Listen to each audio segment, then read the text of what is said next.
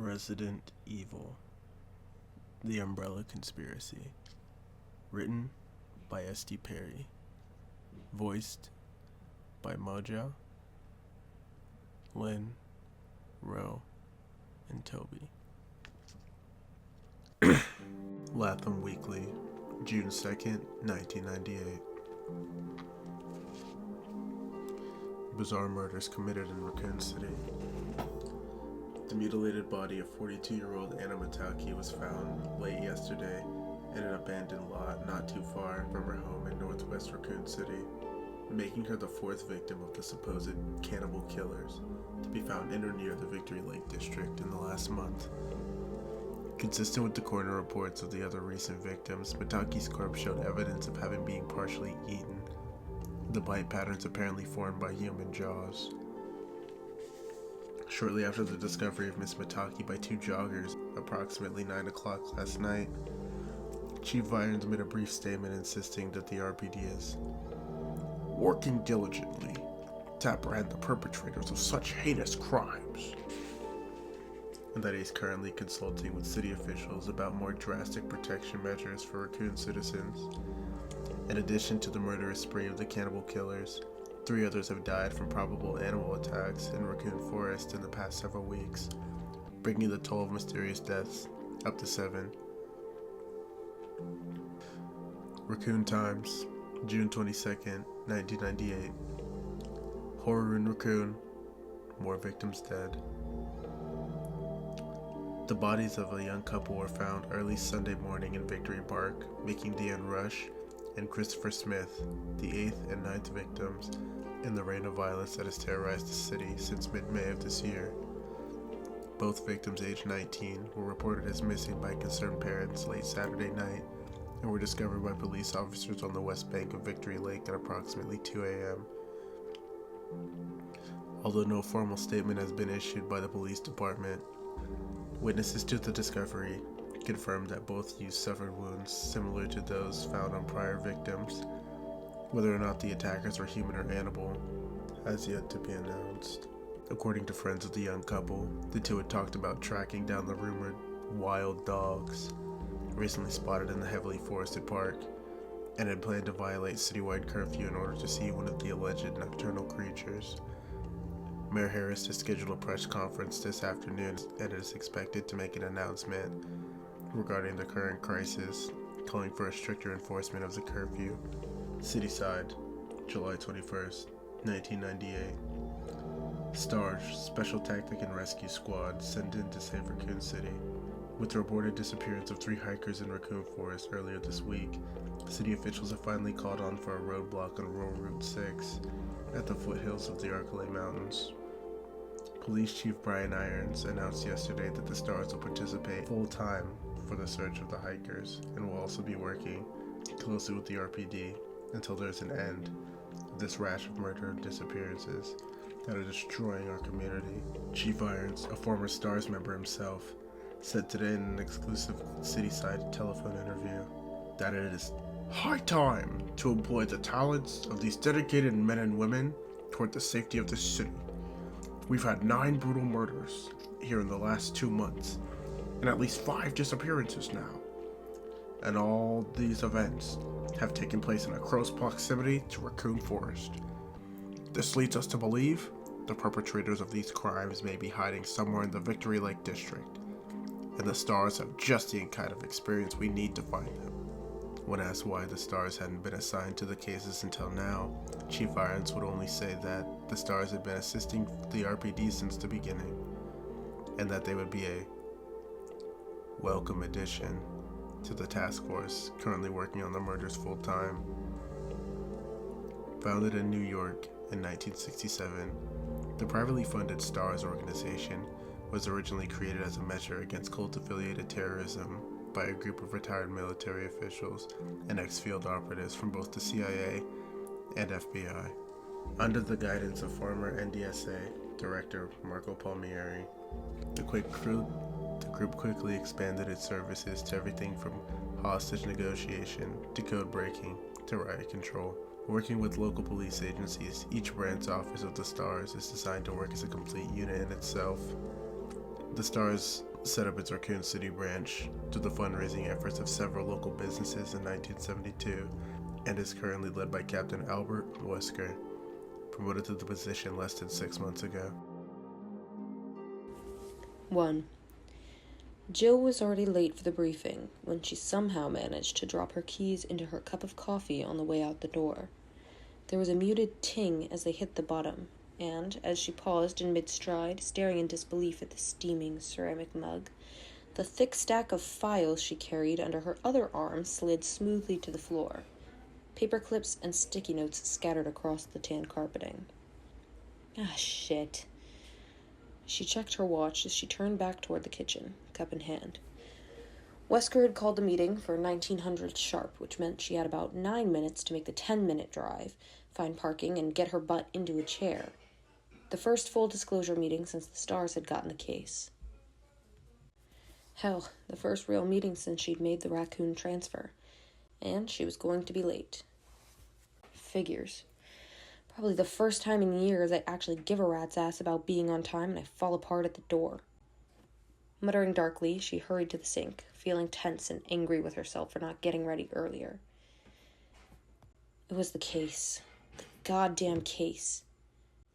She'd picked up her copies of the ME files right after breakfast and spent all day digging through the reports, searching for something that the cops had somehow missed and feeling more and more frustrated as the day slipped past and she'd failed to come up with anything new.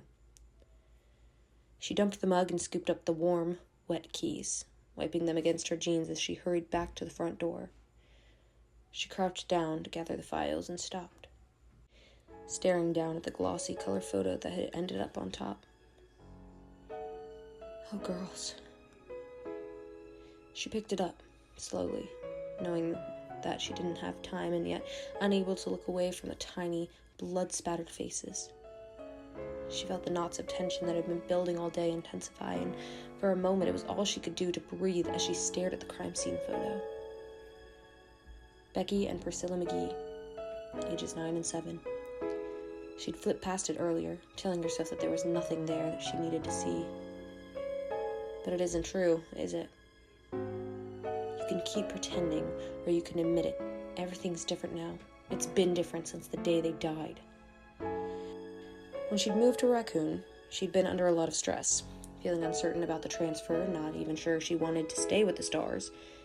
She was good at the job, but had only taken it because of Dick. After the indictment, he'd started to pressure her to get into another line of work. It had taken a while, but her father was persistent, telling her again and again that one Valentine in jail was one too many, even admitting that he was wrong to raise her the way he had. With her training and background, there wasn't a whole lot of options, but the Stars, at least, appreciated her skills and didn't care how she came by them. The pay was decent, there was an element of risk she'd grown to enjoy. In retrospect, the career change had been surprisingly easy. It made Dick happy and gave her the opportunity to see how the other half lived. Still, the move had been harder on her than she'd realized. For the first time since Dick had gone inside, she'd felt truly alone. And working for the law had started to seem like a joke. The daughter of Dick Valentine, working for truth, justice, and the American way. Her promotion to the Alphas, a nice little house in the suburbs, it was crazy. And she'd been giving serious thought to just blowing out of town, giving the whole thing up, and going back to what she'd been before. Until the 2 little girls who lived across the street had shown up on her doorstep and asked her, with wide, tear-stained eyes, if she really was a policeman. Their parents were at work and they couldn't find their dog. Becky in her green school dress, little Pris in her overalls, both of them sniffling and shy. The pup had been wandering through a garden only a few blocks away. No sweat. She'd made 2 new friends, as easy as that. The sisters had promptly adopted Jill, showing up after school to bring her scraggly bunches of flowers, playing in her yard on the weekends, singing her endless songs they'd learned from movies and cartoons. It wasn't like the girls had miraculously changed her outlook or taken away her loneliness, but somehow her thoughts of leaving had been put on a back burner, left alone for a while. For the first time in her 23 years, she'd started to feel like a part of the community she lived and worked in, the change so subtle and gradual that she'd hardly noticed. 6 weeks ago, Becky and Chris had wandered away from a family picnic in Victory Park and became the first 2 victims of the psychopaths that had since terrorized the isolated city. The photo trembled slightly in her hand, sparing her nothing. Becky, lying on her back, staring blindly at the sky, a gaping, ragged hole in her belly. Chris was sprawled next to her, arms outstretched, chunks of flesh ripped savagely from the slender limbs. Both children had been eviscerated, dying of massive trauma before they bled out. If they'd screamed, no one had heard. Enough! They're gone. But you can finally do something about it. Jill fumbled the papers back into their folder, then stepped outside into the early evening, breathing deeply. The scent of freshly cut grass was heavy in the sun-warmed air. Somewhere down the street, a dog barked happily amidst the shouts of children. She hurried to the small, dented, gray hatchback parked by the front walk, forcing herself not to look at the silent McGee house as she started the car and pulled away from the curb. Jill drove through the wide suburban streets of her neighborhood, window down, pushing the speed limit, but careful to watch for kids and pets. There weren't many of either around. Since the trouble had started, more and more people were keeping their children and animals indoors, even during the day. The little hatchback shuddered as she accelerated up the ramp to Highway 202, the warm, dry air whipping her long hair from her face. It felt good, like waking up from a bad dream. She sped through the sun-dappled evening, the shadows of trees growing long across the road. Whether it was fate or just the luck of the draw, her life had been touched by what was happening in Raccoon City. She couldn't keep pretending that she was just some jaded ex-thief trying to stay out of jail, trying to toe the line to make her father happy, or that what the stars were about to do was just another job. It mattered. It mattered to her that those children were dead and that the killers were still free to kill again. The victim files next to her fluttered slightly, the top of the folder caught by the wind. 9 restless spirits. Perhaps Becky and Priscilla McGee is among them. She rested her right hand on the ruffled sheaf, stilling the gentle movement, and swore to herself that no matter what it took, she was going to find out who was responsible. Whatever she'd been before, whatever she would be in the future, she had changed, and wouldn't be able to rest until these murderers of the innocent had been held accountable for their actions. Yo, Chris! Chris turned away from the soda machine and saw Forrest Spire striding down the empty hall toward him with a wide grin on his face. Forrest was actually a few years older than Chris, but looked like a rebellious teenager. Long hair, studded jean jacket, a tattoo of a skull smoking a cigarette on his left shoulder. He was also an excellent mechanic and one of the best shots Chris had ever seen in action. Hey Forrest, what's up? Chris scooped up a can of club soda from the machine's dispenser and glanced at his watch. He still had a couple of minutes before the meeting. He smiled tiredly as Forrest carried in, stopped in front of him, his blue eyes sparkling. Forrest was carrying an armful of equipment: vest, utility belt, and shoulder pack. Waster gave Marini the go-ahead to start the search. Bravo team's going in. Even excited, Forrest's Alabama twang slid his words to a stereotypical drawl. He dropped the stuff on one of the visitors' chairs, still grinning widely. Chris frowned. When? Nah, soon as I warm up the copter. Forrest pulled over the Kevlar vest on his t-shirt as he spoke. While you alphas sitting here taking notes, we gonna kick some cannibal ass. Nothing if not confident, us stars. Just watch your ass, okay? I still think there's more going on here than a couple of slobbering nut jobs hanging around the woods. You know it. Forrest pushed his hair back and grabbed his utility belt, obviously already focused on the mission. You sure about that, Chris? You think Billy was careful enough? Sighing inwardly, Chris slapped Forrest's shoulder lightly and headed for the ops room through the doorway of the small upstairs waiting room and down the hall. He was surprised that Wesker was sending teams in separately. Although it was standard for the less experienced stars to do the initial recon, this wasn't exactly a standard operation. The number of deaths they were dealing with alone was enough to call for a more aggressive offense. The fact there were signs of organization to the murders should have brought it to A1 status, and Wesker was still treating it like some kind of training run. Nobody else sees it. They didn't know Billy. Chris thought again to the late night call he'd gotten last week from his childhood friend. He hadn't heard from Billy in a while, but he knew he'd taken a research position with Umbrella, the pharmaceutical company that was the single biggest contributor to the economic prosperity of Raccoon City. Billy had never been the type to jump at shadows, and the terrified desperation in his voice had jolted Chris awake, filling him with deep concern.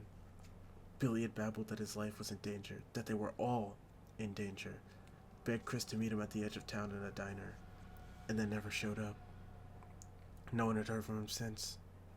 Chris had run it over and over again in his mind during sleepless nights since Billy's disappearance, trying to convince himself that there was no connection to the attacks on Raccoon. And yet, he was unable to shake this growing certainty that there was more going on than met the eye, and that Billy had known what it was. The cops had checked out Billy's apartment and found nothing to indicate foul play, but Chris's instincts told him his friend was dead, and that he'd been killed by someone who'd want to keep him from talking. And I seem to be the only one. Irons doesn't give a shit, and the team thinks I'm just torn up over the loss of an old friend. He pushed the thoughts aside as he turned the corner, his boot heels sending muted echoes through the arched second-floor corridor. He had to focus, to keep his mind on what he could do, to find out why Billy had disappeared.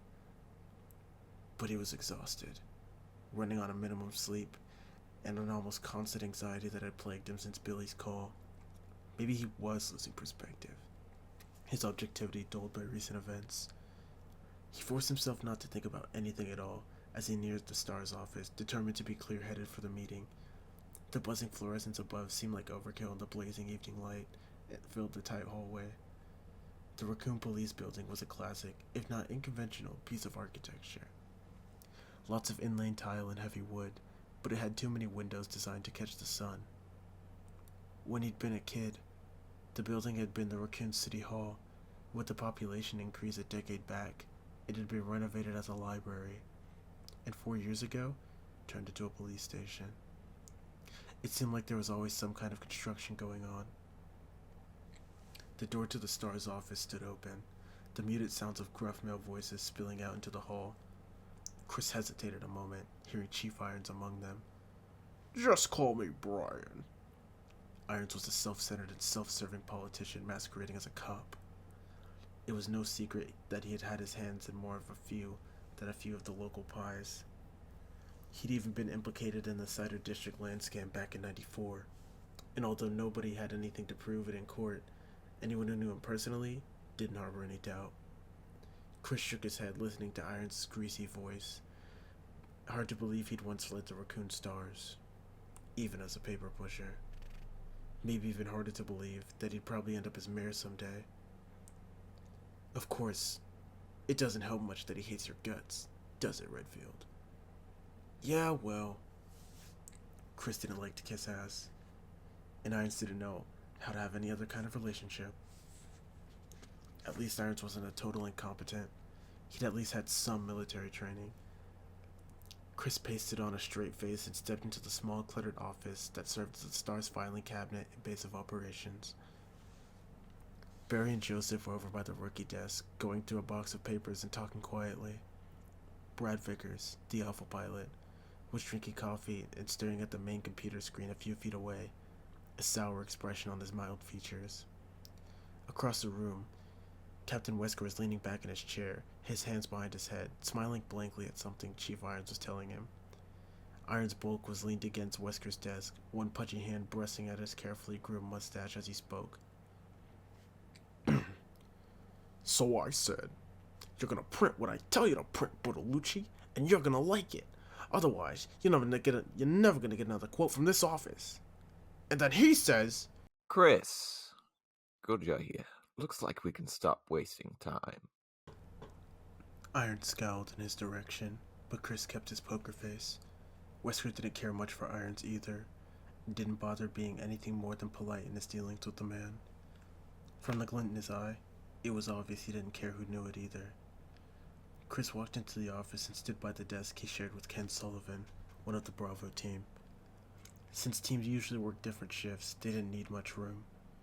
He set the unopened can of soda on the battered desktop and looked at Wesker. "You're sending Bravo in?" The captain gazed back at him impassively, his arms folded across his chest. Standard procedure, Chris. Chris sat down, frowning. "But after what we talked about last week, I thought..." Irons interrupted. "I gave the order, Redfield, and I know you think there's some type of cloak and dagger thing going on here, but I don't see any reason to deviate from policy." Sanctimonious prick. Chris forced a smile, knowing it would irritate Irons. "Of course, sir. No need to explain yourself on my behalf." Irons glared at him for a moment, his piggy little eyes snapping, then apparently decided to let it drop. He turned back to Wesker. "I'll expect a report when Bravo returns. Now if you'll excuse me, Captain." Wesker nodded. Chief? Iron stalked past Chris and out of the room. He'd been gone less than a minute before Barry started in. "You think the chief took a shit today? Maybe we all ought to pitch in for Christmas and get him some laxatives." Joseph and Brad laughed, but Chris couldn't bring himself to join in. Irons was a joke, but his mishandling of the investigation wasn't all that funny. The star should have been called in at the beginning instead of acting as RPD backup. He looked back at Wesker, the man's perpetually composed expression hard to read. Wesker had taken over the Raccoon Stars only a few months ago, transferred via the home office in New York, and Chris still didn't have any real insight into his character. The captain seemed to be everything he was reputed to be: smooth, professional, cool. But there was a kind of distance to him, a sense that he was often far removed from what was going on. Chris nodded. Wesker could make recommendations, but Irons was the only one who could upgrade a mission status. "Not your fault." Barry walked towards them, scruffing at his short reddish beard with one giant fist. Barry Burton was only 6 feet tall, but built like a truck. His only passion outside of his family and his weapons collection was weightlifting, and it showed. "Don't sweat it, Chris. Marini will call us in the second he smells trouble. Irons is just pulling your chain." Chris nodded again, but he didn't like it. Hell, Enrico Marini and Forrest Spire were the only two experienced soldiers in Bravo. Ken Sullivan was a good scout and a brilliant chemist, but in spite of his stars training, he couldn't hit the broadside of a barn. Richard Aiken was a top-rate communications expert, but he also lacked field experience. Rounding out Bravo team was Rebecca Chambers, who had only been with the Stars for 3 weeks, supposed to be some kind of medical genius. Chris had met her a couple of times. She seemed bright enough, but she was just a kid. It's not enough. Even with all of us, it may not be enough. He cracked open the soda, but didn't drink any. Wondering what the Stars were going up against, Billy's pleading, desperate words echoing through his mind. "They're gonna kill me, Chris. They're gonna kill everyone. Everyone who knows. Meet me at Emmy's, now. I'll tell you everything." Exhausted, Chris stared off into space, alone in the knowledge that the savage murders were only the tip of the proverbial iceberg. Barry stood by Chris's desk for a minute, trying to think of something else to say, but Chris didn't look like he was in the mood for conversation. Barry shrugged inwardly and headed back to where Joseph was going through files. Chris was a good guy. He just took things too hard sometimes. He'd get over it as soon as it was their turn to step in. Man, it was hot. Seemingly endless trickles of sweat rolled down his spine, gluing his shirt to his broad back. The air conditioning was on the fritz as usual, and even with the door open, Tiny Star's office was uncomfortably warm. "Any luck?" Joseph looked up at him from the pile of papers, a rueful smirk on his lean face. "You kidding? It's like somebody hid the damn thing on purpose." Barry sighed and scooped up a handful of files. "Maybe Joe found it. She was here when I left last night, going through the witness reports for about the 100th time."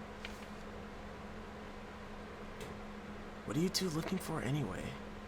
Brad asked. Barry and Joseph both looked over at Brad, still sitting at the computer console, headset on.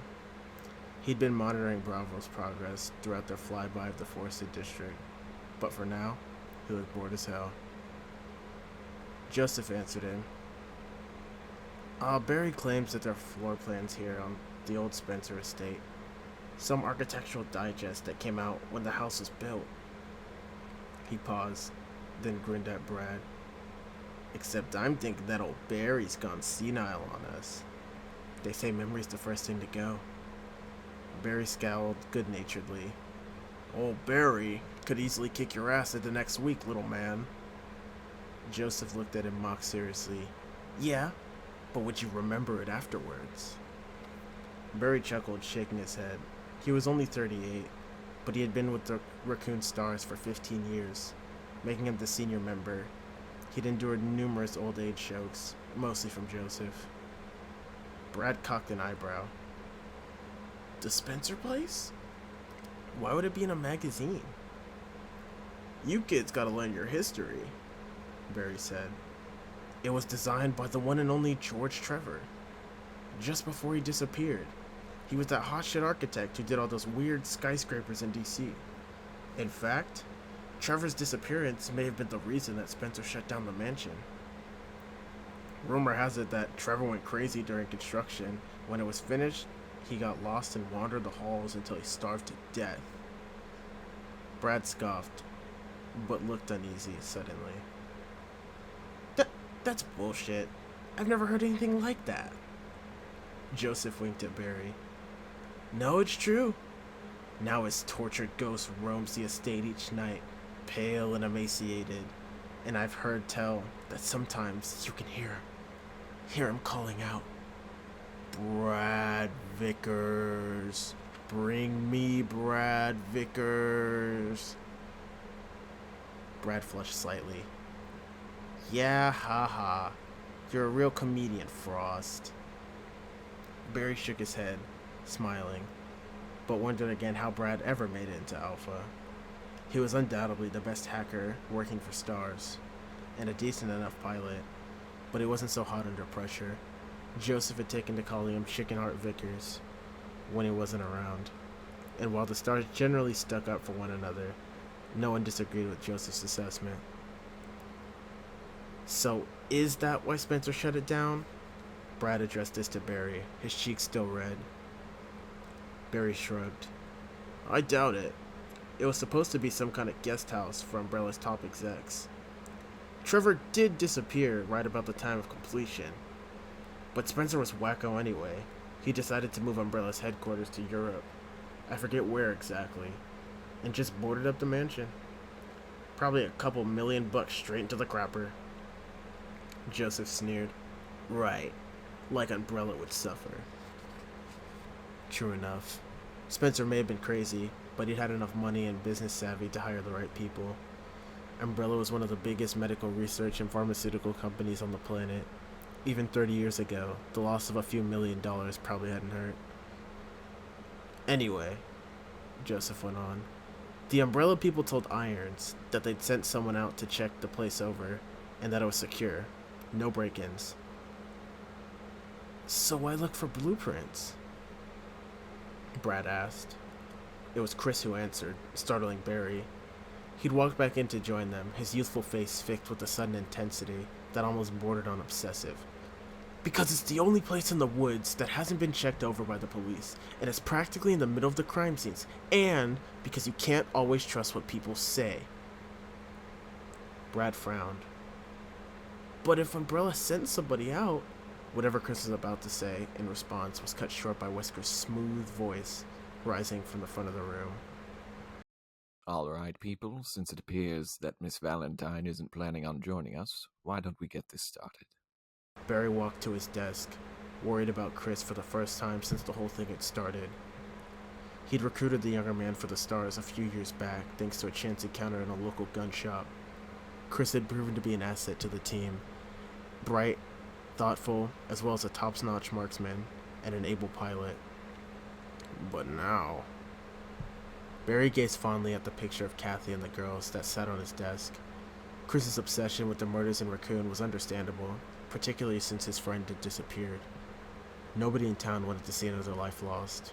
Barry had a family, and was as determined as anyone else on the team to stop these killers. But Chris's relentless suspicion had gone a little overboard. What had he meant by that? You can't always trust what people say. Either Umbrella was lying, Chief Irons was. Ridiculous. Umbrella's branch chemical plant and administrative buildings on the outskirts of town supplied 3/4 of the jobs in Raccoon City. It would be counterproductive for them to lie. Besides, Umbrella's integrity was at least solid as any other major corporation's. Maybe a little industrial espionage, but medical secret swapping was a far cry from murder. And Chief Irons, though a fat, Weasley blowhard, wasn't the kind to get his hands dirtier than they'd get accepting illegal campaign funds. The guy wanted to be mayor, for Christ's sake. Barry's gaze lingered on the picture of his family a moment longer before he turned his chair around to face Wesker's desk, and suddenly he realized he wanted Chris to be wrong. Whatever was going on in Raccoon City, that kind of vicious brutality couldn't be planned. And that meant... Barry didn't know what that meant. He sighed and waited for the meeting to begin.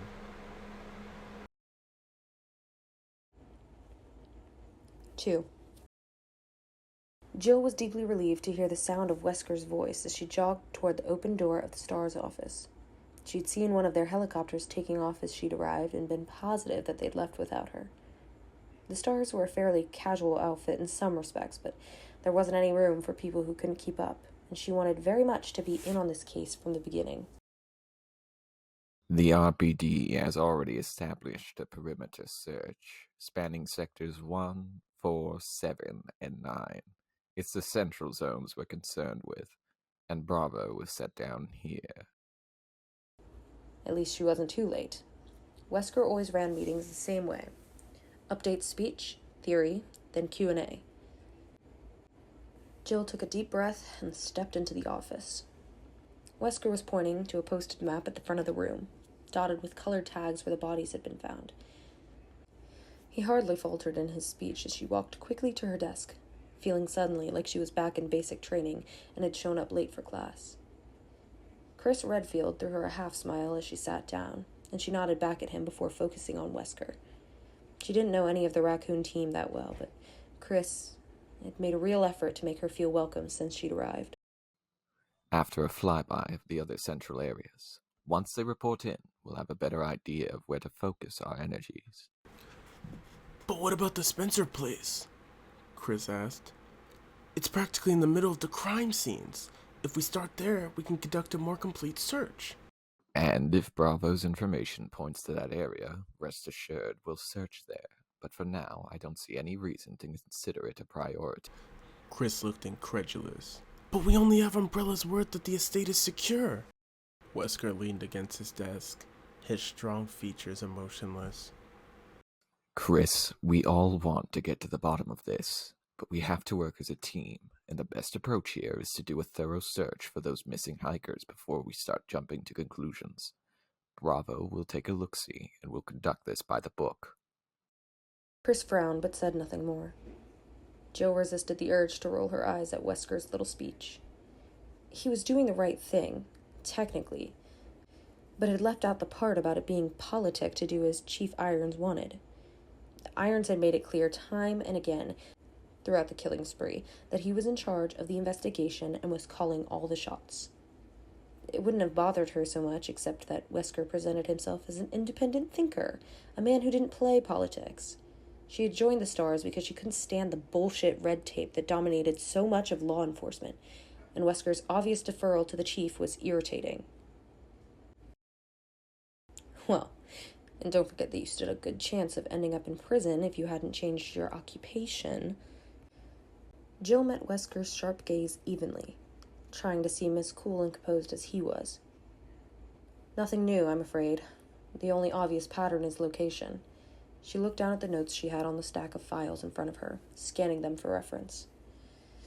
The tissue samples from underneath both Becky McGee's and Chris Smith's fingernails were an exact match. We got that yesterday. And Tanya Lipton, the third victim, had definitely been hiking in the foothills that'd be Sector 7B. She looked back up at Wesker and made her pitch.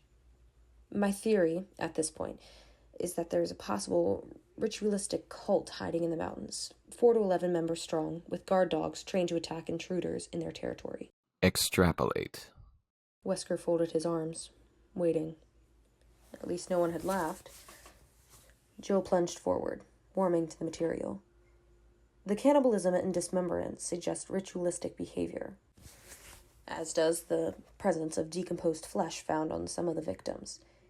Like the killers are carrying parts of previous unknown victims on their attacks.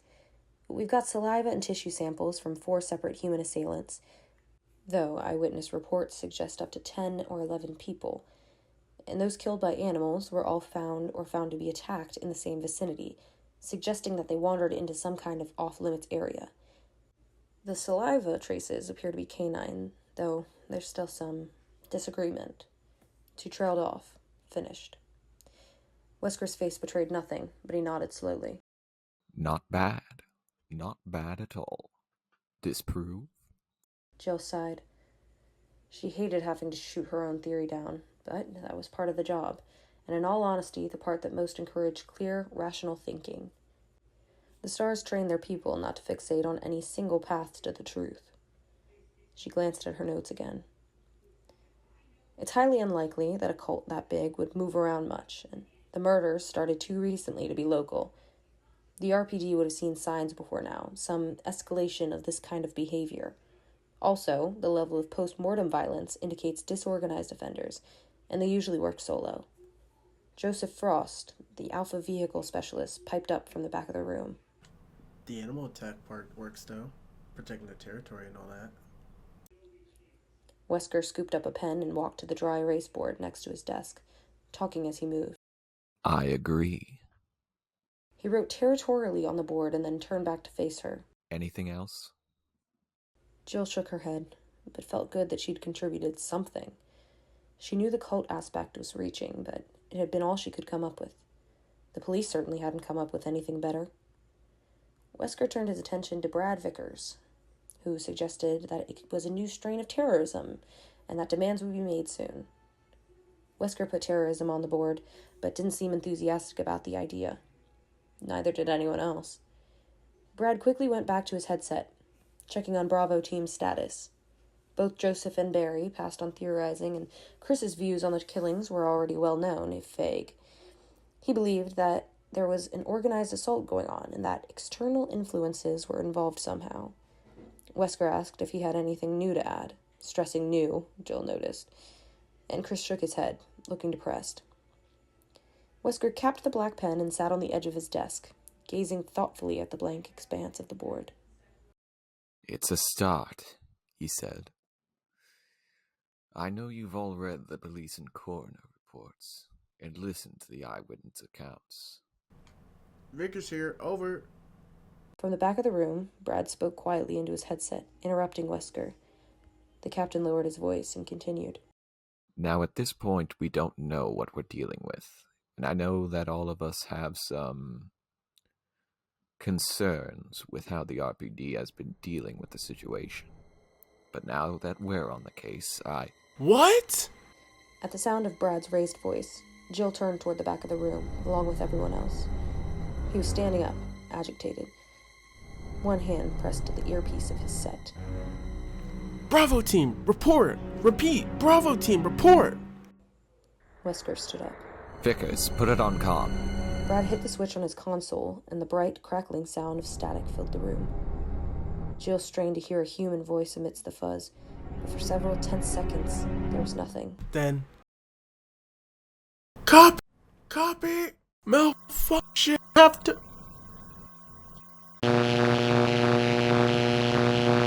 The rest was lost in a burst of static. It sounded like Enrico Marini, the Bravo team leader. Jill chewed at her lower lip and exchanged a worried glance with Chris. Enrico had seemed frantic. They all listened for another moment, but there was nothing more than the sound of open air. Position. Wesker snapped. Brad's face was pale.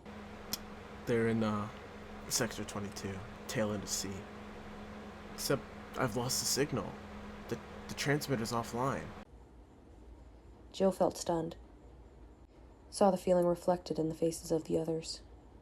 The helicopter's transmitter was designed to keep working no matter what. The only way it would shut down was if something big happened, the entire system blanking out or being seriously damaged. Something like a crash. Chris felt his stomach knot as he recognized the coordinates. The Spencer estate. Marini had said something about a malfunction. It had to be a coincidence, but it didn't feel like one. The Bravos were in trouble, and practically on top of the old Umbrella mansion. All of this went through his head in a split second, and then he was standing, ready to move. Whatever happened, the stars took care of their own. Wesker was already in action. He addressed the team even as he reached for the keys, headed for the gun safe. Joseph, take over the board and keep trying to raise them. Vickers, warm up the copter and get clearance. I want us ready to fly in 5. The captain unlocked the safe as Brad handed the headset to Joseph and hurried out of the room. The reinforced metal door swung open, revealing an arsenal of rifles and handguns, shelved above the boxes of ammo. Wesker turned to the rest of them, his expression as bland as ever, but his voice brisk with authority. Barry, Chris, I want you to get the weapons into the copter, loaded and secured. Jill, get the vests and packs and meet us on the roof. He clipped a key off his ring and tossed it to her. I'm going to put a call in to Irons. Make sure he gets us some backup and EMTs down in the barricade. 5 minutes or less, folks. Let's move. Jill left for the locker room, and Barry grabbed one of the empty duffel bags from the bottom of the gun safe, nodding at Chris. Chris scooped up the second bag and started loading in boxes of shells, cartridges, and clips, as Barry carefully handled the weapons, checking each one. Behind them, Joseph tried again, hailing the Bravo team, to no avail. Chris wondered again about the proximity of the Bravo team's last reported position to the Spencer estate. Was there a connection? And if so, how? Billy worked for Umbrella. They used to own the estate. Chief, we just lost contact with Bravo. I'm taking us in. Chris felt a sudden rush of adrenaline and worked faster, aware that every second counted. It could be the difference between life and death for his friends and teammates. A serious crash was unlikely. The Bravos would be flying low, and Forrest was a decent pilot. But what about after they'd gone down? Wesker quickly relayed the information to Irons over the phone and then hung up, walking back to join them. I'm going up to make sure our copter's outfitted.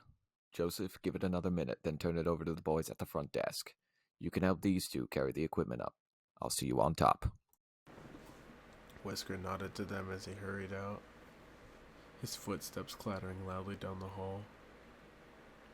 He's good, Barry said quietly, and Chris had to agree. It was reassuring to see that their new captain didn't rattle easily. Chris still wasn't sure how he felt about the man personally, but his respect for Wesker's abilities was growing by the minute. Come in, Bravo.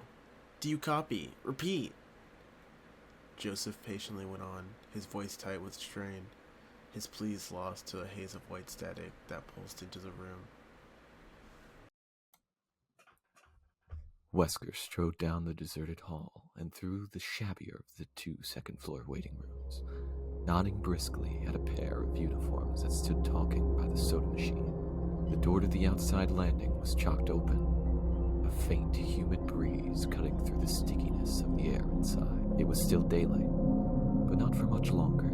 He hoped that wouldn't complicate matters, although he figured it probably would.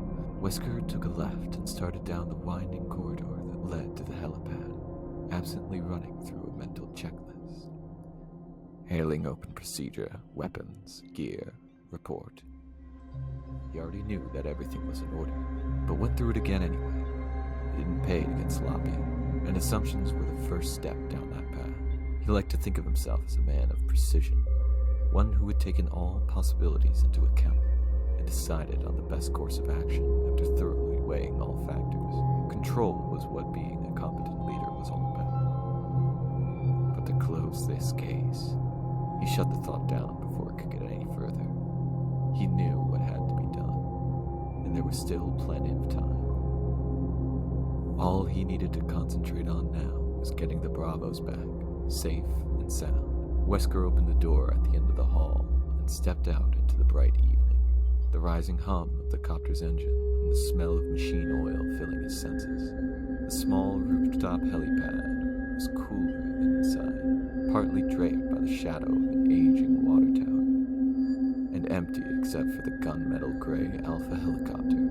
For the first time, he wondered what had gone wrong for Bravo. He'd had Joseph and the rookie check both birds out yesterday, and they'd been fine. All systems go. He dismissed that train of thought as he walked toward the copter, his shadow falling long against the concrete. It didn't matter why. Not anymore. What mattered was what came next. Expect the unexpected. That was the star's motto. Although that basically meant to prepare for anything. Expect nothing.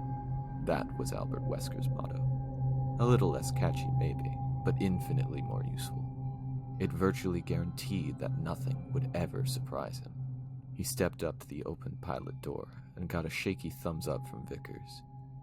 The man looked positively green, and Wesker briefly considered leaving him behind.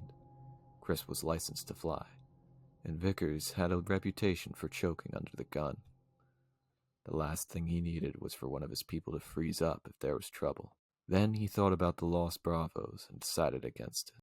This was a rescue mission. The worst Vickers could do would be to throw up on himself if the copter had crashed badly, and Wesker could live with that. He opened the side door and crouched his way into the cabin, doing a quick inventory of the equipment that lined the walls. Emergency flares, ration kits. He popped the lid on the heavy, dented footlocker behind the benches and looked through the basic medical supplies, nodding to himself. They were as ready as they were going to be. Wesker grinned suddenly, wondering what Brian Irons was doing right now. Shitting his pants, no doubt. Wesker chuckled as he stepped out onto the sun-baked asphalt, getting a sudden clear mental image of Irons, his pudgy cheeks red with anger, and crap dribbling down his own leg. Irons liked to think that he could control everything and everyone around him, and lost his temper when he couldn't, and that made him an idiot. Unfortunately for all of them, he was an idiot with a little bit of power. Wesker had checked him out carefully before taking the position in Raccoon City, and knew a few things about the chief that didn't paint him in a particularly positive light. He had no intention of using that information, but if Irons attempted to screw things up one more time, Wesker had no qualms about letting that information get out. Or at least telling him that I have access to it. It'd certainly keep him out of the way. Barry Burton stepped out onto the concrete carrying more ammo cache, his giant biceps flexing as he shifted his hold on the heavy canvas bag and started for the copter. Chris and Joseph followed, Chris with the sidearms and Joseph lugging a satchel of RPGs. The compact grenade launcher slung over one shoulder. Wesker marveled at Burton's brute strength as the Alpha climbed in and casually set the bag down, as though it didn't weigh over 100 pounds. Barry was bright enough, but in the stars, muscle was a definite asset. Everyone else in his squad was in good shape, but compared to Barry, they were pencil necks. As the three of them stored the equipment, Wesker turned his attention back to the door, watching for Jill. He checked his watch and frowned. It had been just under 5 minutes since their last contact with Bravo. They had made excellent time. So where the hell was Valentine? He hadn't interacted with her much since she'd come to Raccoon, but her file was a rave review. She'd gotten high recommendations from everyone she'd worked with, praised by her last captain as highly intelligent and unusually calm in a crisis. She'd have to be with her history. Her father was Dick Valentine, the best thief in the business a couple of decades back. He trained her to follow in his footsteps, and word had it that she had done quite well until Daddy had been incarcerated. Prodigy or no, she could stand to buy a decent watch. He silently urged Jill to get her ass into gear and motioned for Vickers to start the blades turning. It was time to find out how bad things were out there. 3. Jill turned toward the door of the dim and silent Star's locker room, her arms full with 2 bulging duffel bags. She set them down and quickly pulled her hair back, tucking it into a well-worn black beret. It was really too hot, but it was her lucky hat. She glanced at her watch before hefting the bags, pleased to note that it had only taken her 3 minutes to load up. She'd gone through all of the Alpha lockers, grabbing utility belts, fingerless gloves, Kevlar vests, and shoulder packs, noting that the lockers reflected their users' personalities. Barry's had been covered with snapshots of his family and a pin-up from a gun magazine, a rare .45 Luger, shining against red velvet. Chris had pictures of his Air Force buddies up, and the shelves were a boyish mess. Crumpled t-shirts, loose papers, even a glow-in-the-dark yo-yo with a broken string. Brad Vickers had a stack of self-help books, and Joseph a Three Stooges calendar. Only Wesker's had been devoid of personal effects. Somehow, it didn't surprise her. The captain struck her as too tightly wound to place much value on sentiment. Her own locker held a number of used paperback true crime novels, a toothbrush, floss, breath mints, and 3 hats. On the door was a small mirror and an old, frayed photo of her and her father, taken when she was a child and they'd gone to the beach one summer. As she'd quickly thrown the Alpha gear together, she decided that she'd redecorate when she had free time. Anyone looking through her locker would think she was some kind of dental freak. Jill crouched a bit and fumbled at the latch to the door, balancing the awkward bags on one raised knee. She just grasped it when someone coughed loudly behind her. Startled, Jill dropped the bags and spun, looking for the cougher as her mind reflexively assessed the situation. The door had been locked. The small room held 3 banks of lockers, and had been quiet and dark when she'd come in. There was another door in the back of the room, but no one had come through it since she'd entered. Which means that someone was already here when I came in. In the shadows behind the last bank. A cop grabbing a nap? Unlikely. The department's lunchroom had a couple of bunks in the back. A lot more comfortable than a narrow bench over cold concrete. Then maybe it's someone enjoying a little leisure time with a magazine. Her brain snarled. Does it matter? You're on the clock here. Get moving. Right. Jill scooped up the bags and turned to leave. Miss Valentine, isn't it? A shadow separated itself from the back of the room and stepped forward. A tall man with a low, musical voice. Early 40s. A thin frame. Dark hair and deep-set eyes. He was actually wearing a trench coat, and an expensive one at that. Jill readied herself to move quickly if the need arose. She didn't recognize him. That's right, she said warily. The man stepped toward her, a smile flickering across his face. I have something for you, he said softly. Jill narrowed her eyes and shifted automatically into a defensive position, balancing her weight on the balls of her feet. Hold it, asshole. I don't know who the hell you think you are or what you think I want, but you're in a police station. She trailed off as he shook his head, grinning broadly, his dark eyes twinkling with mirth. You mistake my intentions, Miss Valentine. Excuse my manners, please. My name is Trent, and I'm a friend to the stars. Jill studied his posture and position and eased her own stance slightly, watching his eyes for even a flicker of movement. She didn't feel threatened by him exactly. But how did he know my name? What do you want? Trent grinned wider. Ah, straight to the point. But of course, you're on a rather tight schedule. Though it's not what I want that's important. It's what I think you should have. He slowly reached into a pocket of his coat and pulled out what looked like a cell phone. Jill glanced quickly at the item he held, frowning. That? Yes, I've assembled a few documents that you should find interesting. Compelling, in fact. As he spoke, he held out the device.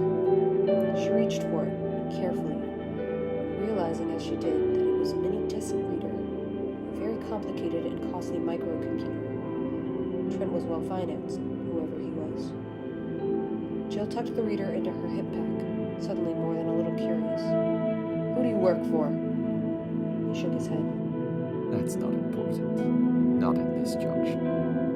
Although I will say that there are a lot of very important people watching Raccoon City right now. Oh, and are these people friends of the stars too, Mr. Trent? Trent laughed, a soft, deep chuckle. So many questions, so little time. Read the files, and if I were you, I wouldn't mention this conversation to anyone. It could have rather serious consequences. He walked toward the door in the back of the room, turning back to her as he reached for the knob. Trent's lined, weathered features suddenly lost all trace of humor, his gaze serious and intense. One more thing, Miss Valentine, and this is critical. Make no mistake, not everyone can be trusted, and not everyone is who they appear to be. Even the people you think you know. If you want to stay alive, you'll do well to remember it. Trent opened the door, and just like that, he was gone. Jill stared after him, her mind going a million directions at once. She felt like she was in some melodramatic old spy movie and had just met the mysterious stranger. It was laughable, and yet he just handed you several thousands of dollars worth of equipment with a straight face and told you to watch your back. You think he's kidding? She didn't know what to think. She didn't have time to think it. The Alpha team was probably assembled, waiting and wondering where the hell she was. Jill shouldered the heavy bags and hurried out the door. They'd gotten the weapons loaded and secured. Wesker was getting impatient. Although his eyes were hidden by dark aviator sunglasses, Chris could see it in the captain's stance and the way he kept his head cocked toward the building. The helicopter was prepped and ready, the blades whipping warm, humid air to the tight compartment. With the door open, the sound of the engine drowned out any attempt at conversation. There was nothing to do but wait. "Come on, Jill. Don't slow us up here." Even as Chris thought it, she emerged from the building and jogged towards them with the Alpha gear, an apologetic look on her face. Wesker jumped down to help her, taking one of the stuffed bags as she climbed aboard. Wesker followed, closing the double hatches behind them. Instantly, the roar of the turbine engine was muted to a dull thrum. Problems, Jill? Wesker didn't sound angry, but there was an edge to his voice that suggested he wasn't all that happy either. Jill shook her head. One of the lockers was stuck. I had a hell of a time getting the key to work. The captain stared at her for a moment, as if deciding whether or not to give her a hard time, then shrugged. I'll call maintenance when we get back. Go ahead and distribute the gear. He picked up a headset and put it on, moving up to sit next to Brad as Jill started passing out the vests. The helicopter lifted slowly, the RPD building falling fast away as Brad positioned them to head northwest. Chris crouched down next to Jill after donning his vest, helping her sort through the gloves and belts as they sped over the city toward the Arcalay Mountains. The busy urban streets below quickly gave way to the suburbs, wide streets and quiet houses set amidst the squares of browning grass and picket fences.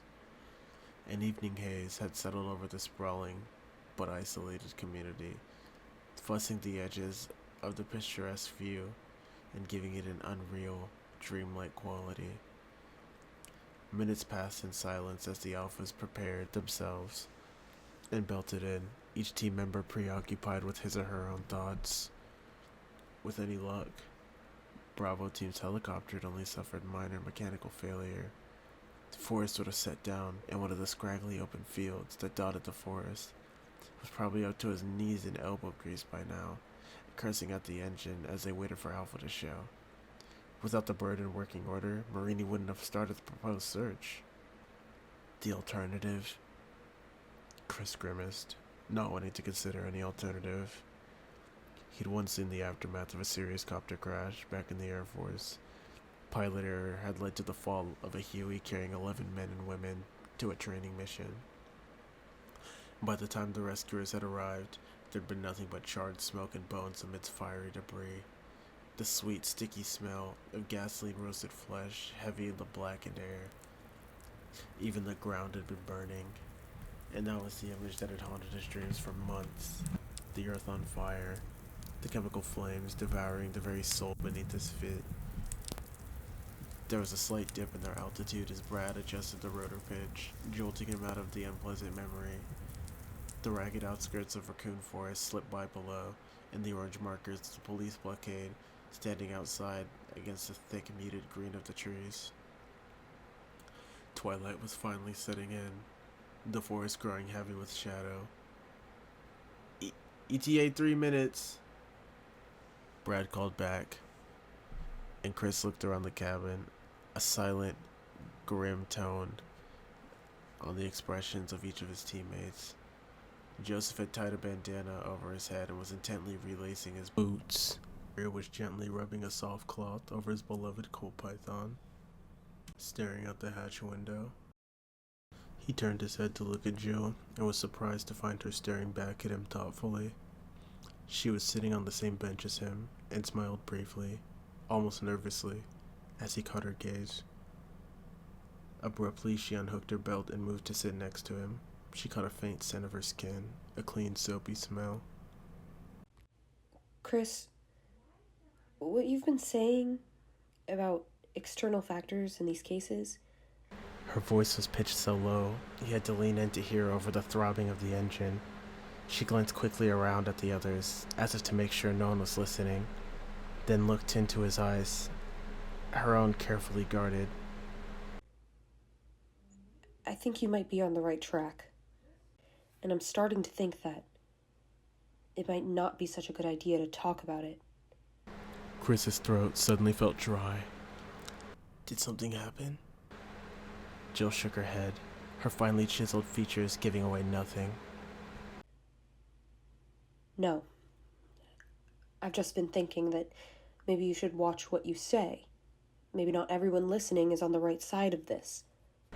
Chris frowned, not sure what she was trying to tell him. The only people I've talked to are on the job. Her gaze didn't falter, and he realized suddenly what she was implying. Jesus, and I thought I was paranoid.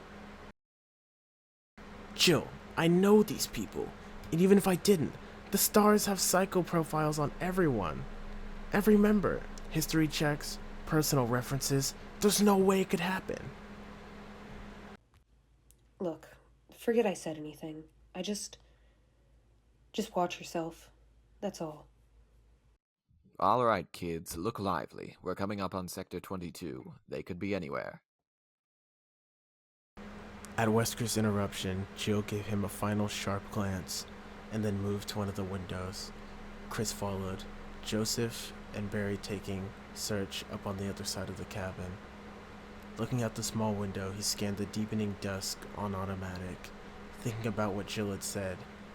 He supposed he should be grateful that he wasn't the only one who suspected some kind of cover-up.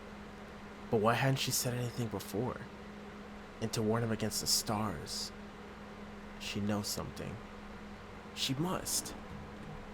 It was the only explanation that made any sense. He decided after they picked up Bravo, he'd talk to her again, try to convince her that going to Wesker would be their best bet. With both of them pushing, the captain would have to listen. He stared out at the seemingly endless sea of trees as the helicopter skimmed lower, forcing his full attention to the search. The Spencer estate had to be close, though they could see it in the fading light. Thoughts of Billy and Umbrella, and now Jill's strange warning, circled through his exhaustion, trying to break his focus, but he refused to give in. He was still worried about the Bravos. Though as the trees swept by, he was becoming more and more convinced that they weren't in any real trouble. It probably was nothing worse than a crossed wire, forced to just shut it down to make repairs. Then he saw it, less than a mile away. Even as Jill pointed and spoke, his concern turned to cold dread. Look, Chris! An oily plume of black smoke boiled up to the last remnants of daylight, staining the sky like the promise of death. Oh no. Barry clenched his jaw, staring at the stream of smoke that rose up from the trees, feeling sick.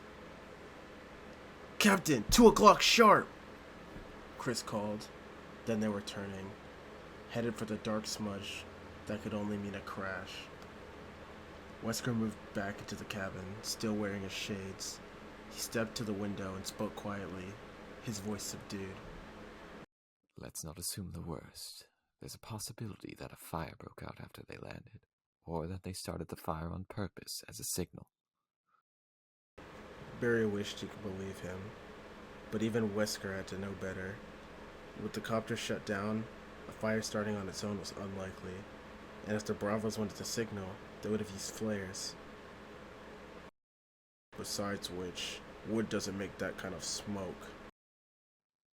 But whatever it is, we won't know until we get there.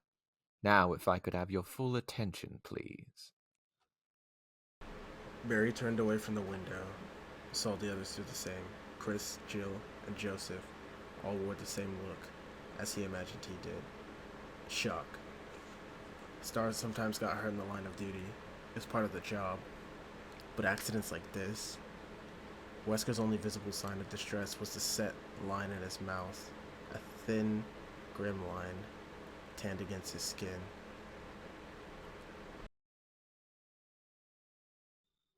Listen up. We've got people down in a possibly hostile environment. I want all of you armed, and I want an organized approach. A standard fan as soon as we sit down. Barry, you'll take point. Barry nodded, pulling himself together. Wesker was right. Now is not the time to get emotional. Brad's going to set us down as close to the site as he can.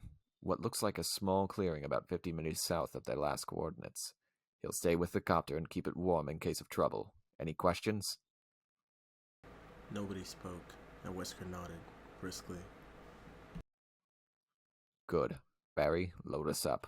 We can leave the rest of the gear on board and come back for it.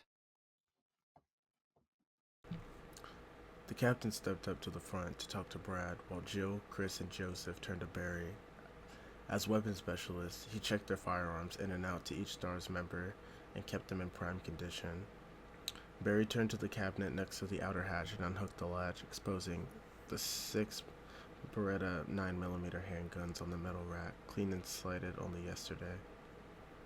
Each weapon held 15 rounds, semi-jacketed hollow points. It was a good gun, though Barry preferred his Python, a lot bigger punch with 357 rounds. He quickly distributed the weapons, passing out 3 loaded clips each. "I hope we don't need these," Joseph said, slapping in a clip, and Barry nodded in agreement. Just because he paid his dues to the NRA didn't mean he was some kind of trigger-happy dumbass looking to kill. He just liked guns. Wesker joined them again, and the 5 of them stood at the hatch, waiting for Brad to bring them in. As they neared a plume of smoke, the helicopter's whirring blades pushed in and out, down, creating a black fog into the heavy shadows of the trees. Any chance of spotting the downed vehicle from air was lost to smoke and dust. Brad swung them around and settled the bird into a scrappy patch of tall grass, snapping wildly from the forced wind. Even as the rails wobbled to the ground, Barry had his hand on the latch, ready to move out. A warm hand fell on his shoulder. Barry turned and saw Chris, looking at him intently. "We're right behind you," Chris said, and Barry nodded. He wasn't worried, not with the Alphas backing him up. All he was concerned with was the Bravo team's situation. Rico Marini was a good friend of his. Marini's wife had babysat for the girls more times than Barry could count, and was friends with Kathy. The thought of him dead, to some stupid mechanical screw-up. "Hang on, buddy. We're coming." One hand on the butt of his Colt, Barry pulled the handle and stepped out into the humid, whipping twilight of Raccoon Forest, ready for anything. They spread out and started north, Wesker and Chris behind and to Barry's left, Jill and Joseph on his right. Directly in front of them was a sparse stand of trees, as the Alpha's copter blades revved out. Jill could smell burning fuel and see wisps of smoke curling through the foliage. They moved quickly through the wooded area, visibility dropping off sharply beneath the needled branches. The warm scents of pine and earth were overshadowed by the burning smell, the acrid odor growing stronger with each step. From the dim light filtering towards them, Jill saw that there was another clearing ahead, high with brittle grasses. "I see it! Dead ahead!"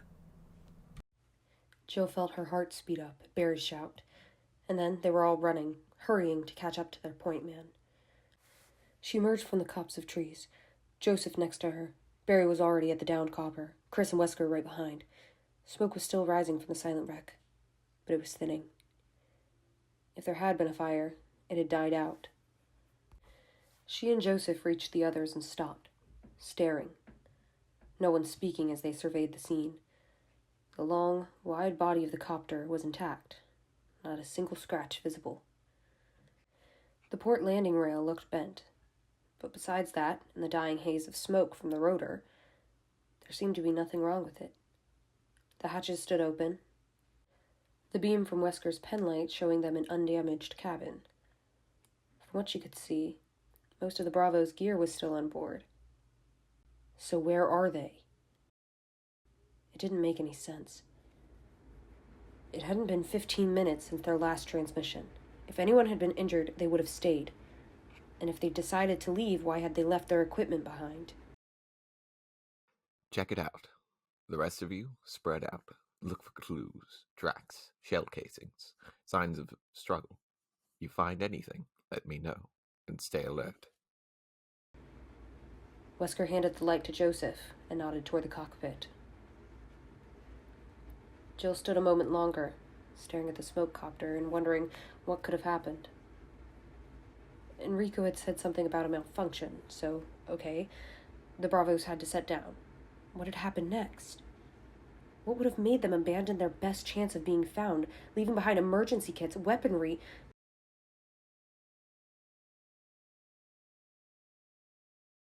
Jill saw a couple of bulletproof vests crumpled next to the hatch and shook her head,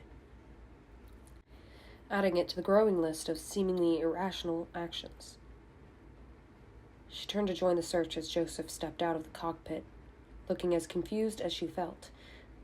She waited to hear his report as he handed the light back to Wesker, shrugging nervously. I don't know what happened. The bent rail suggests a forced landing, but except for the electrical system, everything seems fine. Wesker sighed and raised his voice so the others could hear.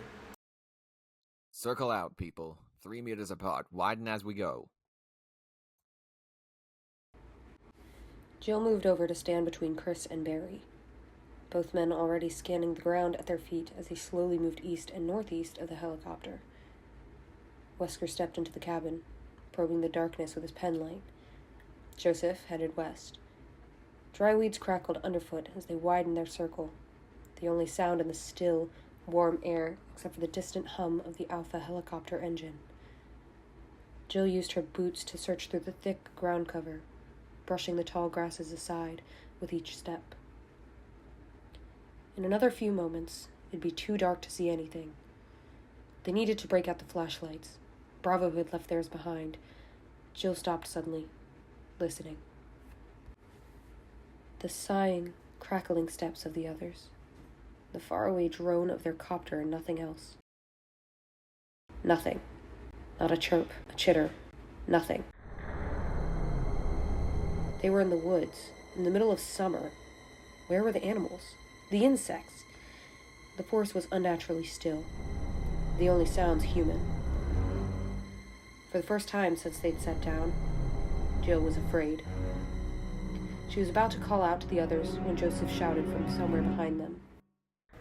"Hey! Over here!" Jill had turned and started jogging back. Saw Chris and Barry do the same. Wesker was still by the helicopter and had drawn his weapon at Joseph's cry, pointing it up as he broke into a run. In the murky light, Jill could just make out Joseph's shadowy form, crouched down in the high grass near some trees, not past the copter. Instinctively, she pulled up her own sidearm and double-timed, suddenly overwhelmed by a sense of encroaching doom. Joseph stood up, holding something, and let out a strangled scream before dropping it, his eyes wide with horror. For a split second, Jill's mind couldn't accept what she had seen in Joseph's grasp. A Star's handgun, a Beretta. Jill ran faster, catching up to Wesker, and a disembodied human hand curled around it, hacked off at the wrist. There was a deep, guttural snarl from behind Joseph, from the darkness of the trees. An animal, growling, joined by another rasping dwarfish shriek, and suddenly dark, powerful shapes leapt from the woods, letting Joseph.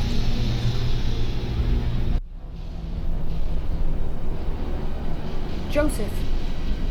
Jill's scream ringing in his ears. Chris drew his weapon and stopped in his tracks, trying to get a clear shot at the raging beasts that were attacking Joseph. Wesker's penlight sent a thin beam dancing over the writhing creatures, illuminating the night. Joseph's body was all but hidden by the three animals that tore at him, ripping at him with gnashing, dripping jaws. They were the size and shape of dogs, as big as German shepherds maybe, except they seemed to have no fur, no skin. Wet, red, sinew, and muscle flashed beneath Wesker's wavering light. The dog creatures shrieking and snapping in a frenzy of bloodlust.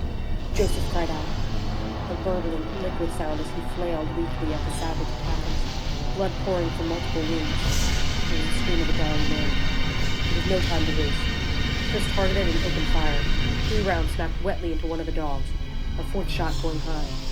There was a single, high-pitched yelp, and the beast went down, its sides heaving. The other 2 animals continued their assault, indifferent to the thunderous shots. Even as Chris watched in horror, one of the slavering hellhounds lunged forward and ripped out Joseph's throat, exposing bloody gristle and the glistening sickness of bone. The stars opened up, and the rain of explosive fire at Joseph's face. Red spatters burst into the air. The dog things still trying to get at the spasming corpse while bullets riddled their strange flesh. With a series of harsh, barking mews, they fell and didn't rise again. Hold your fire. Chris took his finger off the trigger, but continued to point the handgun at the fallen creatures, ready to blow apart the first one that so much as twitched. 2 of them were still breathing, growling softly through panting gasps. The third sprawled lifelessly next to Joseph's mutilated body. They should be dead. Should have stayed down at the first shots. What are they? Wesker took a single step toward the slaughter in front of them, when all around deep, echoing howls filled the warm night air, shrill voices of predatorial fury coming at the stars from all directions. Back to the copter, now! Chris ran, Barry and Jill in front of him, and Wesker bringing up the rear. The 4 of them sprinted through dark trees, unseen branches slapping at them as the howls grew louder and more insistent. Wesker turned and fired blindly into the woods as they stumbled toward the waiting helicopter, its blades already spinning. Its fingers.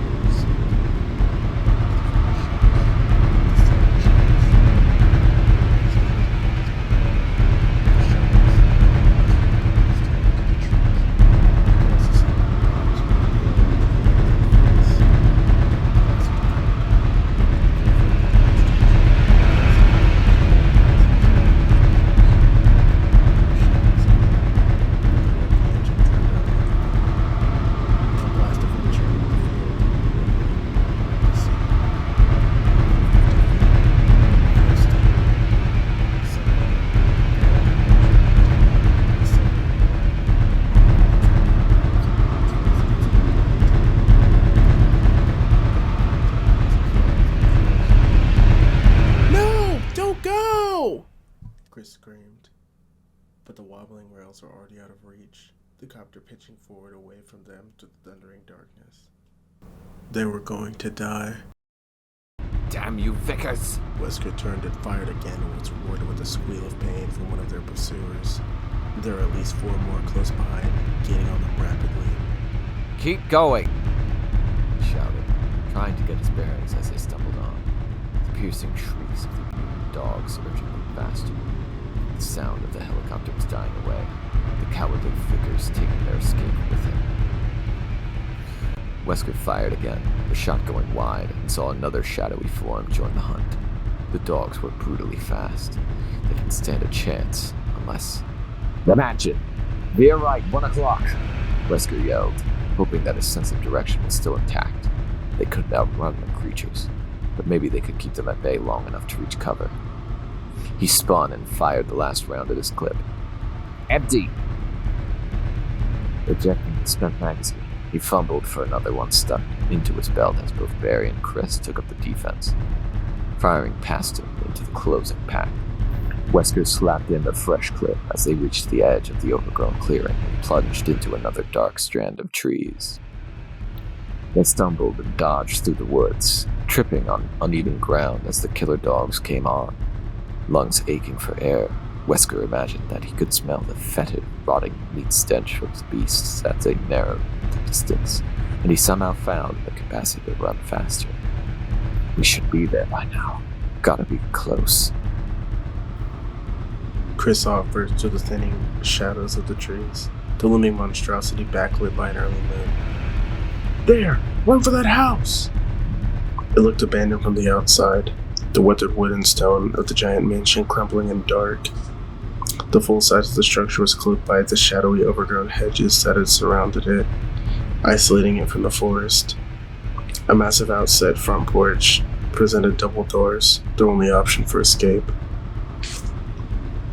Wesker actually heard the snap of powerful jaws behind him and fired at the sound, intuitively squeezing the trigger as he ran for the front of the mansion. A gurgling yelp and the creature fell away, the howls of its siblings louder than ever, raised to a fever pitch by the thrill of the chase. Jill reached the doors first, slamming into the heavy wood with one shoulder as she snatched at the handles.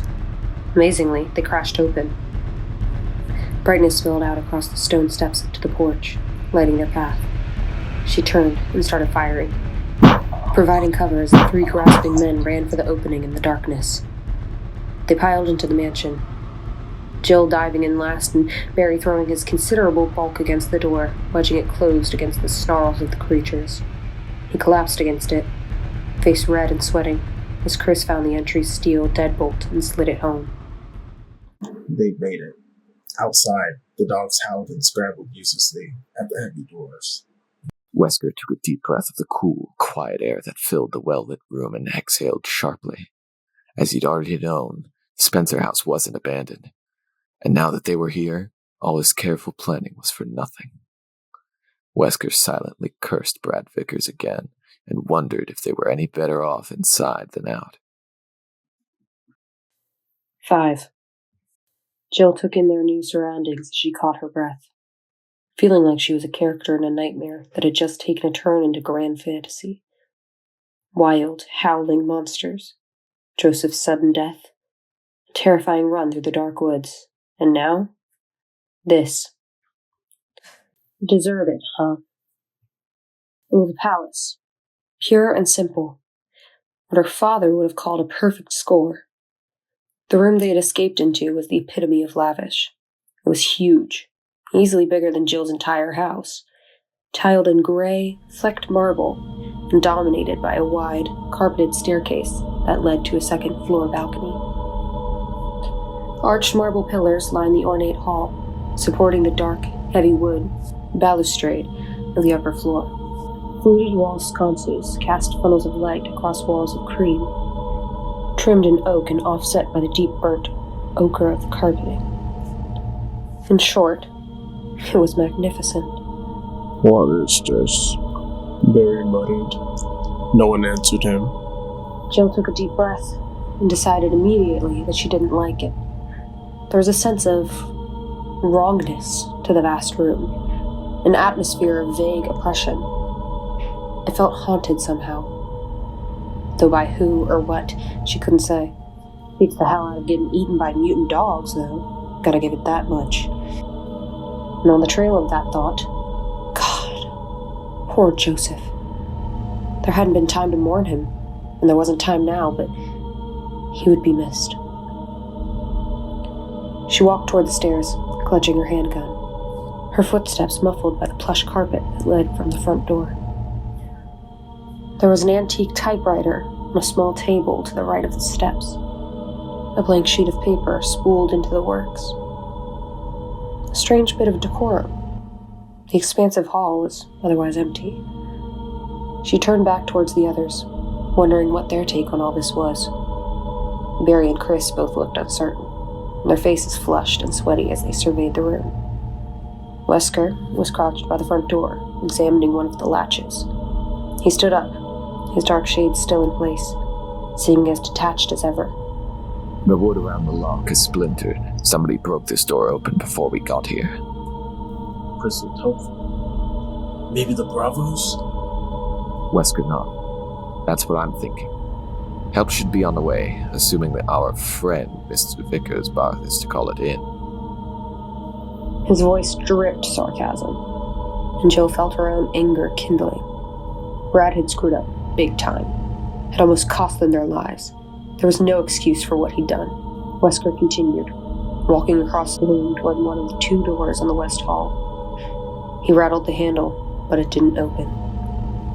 It's not safe to go back out. Until the cavalry shows up, we might as well take a look around. It's obvious that somebody's been keeping this place up. Though why and for how long? He trailed on, walking back toward the group. How are we set for ammo? Jill ejected the clip from her Beretta and counted. 3 rounds left, plus the 2 loaded magazines on her belt. 33 shots. Chris had 22 left. Wesker, 17. Barry had 2 racked speed loaders for his Colt, plus an extra handful of loose cartridges tucked into a hip pouch. 19 rounds in all. Jill thought about all they'd left back on the helicopter and felt another rush of anger toward Brad. Boxes of ammunition, flashlights, walkie-talkies, shotguns, not to mention medical supplies. That Beretta that Joseph had found out in the field, the pale, blood-spattered fingers still wrapped around it.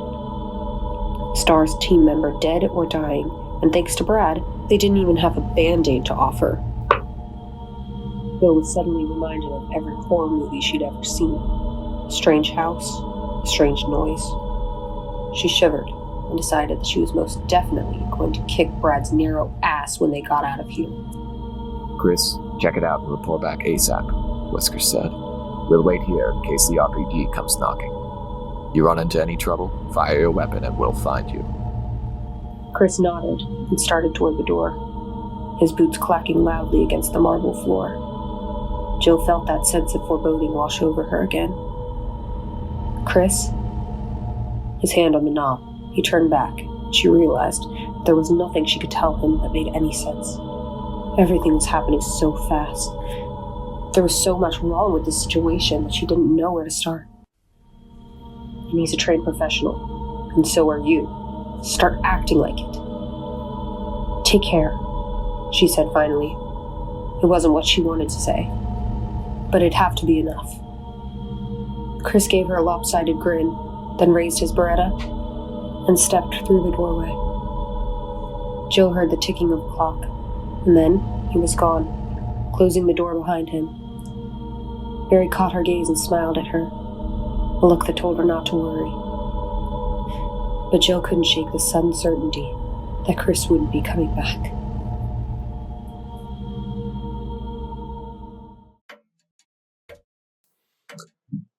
Chris swept the room, taking in the stately elegance of the environment as he realized he was alone. Whoever had made the noise, they weren't here. The solemn ticking of the grandfather clock filled the cool air, echoing off of something shining black and white tiles. He was in the dining hall, the kind he'd only ever seen in movies about rich people. Like the front room, this one had an incredibly high ceiling and a second-floor balcony, but it was also decorated with expensive-looking art and had an inset fireplace at the far end, complete with a coat of arms and crossed swords hung over the mantel. There didn't seem to be any way to get to the second floor, but there was a closed door to the right of the fireplace. Chris lowered his weapon and started for the door, still in awe by the wealth of the abandoned mansion that the stars had stumbled into. The dining room had a polished redwood trim and expensive-looking artwork on the beige stucco walls surrounding a long wooden table that ran the length of the room. The table had to seat at least 20. Though it was only set for a handful of people, Judging from the dust on the lacy placemats, nothing had been served for weeks, except no one is supposed to have been here for 30 years, let alone have hosted a formal dinner. Spencer had this place closed down before anyone even stayed here. Chris shook his head. Obviously, someone had reopened it a long time ago. So how is it that everyone in Raccoon City believed the Spencer estate to be boarded up? A crumbling ruin in the woods. More importantly, why had Umbrella lied to Irons about its condition? Murders, disappearances, Umbrella, chill. He felt like he had some of the answers, but wasn't sure what questions to ask. He reached the door and turned the knob slowly, listening for any sound of movement on the other side. He couldn't hear anything over the ticking of the old clock. It was set against the wall, and each movement of the second hand reverberated hollowly, amplified by the cavernous room. The door opened into one side of a narrow corridor, dimly lit by antique light fixtures. Chris quickly checked both directions. To the right was maybe 10 meters of hardwood hall, a couple of doors across from him, and a door at the end of the corridor. To the left, the hallway took a sharp turn away from where he stood, widening out. He saw the edge of a patterned brown run on the floor there. He wrinkled his nose, frowning. There was a vague odor in the air, a faint scent of something unpleasant, something familiar. He stood in the doorway another moment, trying to place the smell. One summer, when he was a kid, the chain had come off his bike when he'd been out on a ride with some friends. He'd ended up in a ditch about 6 inches away from choice bed of roadkill, the dried up pulpy remains of what once might have been a woodchuck. Time and summer heat had dissipated the worst of the stink, though what had remained had been bad enough. Much to the amusement of his buddies, he'd vomited his lunch all over the carcass, taken a deep breath, and puked again. He still remembered that sun-baked scent of drying rot, like thickly soured milk and bile. That same smell lingered in the corridor, now, like a bad dream. A soft shuffling noise from behind the first door to his right, like a padded fist sliding across a wall. There was someone on the other side. Chris edged into the hallway and moved toward the door, careful not to turn his back to the unsecured area. As he got closer, the gentle sounds of movement stopped, and he could see that the door wasn't closed all the way. No time like the present. With an easy tap, the door swung inward into a dim green hall with flecked wallpaper. A broad-shouldered man was standing not 20 feet away. Half hidden in shadow, his back to Chris, he turned around slowly. The careful shuffling of someone drunk or injured, and that smell that Chris had noticed from before, came off the man in thick, noxious waves. His clothes were tattered and stained, the back of his hair patchy with sparse, scraggly hair. Gotta be sick. Dying, maybe. Whatever was wrong with him, Chris didn't like it. His instincts were screaming at him to do something. He stepped into the corridor and trained his Beretta on the man's torso. Hold it! Don't move! The man completed his turn and started towards Chris, shambling forward into the light. Its face was deathly pale, except for blood stains smeared around its lips.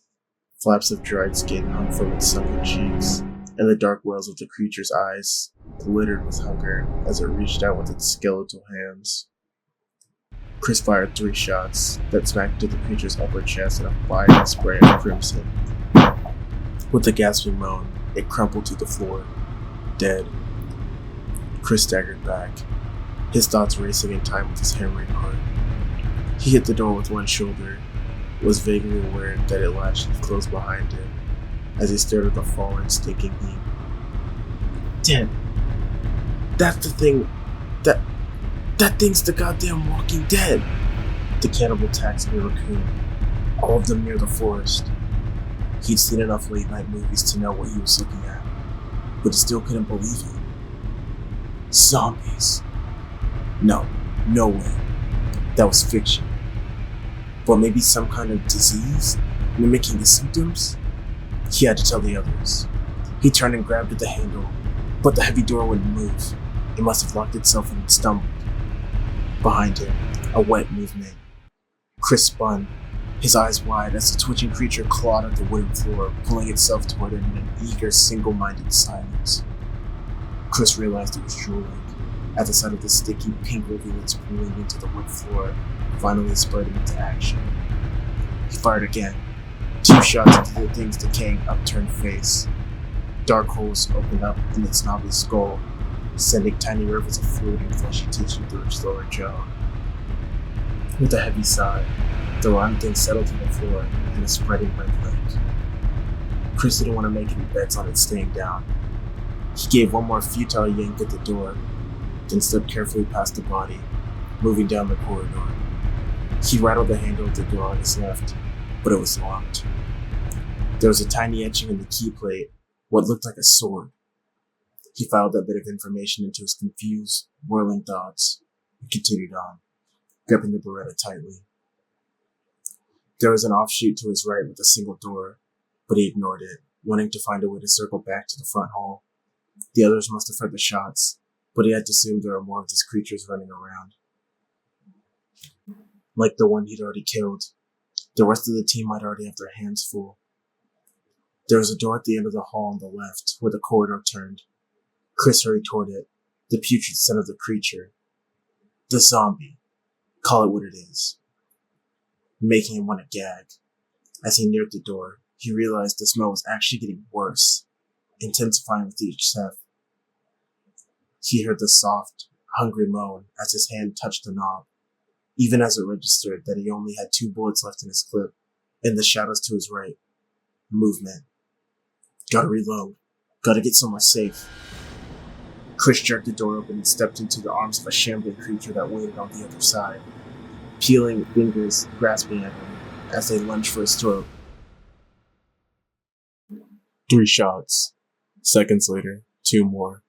The sounds distant but distinct in the palatial lobby. Chris! Jill, why don't you... Wesker started, but Barry didn't let him finish. I'm going too, he said, already starting for the door on the east wall. Chris wouldn't waste shots like that unless he had to. He needed help. Wesker relented quickly, nodding. Go. I'll wait here. Barry opened the door, Jill right behind. They walked into a huge dining room, not as wide as the front hall, but at least as long. There was another door at the opposite end, past a grandfather clock that ticked loudly in the frigid, dusty air. Barry jogged toward it, revolver in hand, feeling tense and worried. Christ, what a balls up this operation was!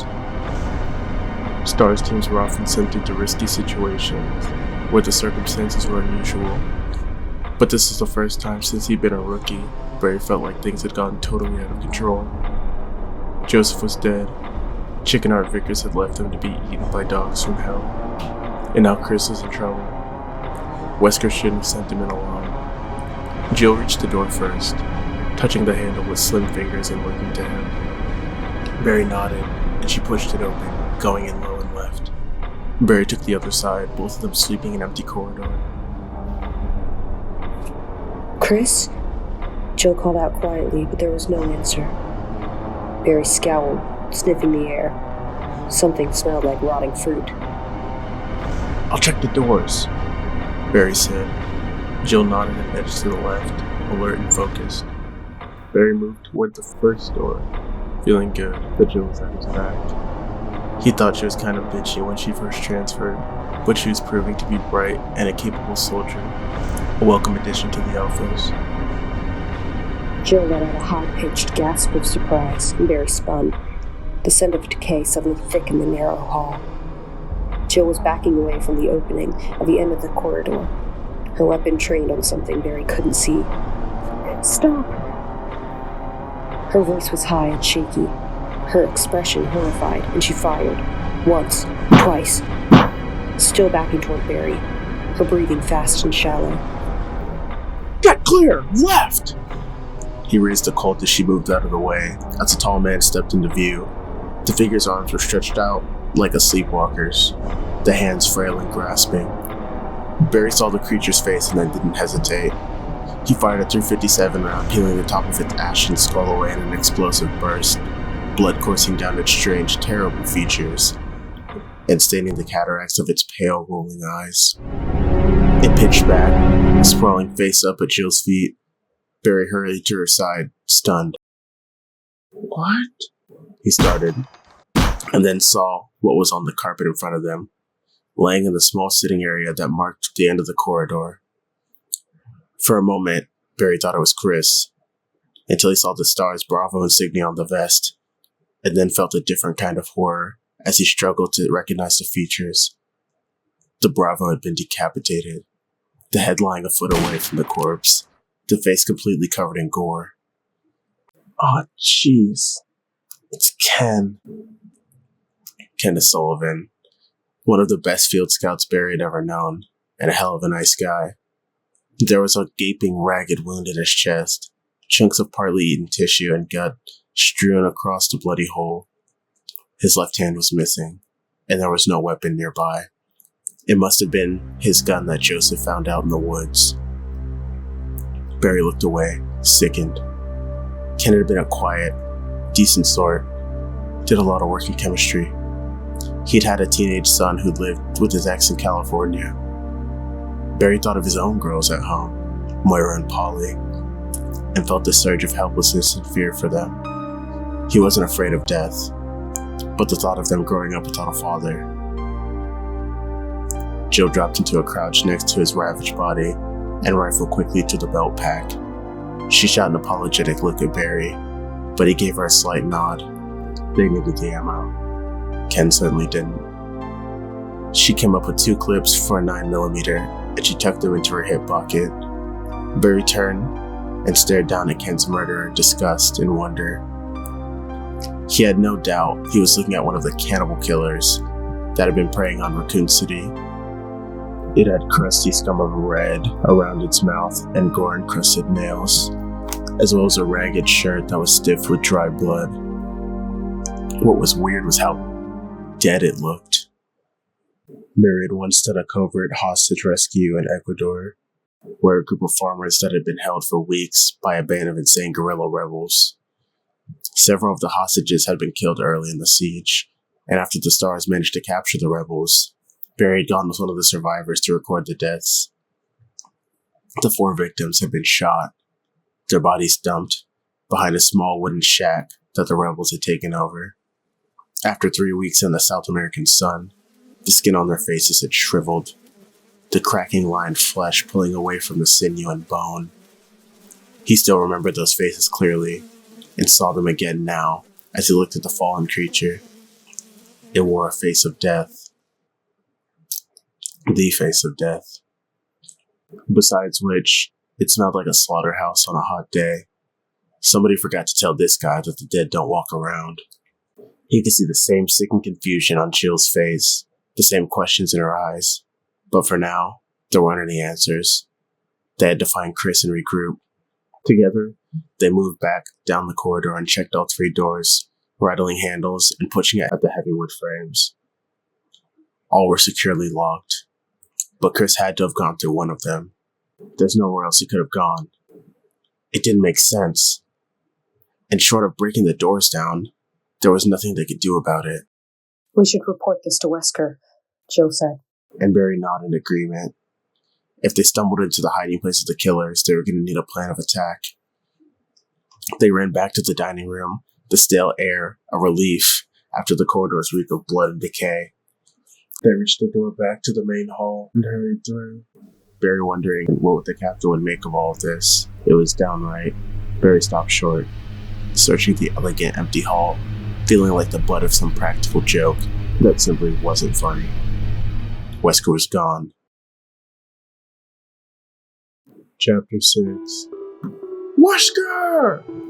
Barry shouted, his deep voice echoing through the chilly room. Captain Wesker! He jogged toward a row of arches at the back hall, calling to Jill over his shoulder as he ran. Don't leave the room! Jill walked to the stairs, feeling almost dizzy. First Chris, now the captain. They hadn't been gone 5 minutes, and he said he was going to stay put. Why would he have left? She looked around for signs of struggle, a spent cartridge, a spot of blood. There was nothing to indicate what might have happened. Barry appeared on the other side of the giant staircase, shaking his head and walking slowly to join her. Jill bit her lower lip, frowning. You think Wesker ran into one of those things? She asked. Barry sighed. I don't think the RPD showed and snuck him out. Though if he did run into trouble, he would have heard the shots. Not necessarily. He could have been ambushed, dragged away. They stood silently for a moment, thinking.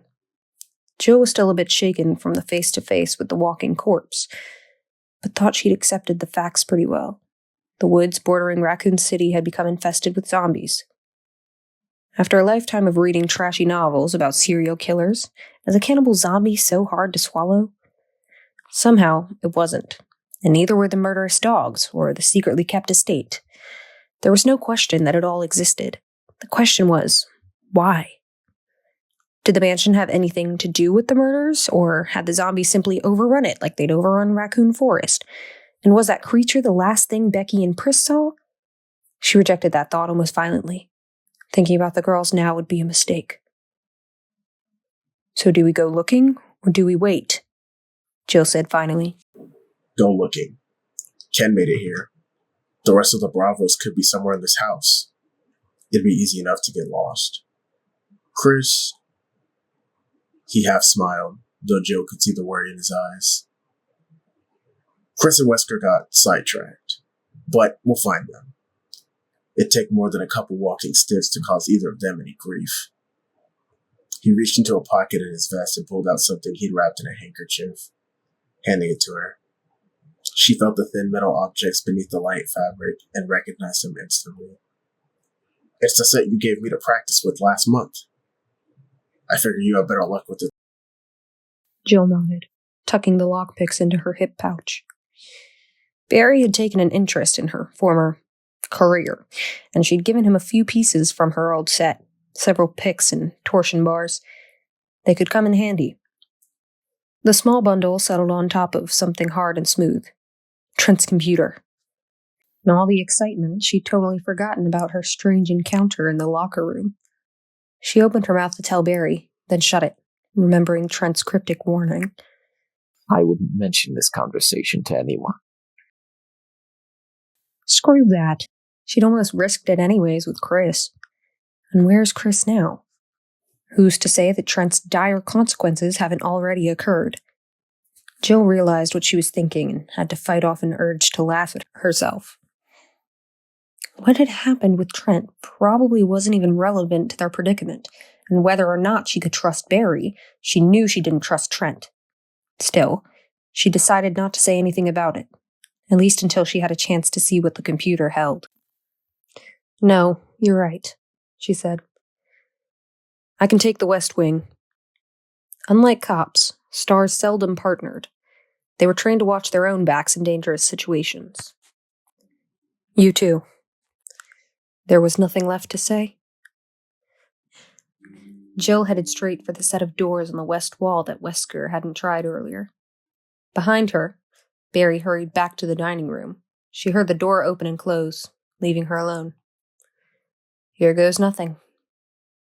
The painted blue doors opened smoothly, revealing a small, shadowy room as cool and silent as the main hall, all in shades of blue. Muted track lighting illuminated framed paintings on dusky walls, and in the center of the room there was a large statue of a woman, holding an urn on one shoulder. Jill closed the door behind her and let her eyes adjust to the gloom, noting the two doors opposite the one she'd come through. The one on the left was open, though a small chest was pushed in front of it, blocking access. It was unlikely that Wesker had gone that way. She walked to the one on the right and tried the knob. Locked. Sighing, she reached into her pack for the pics and then hesitated, feeling the smooth weight of the mini disc reader. Let's see what Mr. Trent thinks is so important.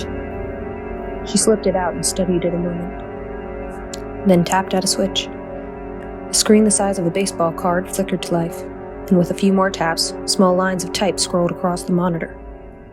She scanned the material, recognizing names and dates from local newspapers. Trent had apparently compiled every article he could find about the murders and disappearances in Raccoon, plus the pieces on the stars. Nothing new here. Jill skipped along, wondering what the point was. After the articles was a list of names. William Birkin, Steve Keller, Michael Dees, John Howe, Martin Craghorn, Henry Sarton, Ellen Smith, Bill Rabbitson. She frowned. None of the names were familiar. Except, wasn't Bill Rabbitson Chris's friend? The one who had worked for Umbrella? She couldn't be sure. She'd have to ask Chris. Assuming we find him. This was a waste of time. She needed to start looking for the other stars. She pressed the forwarding key to get to the end of the data, and a picture appeared. Tiny lines set into patterns.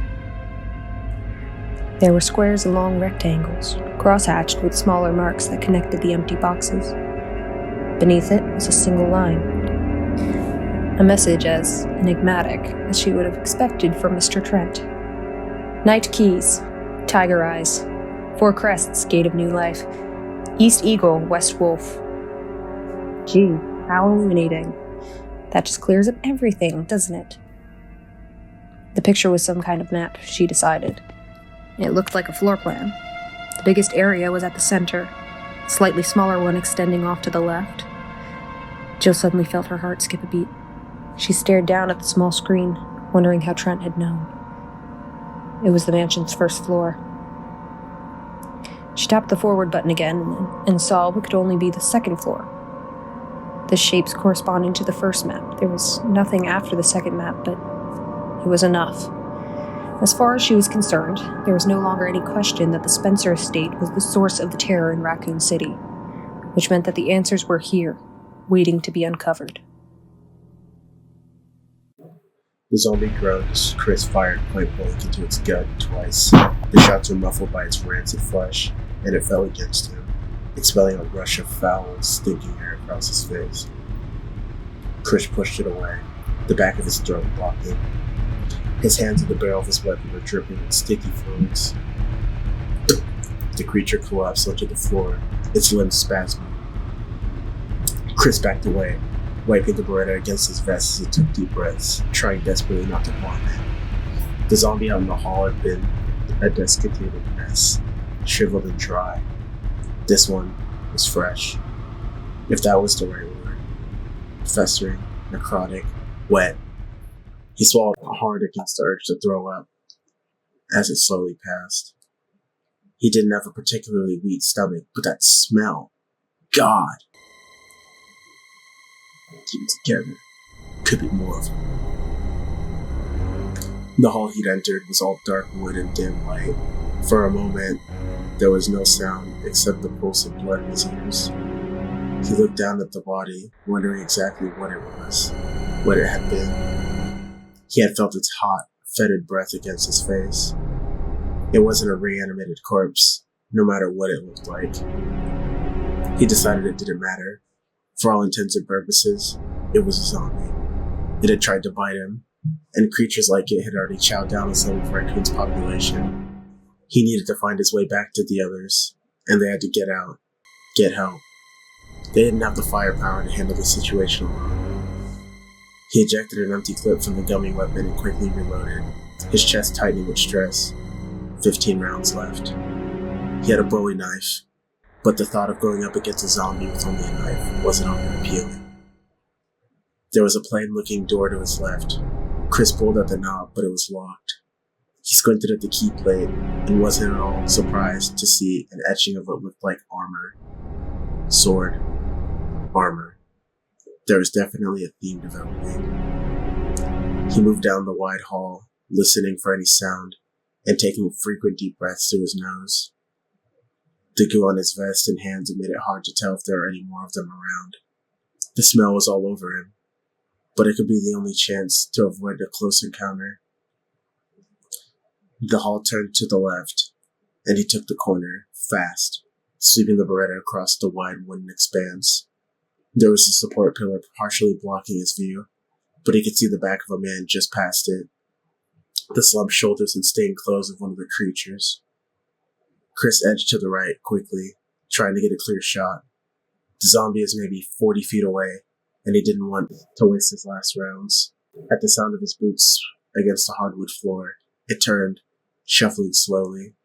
So slowly that Chris hesitated, watching the way it moved. This one seemed to have been dipped in a thin layer of slime, dull light reflecting off its glistening skin.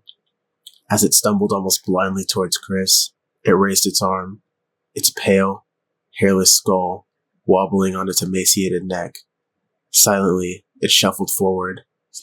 Chris took a sliding step back to his left, and the zombie changed direction, veering toward him eagerly, closing the distance between them at a slow walk. Just like in the movies. Dangerous, but dumb, and easy to outrun. He had to save ammo, in case he got cornered. There were stairs at the end of the hall, and Chris took a deep breath, readying himself. He stepped back, giving himself enough room to maneuver, and heard a gasping moan behind him.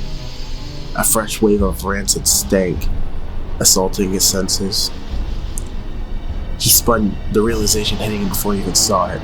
The festering zombie was only a few feet away, reaching for him. Bits of putrid gut across its shattered abdomen.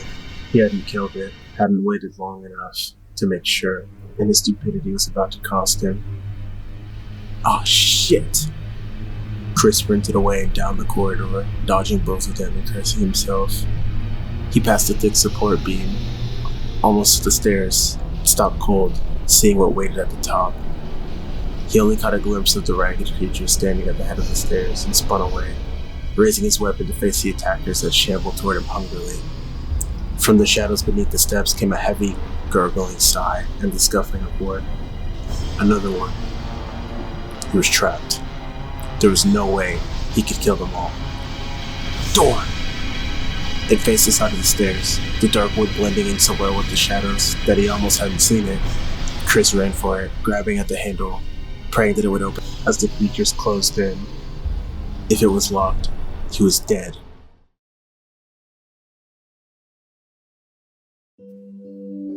Rebecca Chambers had never been more afraid, not once in her 18 years. For what seemed like an eternity, she'd listened to the soft scrape of rotting flesh brushing against the door and tried desperately to think of a plan, her dread building with each passing minute. There was no lock on the door, and she lost her handgun on the run for the house. The small storage room, though well stocked with chemicals and stacks of papers, had offered nothing to use as a defense, except a half-empty can of insect repellent. It was the can she gripped now, standing behind the door of the tiny room. If or when the monsters finally figured out how to use the doorknob, she planned on spraying it in their eyes and then making a run for it. Maybe they'll be laughing so hard they'll have a chance to slip past.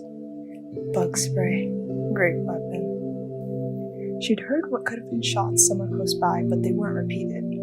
Her hope that it was one of the team faded as the seconds ticked past, and she was starting to give serious consideration to the concept that she was the only one left when the door burst open and a gasping figure hurtled inside. Rebecca didn't hesitate. She leapt forward and pressed the button, releasing a cloud of chemical mist into its face, tensing herself to run past it. Yeah! It yelled, and fell back against the door, slamming it shut. It covered its eyes, spluttering. It wasn't a monster. She just maced one of the alphas. Oh no. Rebecca was already reaching into her field medical kit, her immense relief at seeing another of the stars battling with monumental embarrassment. She fumbled out a clean cloth and a tiny squeezed bottle of water, stepping toward him. Keep your eyes closed. Don't rub at them. The alpha dropped his hands, face red, and she finally recognized him. It was Chris Redfield, only the most attractive guy in the stars, not to mention her superior.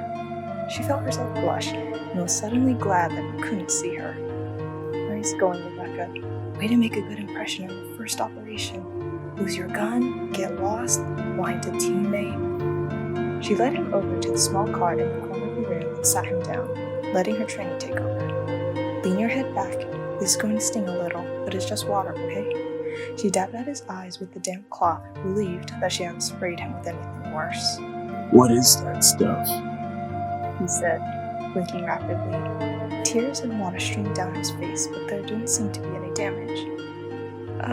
Bug repellent. The label's been ripped off, but the active ingredient is probably permethrin. It's an irritant, but the effect shouldn't last long. I lost my gun, and when you came in, I thought you were one of those things. Though if they haven't figured out how to use a doorknob by now, they probably won't. She realized she was babbling, and shut up, finishing the crude irrigation and stepping back. Chris wiped at his face and peered at her with bloodshot eyes. Rebecca Chambers, right? She nodded miserably. Yeah, look, I'm really sorry. Don't worry about it, he said and smiled. Not a bad weapon, actually. He stood up and looked around the small room, frowning. There wasn't much to see. An open trunk full of papers, a shelf lined with bottles of mostly unlabeled chemicals, a cot, and a desk. Rebecca had been through it all in her search for something to use against the creatures. What about the rest of your team? He asked. Rebecca shook her head. I don't know. Something went wrong with the helicopter and we had to set down. We were attacked by animals, some kind of dogs, and Enrico told us to run for cover. She shrugged, suddenly feeling like she was about 12 years old. I got turned around in the woods and ended up at the front door of this place.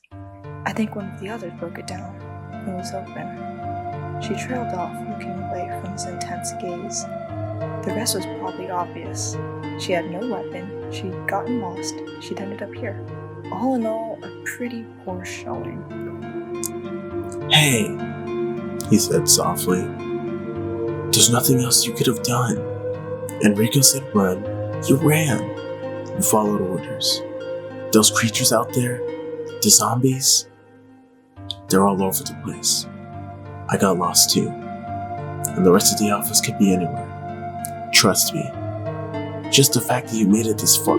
Outside, one of the monsters let out a low, plaintive wail, and Chris stopped talking, his expression grim. Rebecca shuddered. So, what should we do now? We look for the others and try and find a way out. He sighed, looking down at his weapon. Except you don't have a gun, and I'm almost out of ammo. Rebecca brightened and reached into her hip pack. She pulled out 2 full magazines and handed them over, pleased that she had something to offer him. Oh, and I found this on the desk, she said, and produced a silver key with a sword on it. She didn't know what it unlocked, but thought it might be useful. Chris stared at it thoughtfully, then slipped it into a pocket. He walked to the open trunk and looked down at the stacks of papers. He rifled through them, frowning. Your background's in biochemistry, right? Have you tried looking through any of these? Rebecca joined, shaking her head. Barely. I've been kind of busy watching the door. He handed her one of the papers and she scanned it quickly. It was a list of neurotransmitters and level indicators. Brain chemistry, she said, but these numbers are all screwed up. Serotonin and non-norepinephrine are too low. Well, look here, the dopamine is off the chart. We're talking big-time schizo. She noticed the incredulous look on his face and smiled a little. Being an 18-year-old college grad, she got a lot of that. Stars had recruited her right after graduation, promising her a whole team of researchers and a lab of her own to study molecular biology, her real passion, provided, of course, that she went through basic training and got some field experience. No one else had shown much interest in hiring a whiz kid. There was a soft thump at the door, and her smile faded. She was getting experience all right. Chris fished the sword key out of his pocket and looked at her seriously. I passed the door with the sword engraved over the keyhole. I'm going back to check it out, see if it leads back to the main hall. I want you to stay here, go to those files. Maybe there's something here we can use. Her uncertainty must have shown in her face. He smiled gently, his voice low and soothing. I've got plenty of ammo, thanks to you, and I won't be gone long. She nodded, making a conscious effort to relax. She was scared, but letting him see it wasn't going to help matters. He was probably scared too. He walked to the door, still talking. The RPD should be here anytime, so if I'm not back right away, just wait here. He raised the weapon, putting his other hand on the knob. Get ready. As soon as I'm out, move the trunk in front of the door. I'll give you out when I get back. Rebecca nodded again, and with a final quick smile, Chris opened the door and looked both ways before moving out into the hall. She closed the door and leaned against it, listening. After long seconds of silence, she heard the rattle of gunfire not far away, 5 or 6 shots, then nothing.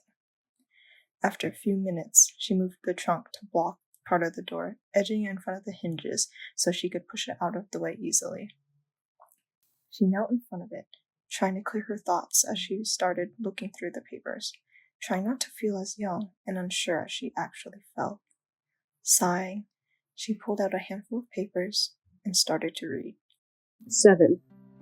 The lock was a piece of cake. 3 flat tumblers in a single row.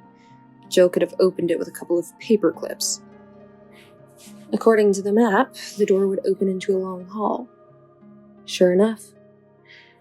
She took another long look at the pocket computer screen and then slipped it into her pack, thinking. It looked like there was a back way out, through several halls and past a series of rooms. She could look for Wesker and the others along the way, and maybe secure an escape route at the same time. She stepped into the narrow corridor, the fully loaded Beretta in hand. It was a study in weirdness. The hall wasn't that spectacular, the carpet runner and the wallpaper done in basic tans and browns. The wide windows showing only the darkness outside. The display chests that lined the inner wall, though. There were 3 of them, each topped by a small lamp, and each prominently displaying a wide array of bleached human bones on open shelves, interspersed with small items of obscurity. Jill started down the hall, stopping briefly at each bizarre spectacle. Skulls, arm and leg bones, hands and feet. There were at least 3 complete skeletons, and amidst the pale and pitted bones were feathers, clay beads, gnarled strips of leather. Jill picked up one of the leather strips and put it down quickly, wiping her fingers on her pants. She couldn't be sure, but it felt like she imagined tanned, cured human skin would feel. Stiff and kind of greasy. The window behind her exploded inward, a lithe, sinewy form lunging into the hall, growling and snapping. It was one of the mutant killing hounds, its eyes as red as its dripping hide. It charged her, its teeth as bright and dangerous as the jagged glitter of glass still falling from the shattered frame. Back between 2 of the chests, Jill fired.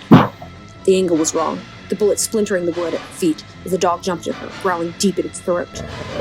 It hit her in the thighs, slamming her painfully against the wall, gnashing to get its jaws at her flesh. The smell of rotting meat washed over her as she fired again and again, barely aware that she was moaning in fear and disgust. The sound as guttural and primal as the furious, dying shrieks that came from the canine abomination. The 5th bullet fired directly into its barrel chest knocked it away. With a final, almost puppyish yelp, it crumpled to the floor, blood gushing into the tan carpet. The muted gray-green wallpaper sported paintings of generic scenery and gentle landscapes.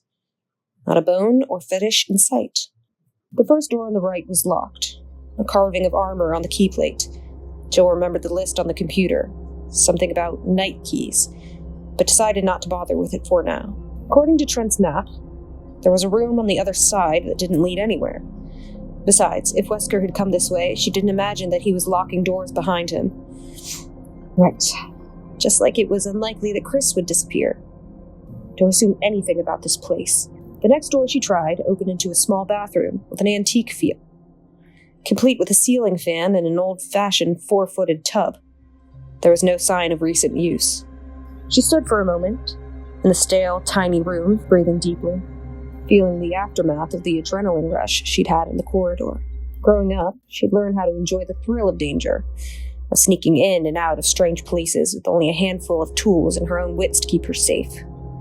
Since joining the Stars, that youthful excitement had faded away, lost to the realities of backup and handguns, but here it was again, unexpected and not unwelcome.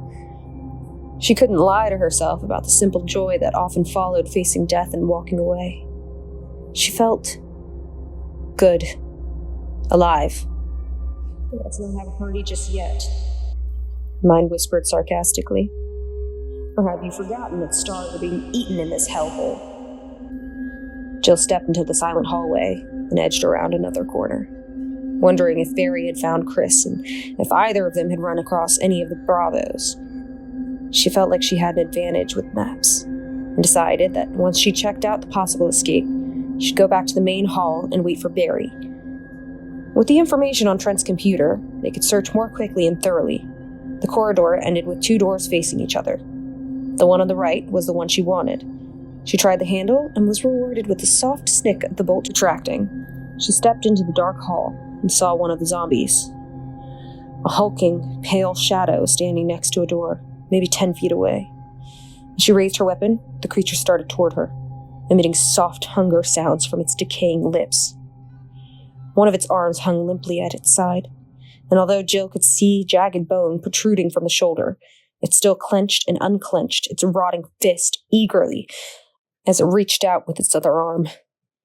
The head. Aim for the head.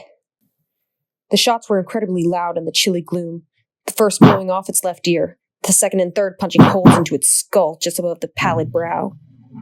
Dark fluid streamed down the peeling face, and it fell to its knees, its flat, lifeless eyes rolling back into its head. There was shuffling movement in the shadows at the back of the hall to the right, exactly where she meant to go. Jill trained the gun on the darkness and waited for it to move closer, her entire body wired with tension. How many of these things are there? As soon as the zombie cleared the corner, she fired, the Beretta jumping lightly in her sweating hands. The second shot punctured its right eye, and it immediately collapsed to the dark, polished wood of the floor. The sticky, vicious matter of the blown eyeball flecked across its skeletal face. Jill waited. But other than the spreading pools of blood around the dead creatures, nothing moved. Breathing through her mouth to avoid the worst of the stench, she hurried to the back of the hall and turned right, down a short, tight passage that dead-ended at the rusting metal door. It creaked open, and fresh air flooded past her, warm and clean after the morgue-like chill of the house. Jill grinned, hearing the drone of cicadas and crickets on the night air. She'd reached the final leg of her little excursion, and although she wasn't outside yet, the sounds and smells of the forest renewed her sense of accomplishment. Got a secured path now, straight to the back of this place. We can head north, hit one of the logging roads, and hike down to the barricade. She stepped out onto a covered walkway, a mosaic of green stone surrounded by high concrete walls. There were small, intermittent openings near the ceiling of the pathway, accounting for the faint, pine-scented breeze. Ivy trickled down from the arched openings like a reminder of the outside world. She hurried down the dim passage, remembering from the map that there was a single room at the end. And to the right, probably a storage shed. She turned the corner and stopped at another heavy-looking metal door, her smile fading as she reflexively reached for the handle. The keyhole was plugged. She crouched and poked at the tiny hole, but to no avail. Someone had stopped it up with epoxy.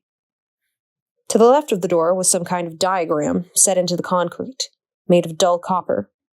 There were 4 hexagonal depressions in the flat metal plate, each fist-sized hole connected to the next by a thin line. Jill squinted at the legend etched beneath, wishing that she had a flashlight as she struggled to make out the words. She brushed a thin layer of dust off of the indented letters and tried again. When the sun sets in the west and the moon rises in the east, stars will begin to appear in the sky, and wind will blow toward the ground. Then the gate of new life will open. She blinked. 4 holes. Trent's list. 4 crests and something about the gate of new life. It's a combination mechanism for the lock. Place the 4 crests, the door opens. Except that means I have to find them first. Jill pushed against the door and felt her hope fizzle out completely. Not even a rattle. No give at all. They were going to have to find another way out. Unless the crests could be found, which in this place could take years. A lone howl rose in the distance and was joined by the echoing cries of the dogs near the mansion. The strange yodeling sounds piercing the gentle quiet of the woods. There had to be dozens of them out there. and Jill realized suddenly that escaping out the back door probably wasn't such a hot idea. She had limited ammunition for her handgun, and no doubts that there were more ghoulish creatures wandering the halls, shuffling about in hungry, mindless silence as they searched for their next grisly meal. She sighed heavily and started back to the house, already dreading the cold stench of death and trying to prepare herself for the dangers that seemed to lurk at every corner. The stars were trapped. Chris knew he had to make the ammo count. So when he left Rebecca, he took off to the dim corridor at a full run, his boots pounding at the wood floor. There were still only 3 of them, all grouped near the stairs. He dodged past them easily and sprinted down the hall and around the corner. As soon as he got to the door that led back to the other hall, he turned and assumed the classic shooter stance, supporting his gun and at the wrist, his finger on the trigger. One by one, the zombies wheeled around the corner, groaning and stumbling. Chris took careful aim, breathing evenly, keeping his focus. He squeezed the trigger, sending 2 bullets to the gap of his nose at the first. Without pausing, he stood to the center of the zombie's forehead. Fluid and soft matter sprayed the walls behind them as bullets slapped into the wood. Even as they crumpled to the floor, he found his mark on the 3rd creature. 2 more muted explosions, and the zombie's brow caved inward, dropping it like the bag of bones that it was. Chris lowered the Beretta, feeling a flush of pride. He was a high-ranked marksman, even had a couple of awards to show for it, but it was still good to see what he could do when given enough time to aim. His quick draw wasn't nearly as strong. That was Barry's forte. He reached for the door handle, urged into action by the thought of all that was at stake. He figured the Alphas could take care of themselves. They had just as much of a chance as he did. But this is Rebecca's first operation, and she didn't even have a gun. He needed to get her out. He stepped back into the soft light of the hall, with the green wallpaper, quickly checking both directions. Straight ahead, the corridor was in heavier shadow. No way to tell if it was clear. To his right was the door with the sword on the key, and the first zombie that he'd shot, still sprawled lifelessly on the ground. Chris was gratified to see that it hadn't moved. Apparently headshots were the best way to kill a zombie, just like in the movies. Chris edged towards the sword door, training his weapon on the left, then right, then left again. He'd have enough surprises for one day. He checked the small offshoot across from the door, seeing that it was clear, quickly inserted the slender key into the lock. It turned smoothly. Chris stepped into a small bedroom, only slightly better lit in the corridor. A single bright lamp on a desk in a corner. It was all clear, unless there was something hiding under the narrow cot, or maybe in the closet across from the desk. He shuddered, closing the front door behind him. It was every kid's first set of fears, and had been his too. Monsters in the closet, and the thing that lived under the bed, waiting for the careless child's ankle to come within reach. And you're how old now? Chris shook off the case of nerves, embarrassed at his imaginative wanderings. He walked slowly around the room, looking for anything that might be helpful. But there was no other door, no path back to the main hall.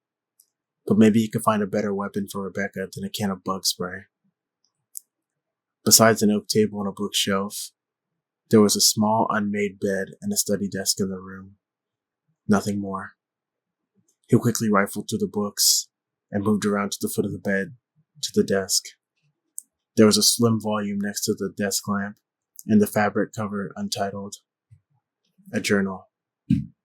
And although the desktop had been coated in dust, the diary had been moved recently. Intrigued, Chris picked it up and flipped to the last few pages. Maybe there was a clue here to what the hell was going on. He sat on the edge of the cot and started to read. May 9, 1998. Played poker tonight with Scott and Alias from security, and Steve from research. Steve was the big winner, but I think he was cheating. Scumbag. Chris smiled a little at that. He skipped down to the next entry, and his smile froze, his heart seeming to pause mid-beat. May 10, 1998. One of the higher-ups assigned me to take care of a new experiment. It looks like a skinned gorilla. Feeding instructions were to give it a live animal. When I threw in a pig, the creature seemed to be playing with it, tearing off the pig's legs and pulling out the guts before it actually started eating. Experiment? Could the writer be talking about the zombies?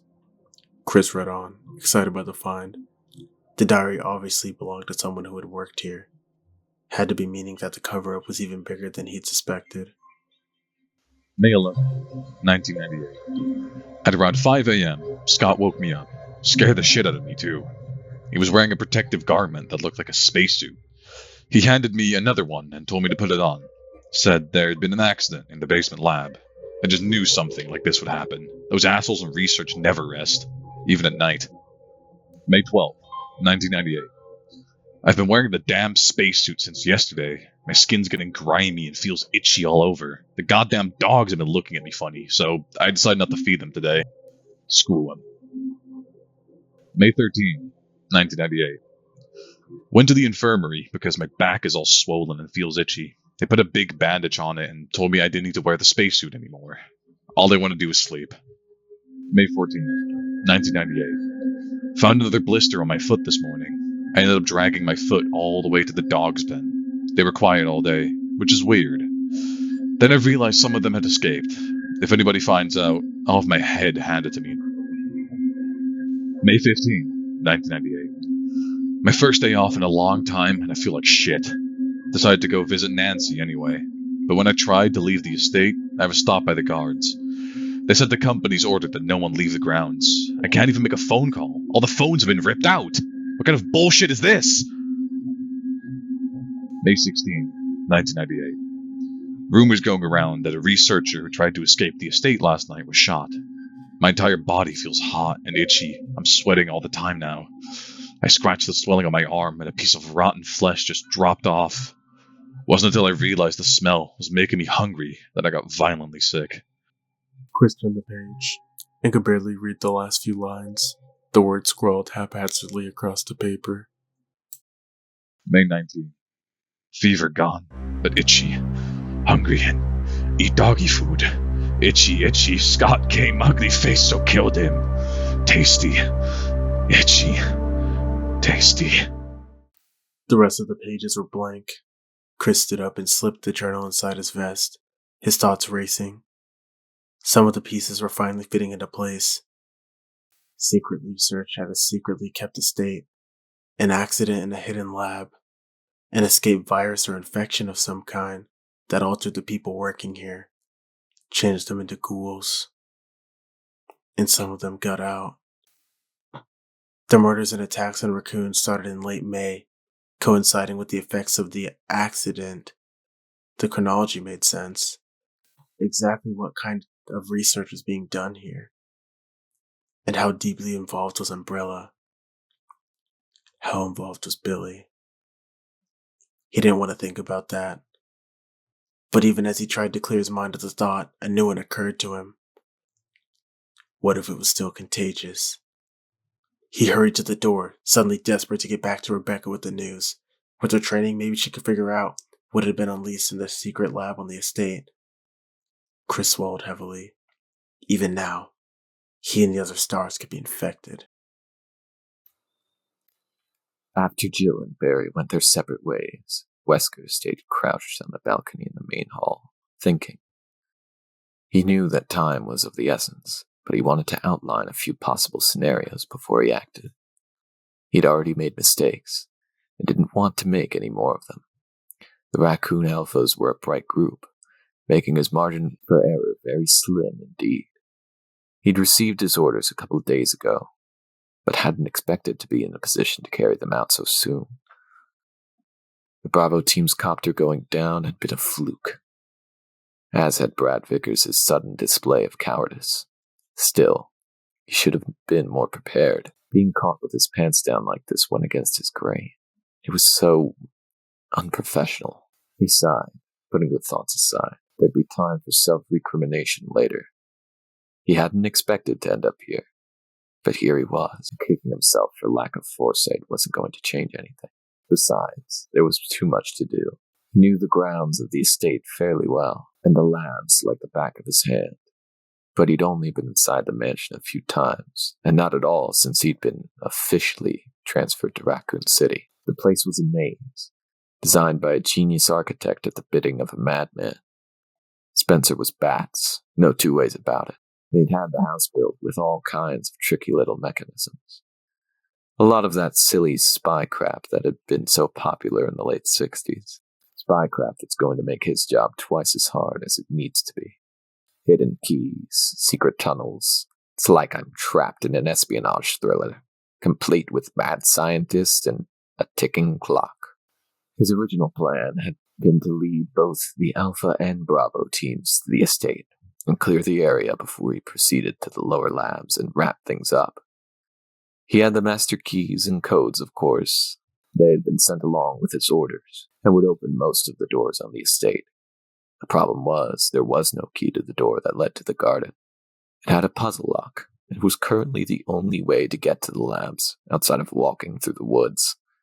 Which ain't gonna happen. The dogs would be on me before I could take 2 steps, and if the 121s got out. Wesker shuddered, remembering the incident with the rookie guard who'd gotten too close to one of the cages a year or so back. The kid had been dead before he could even open his mouth and call for help. Wesker had no intention of going back outside without an army to back him up. The last contact with the estate had been over 6 weeks ago. A hysterical call from Michael Dees to one of the suits in the White Office. The doctor had sealed the mansion, hiding the 4 pieces of the puzzle lock in a fruitless effort to keep any more of the virus carriers from reaching the house. By then, they were all infected and suffering from a kind of paranoid mania. One of the more charming side effects of the virus. God only knew what tricks and traps the researchers down on the labs had screwed with as they slowly lost their minds. Dees had been no exception, although he had managed to hold out longer than most of the others, something to do with individual metabolism, or so Wesker had been told. The company had already decided to call a complete wipe, though the babbling scientist had been assured that help was on the way. Wesker had enjoyed a good laugh over that one. There was no way the White Boys would risk further infection. They'd sat on their hands for almost 2 months while raccoons suffered the consequences, letting the incompetent RPD investigate while the virus gradually lost its punch, and then sent him in to clean up the mess, which by now was considerable. The captain absently ran his fingers across the plush carpet, trying to remember the details of the briefing about Dee's call. Whether he liked it or not, everything had to be taken care of tonight. He had to collect the required evidence and get to the labs, and that meant finding the pieces of the puzzle lock.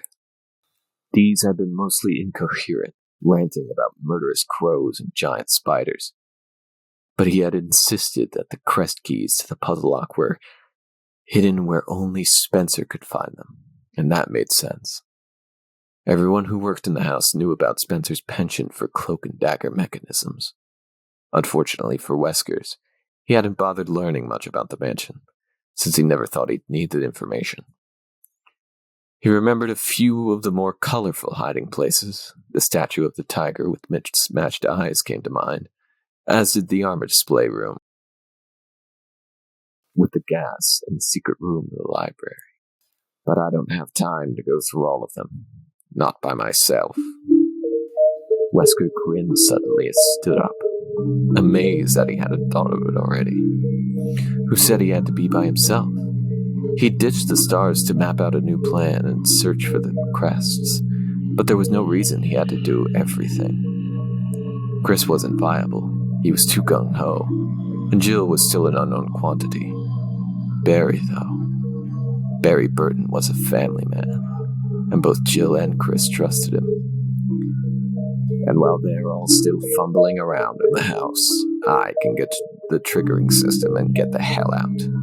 Mission complete.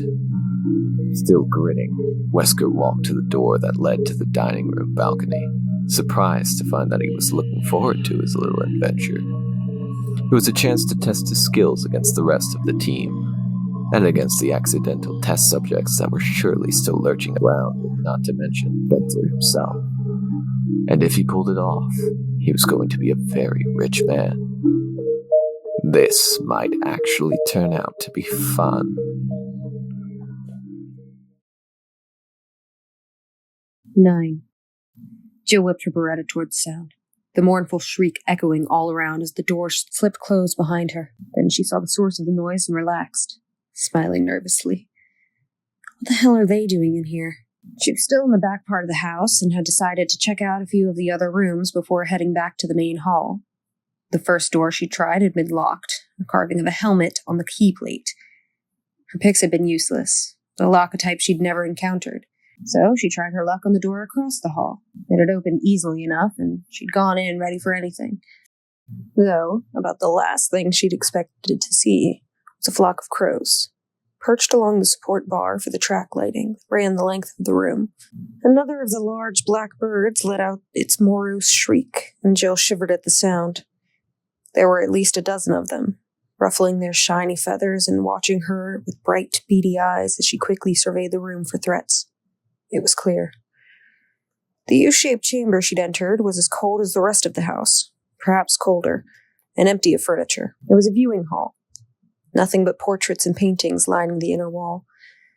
Black feathers lay scattered across the worn wooden floor amidst dried mounds of bird droppings, and Jill wondered again how the crows had gotten inside, and how long they'd been there. There was definitely something strange about their appearance. They seemed much larger than normal crows, and they studied her with an intensity that seemed almost unnatural. Jill shivered again, turning back toward the door. There wasn't anything important in the room, and the birds were giving her the creeps. Time to move on. She glanced at a few of the paintings on her way out, mostly portraits, noticing that there were switches beneath the heavy frames. She assumed they were for the track lighting, though she couldn't imagine why anyone had bothered setting up such an elaborate gallery for such mediocre art. A baby, a young man. The paintings weren't awful, but they weren't exactly inspired either. She stopped as she touched the cold metal handle of the door, frowning. There was a small inset control panel set at eye level to the right of the door, labeled Spots. She punched one of the buttons, and the room dimmed as a single directional light went out.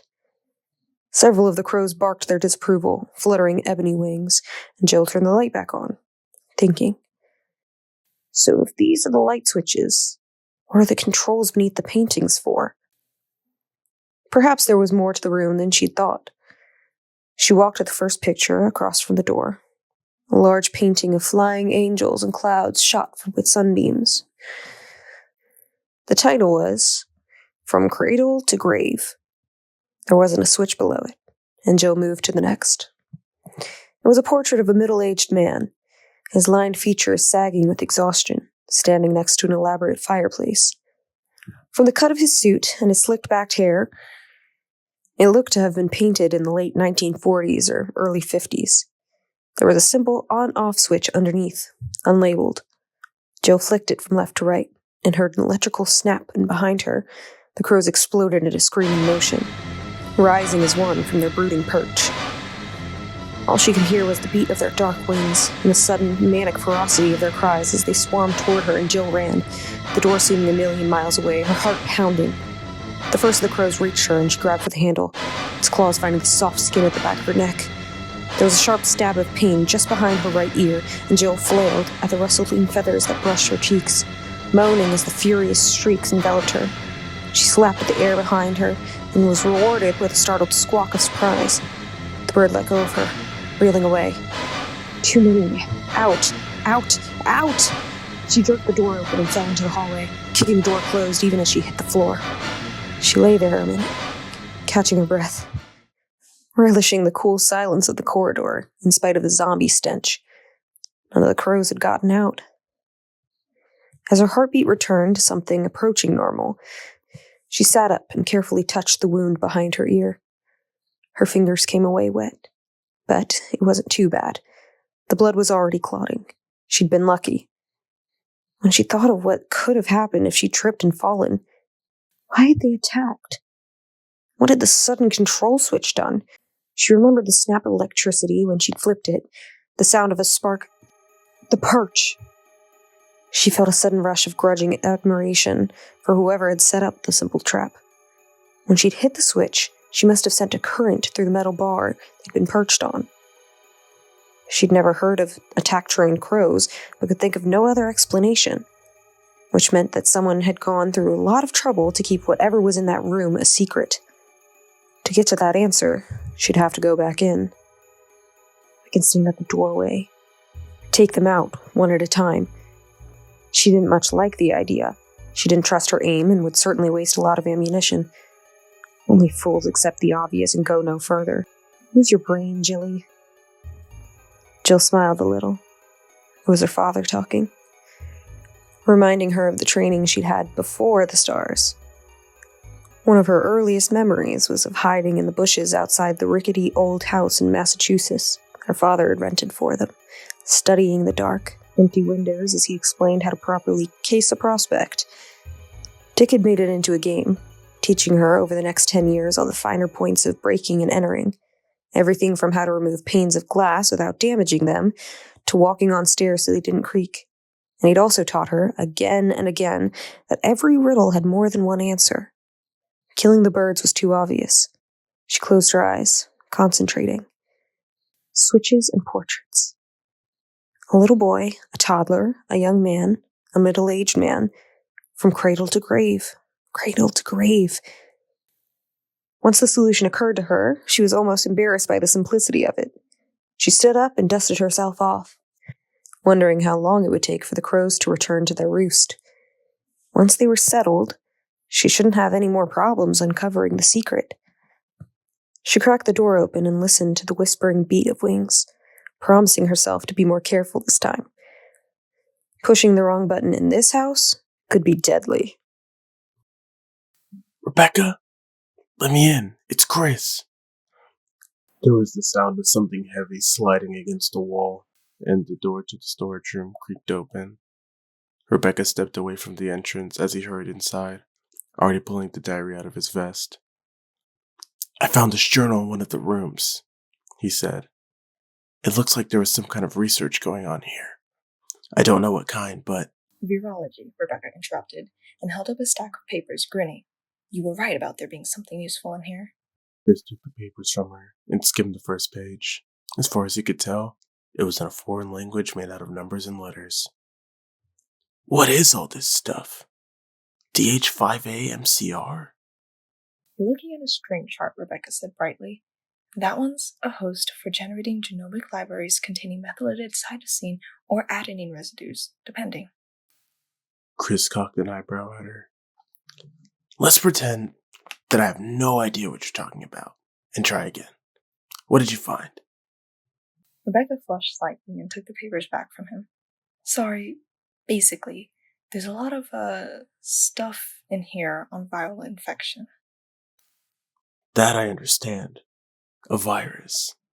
He quickly flipped to the journal, counted the dates from the first report of the accident in the lab. On May 11th, there was some kind of spill or outbreak in the laboratory on this estate. Within 8 or 9 days, whoever wrote this had turned into one of those creatures out there. Rebecca's eyes widened. Does it say when the first symptoms appeared? Looks like within 24 hours.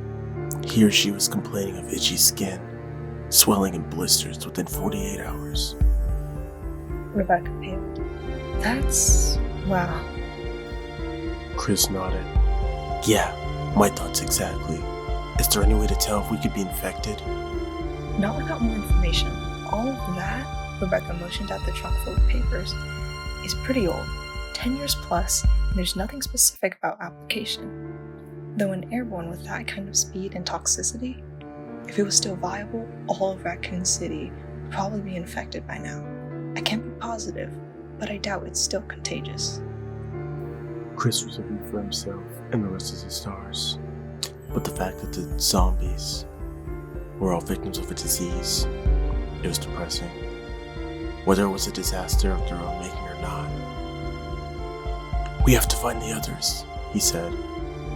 If one of them should stumble across the lab without knowing what's there. Rebecca looked stricken at the thought, but nodded gamely and moved toward the door. Chris decided that with a little more experience, she'd make a first-rate STARS member. She obviously knew her chemistry, and even without a gun, she was willing to leave the relative safety of the storage room in order to help the rest of the team. Together they hurried through the dark, wooded hallway, Rebecca sticking close to his side. When they reached the door back to the first hallway, Chris checked his Beretta and turned to Rebecca. "Stay close. The door we want is to the right, and at the end of the hall. I'll probably have to shoot the lock, and I'm pretty sure there's a zombie or two wandering around. I need you to watch my back." Yes, sir, she said quietly. And Chris grinned, in spite of the situation. Technically, he was her superior. Still, it was weird to have it pointed out. He opened the door and stepped through, training his gun on the shadow straight ahead, and then down the hall to the right. Nothing moved. "Go!" he whispered, and they jogged down the corridor, quickly stepping over the falling creature that blocked their path. Rebecca turned to face the open stretch behind them as Chris rattled the door, hoping faintly that it unlocked itself. No such luck. He backed away from the door and took careful aim. Firing at a locked door wasn't easy or as safe as it looked in the movies. A ricochet off the metal at such a close range could easily kill the shooter. Chris! He glanced over his shoulder and saw a shambling figure at the end of the hall, moving slowly toward them. Even in the dim light, Chris could see that one of its arms was missing. The distinctive odor of decay wafted toward them as the zombie moaned thickly, stumbling forward. Chris turned back toward the door, fired twice. The frame splintered. The inset metal square of the lock revealed a spray and wood chips. He jerked the knob, and the lock gave up, the door swinging open. He turned to grab Rebecca's arm, hustling her to the doorway as he pointed the Beretta back down the hall. The creature made it halfway, but was stopped at the lifeless body of the zombie that Chris had killed earlier. Even as Chris watched in horror and disgust, the one-armed zombie dropped to its knees and plunged his remaining hand into the other's crushed skull. It moaned a wet, phlegmy sound, and brought a handful of slushy gray matter to its eager lips. "Oh, man!" Chris shuddered involuntarily and hurriedly stepped through to join Rebecca, closing the door on the gruesome scene. Rebecca was pale, but composed, and again, Chris admired her courage. She was young, but tough. Tougher than he'd been at 18. He took in the hall at a glance and immediately noticed the changes. To the right, about 20 feet away, was the corpse of one of the creatures, the top of its head blown away.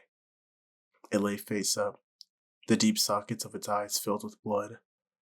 To their left were two doors that Chris hadn't tried when he first come to investigate. The one at the very end of the hall was standing open, revealing deep shadows. At least one of the stars came this way, probably looking for me. "Follow me," he said softly, and moved toward the open door, holding the Beretta tightly. He wanted to get back to the main hall with Rebecca, but the fact that one of his team must have gone through the opening deserved a quick look. As they passed the closed door on the right, Rebecca hesitated. "There's a picture of a sword next to the lock," she whispered.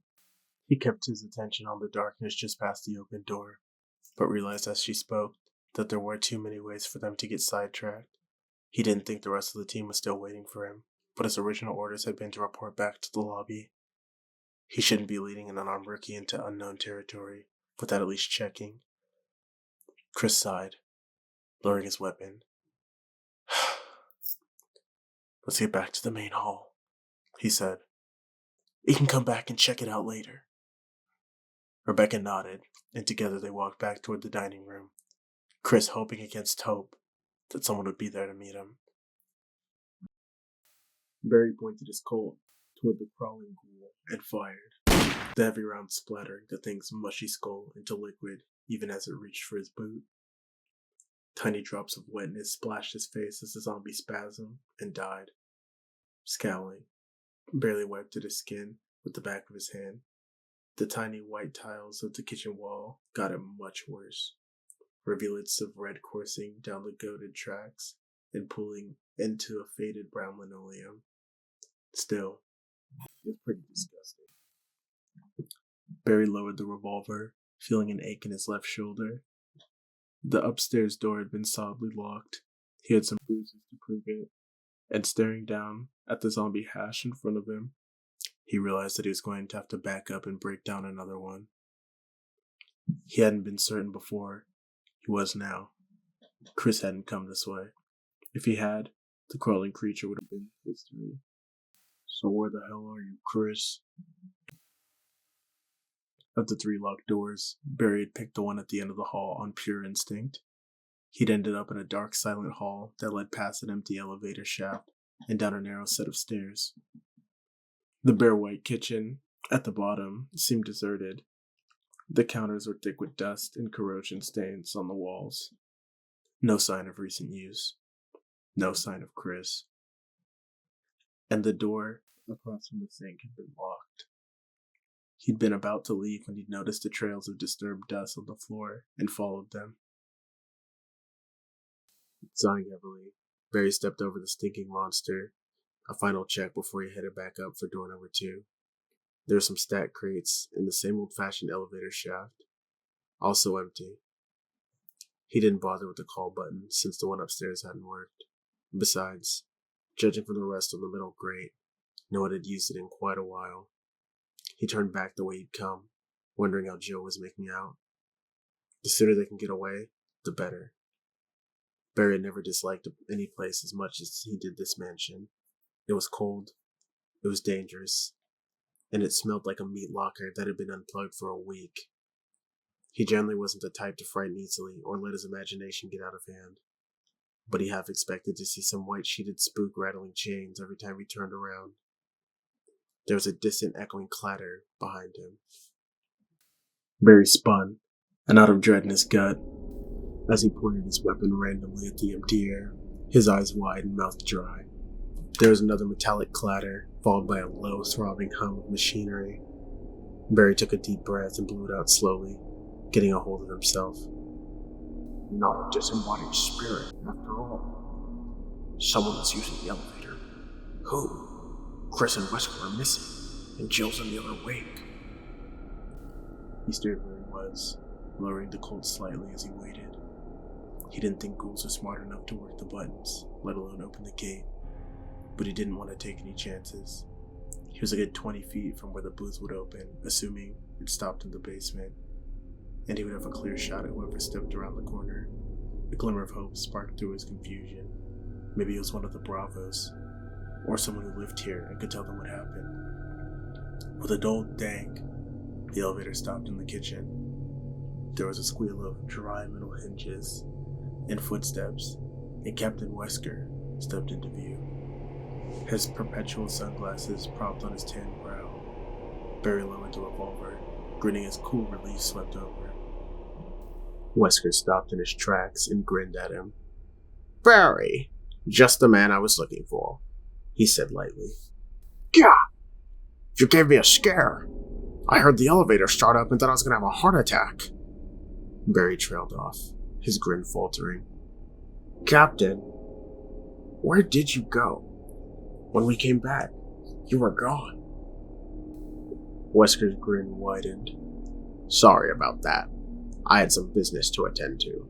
You know, call of nature." Barry smiled again, but was surprised by the confession. Trapped in hostile territory, and the man had gone off to take a leak?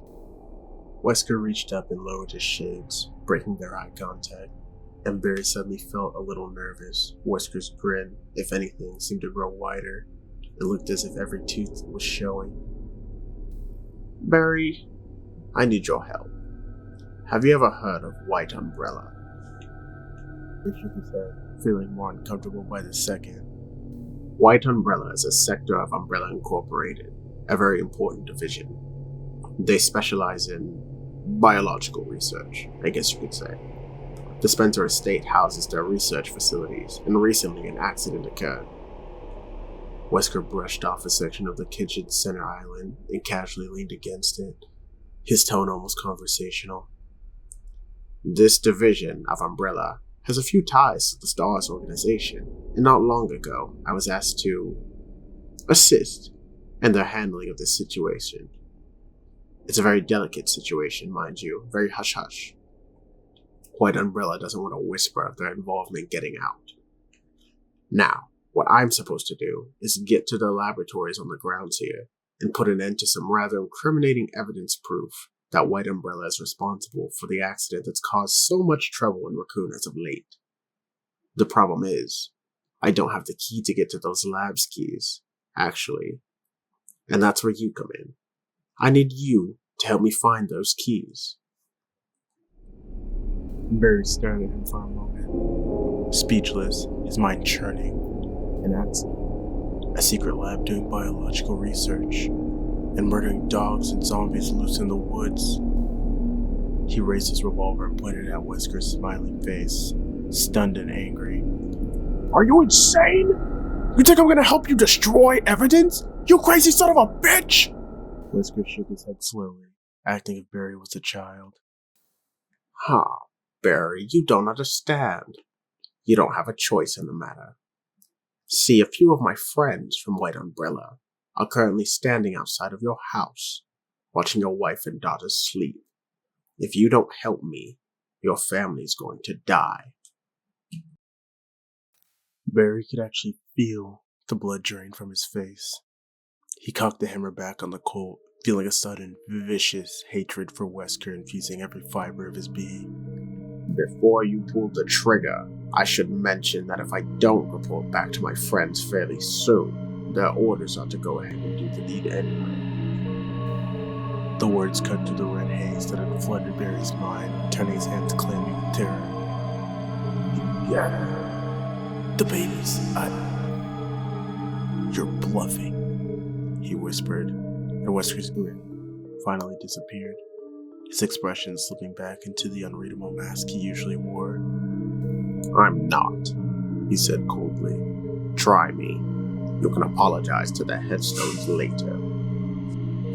For a moment, neither of them moved. The silence, a palpable thing in the chill air. Then Barry slowly eased the hammer back down and lowered the weapon. His shoulders slumped. He wouldn't risk it. His family was everything. Wesker nodded and reached into one of his pockets, producing a ring of keys. His manner suddenly brisk and businesslike. There are 4 copper plates somewhere in this house. Each one is about the size of a teacup, and has a picture engraved on one side.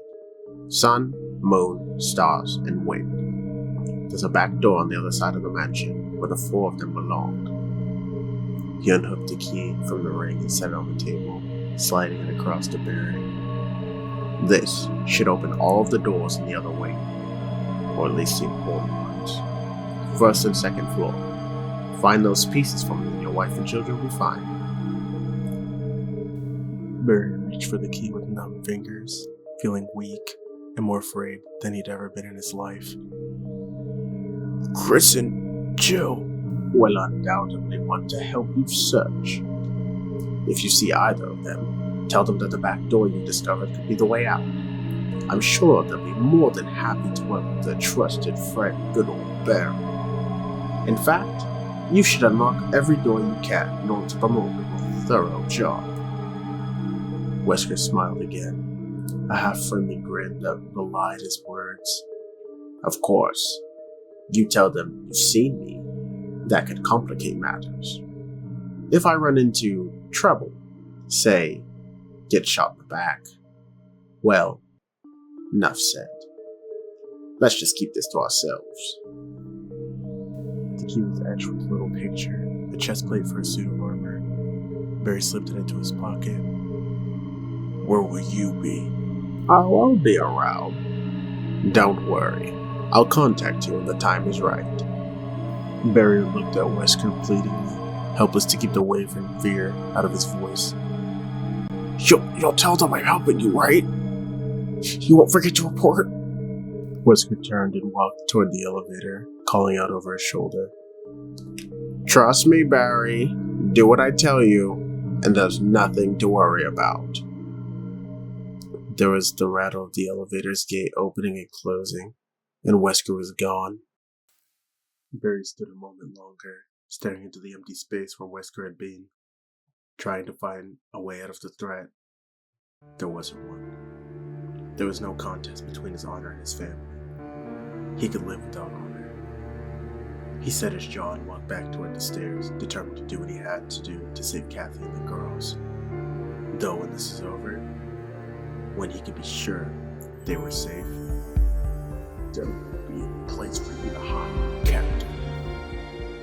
Barry clenched his giant fist, knuckles whitening, and promised himself Wesker would pay for what he was doing, with interest. 10. Jill slid the heavy copper crest with the engraved star into its position on the diagram, above the 3 other openings. It settled into place with a light click, flush against the metal plate. 1 down. She stepped back from the puzzle lock, smiling triumphantly. The crows had watched her walk through the hall of paintings without moving from their perch, crying out occasionally as she solved the simple puzzle. There had been 6 portraits in all, cradle to grave, from a newborn baby to a rather stern-looking old man. She'd assumed they were all of Lord Spencer, though she'd never seen a photo. The final painting had been a death scene, a pale man lying in state and surrounded by mourners. When she'd flipped the switch on that one, the painting had actually fallen off the wall, pushed out by tiny metal pegs at each corner. Behind it had been a small velvet-lined opening that held the copper crest. She left the hall without any more trouble. If the birds had been disappointed, she couldn't say. She took a final deep breath of the pleasant night air before going back into the mansion, pulling Trent's computer from her pack as she went. Stepping carefully over the crumpled corpse in the dim hall, she studied the map, deciding where to try next. Back the way she'd come, it looked like. She went back through the double doors that connected the corridors into the winding, mild, gray-green hall with the landscape paintings. According to the map, the single door just across from her led to a small, square-shaped room, which opened into a larger one. Tensing, she grabbed the knob and pushed it open, crouching and pointing her Beretta at the same time. The small room was indeed square-shaped and totally empty. Straightening, Jill stepped into the chamber, briefly appraising its simple elegance as she walked toward the door on her right. It had a high, light ceiling, and the walls were creamy marble flecked with gold. Beautiful. And expensive, to say the least. She felt a vague wistfulness, the old days with Dick, all their grand plans and hopes for each score. This was what real money could buy. She readied herself, grasping the cold, flowing metal of the latch and pushing the door open. A quick sweep with the Beretta, and she felt herself relax. She was alone. There was a molded fireplace to her right, beneath an ornate red and gold tapestry.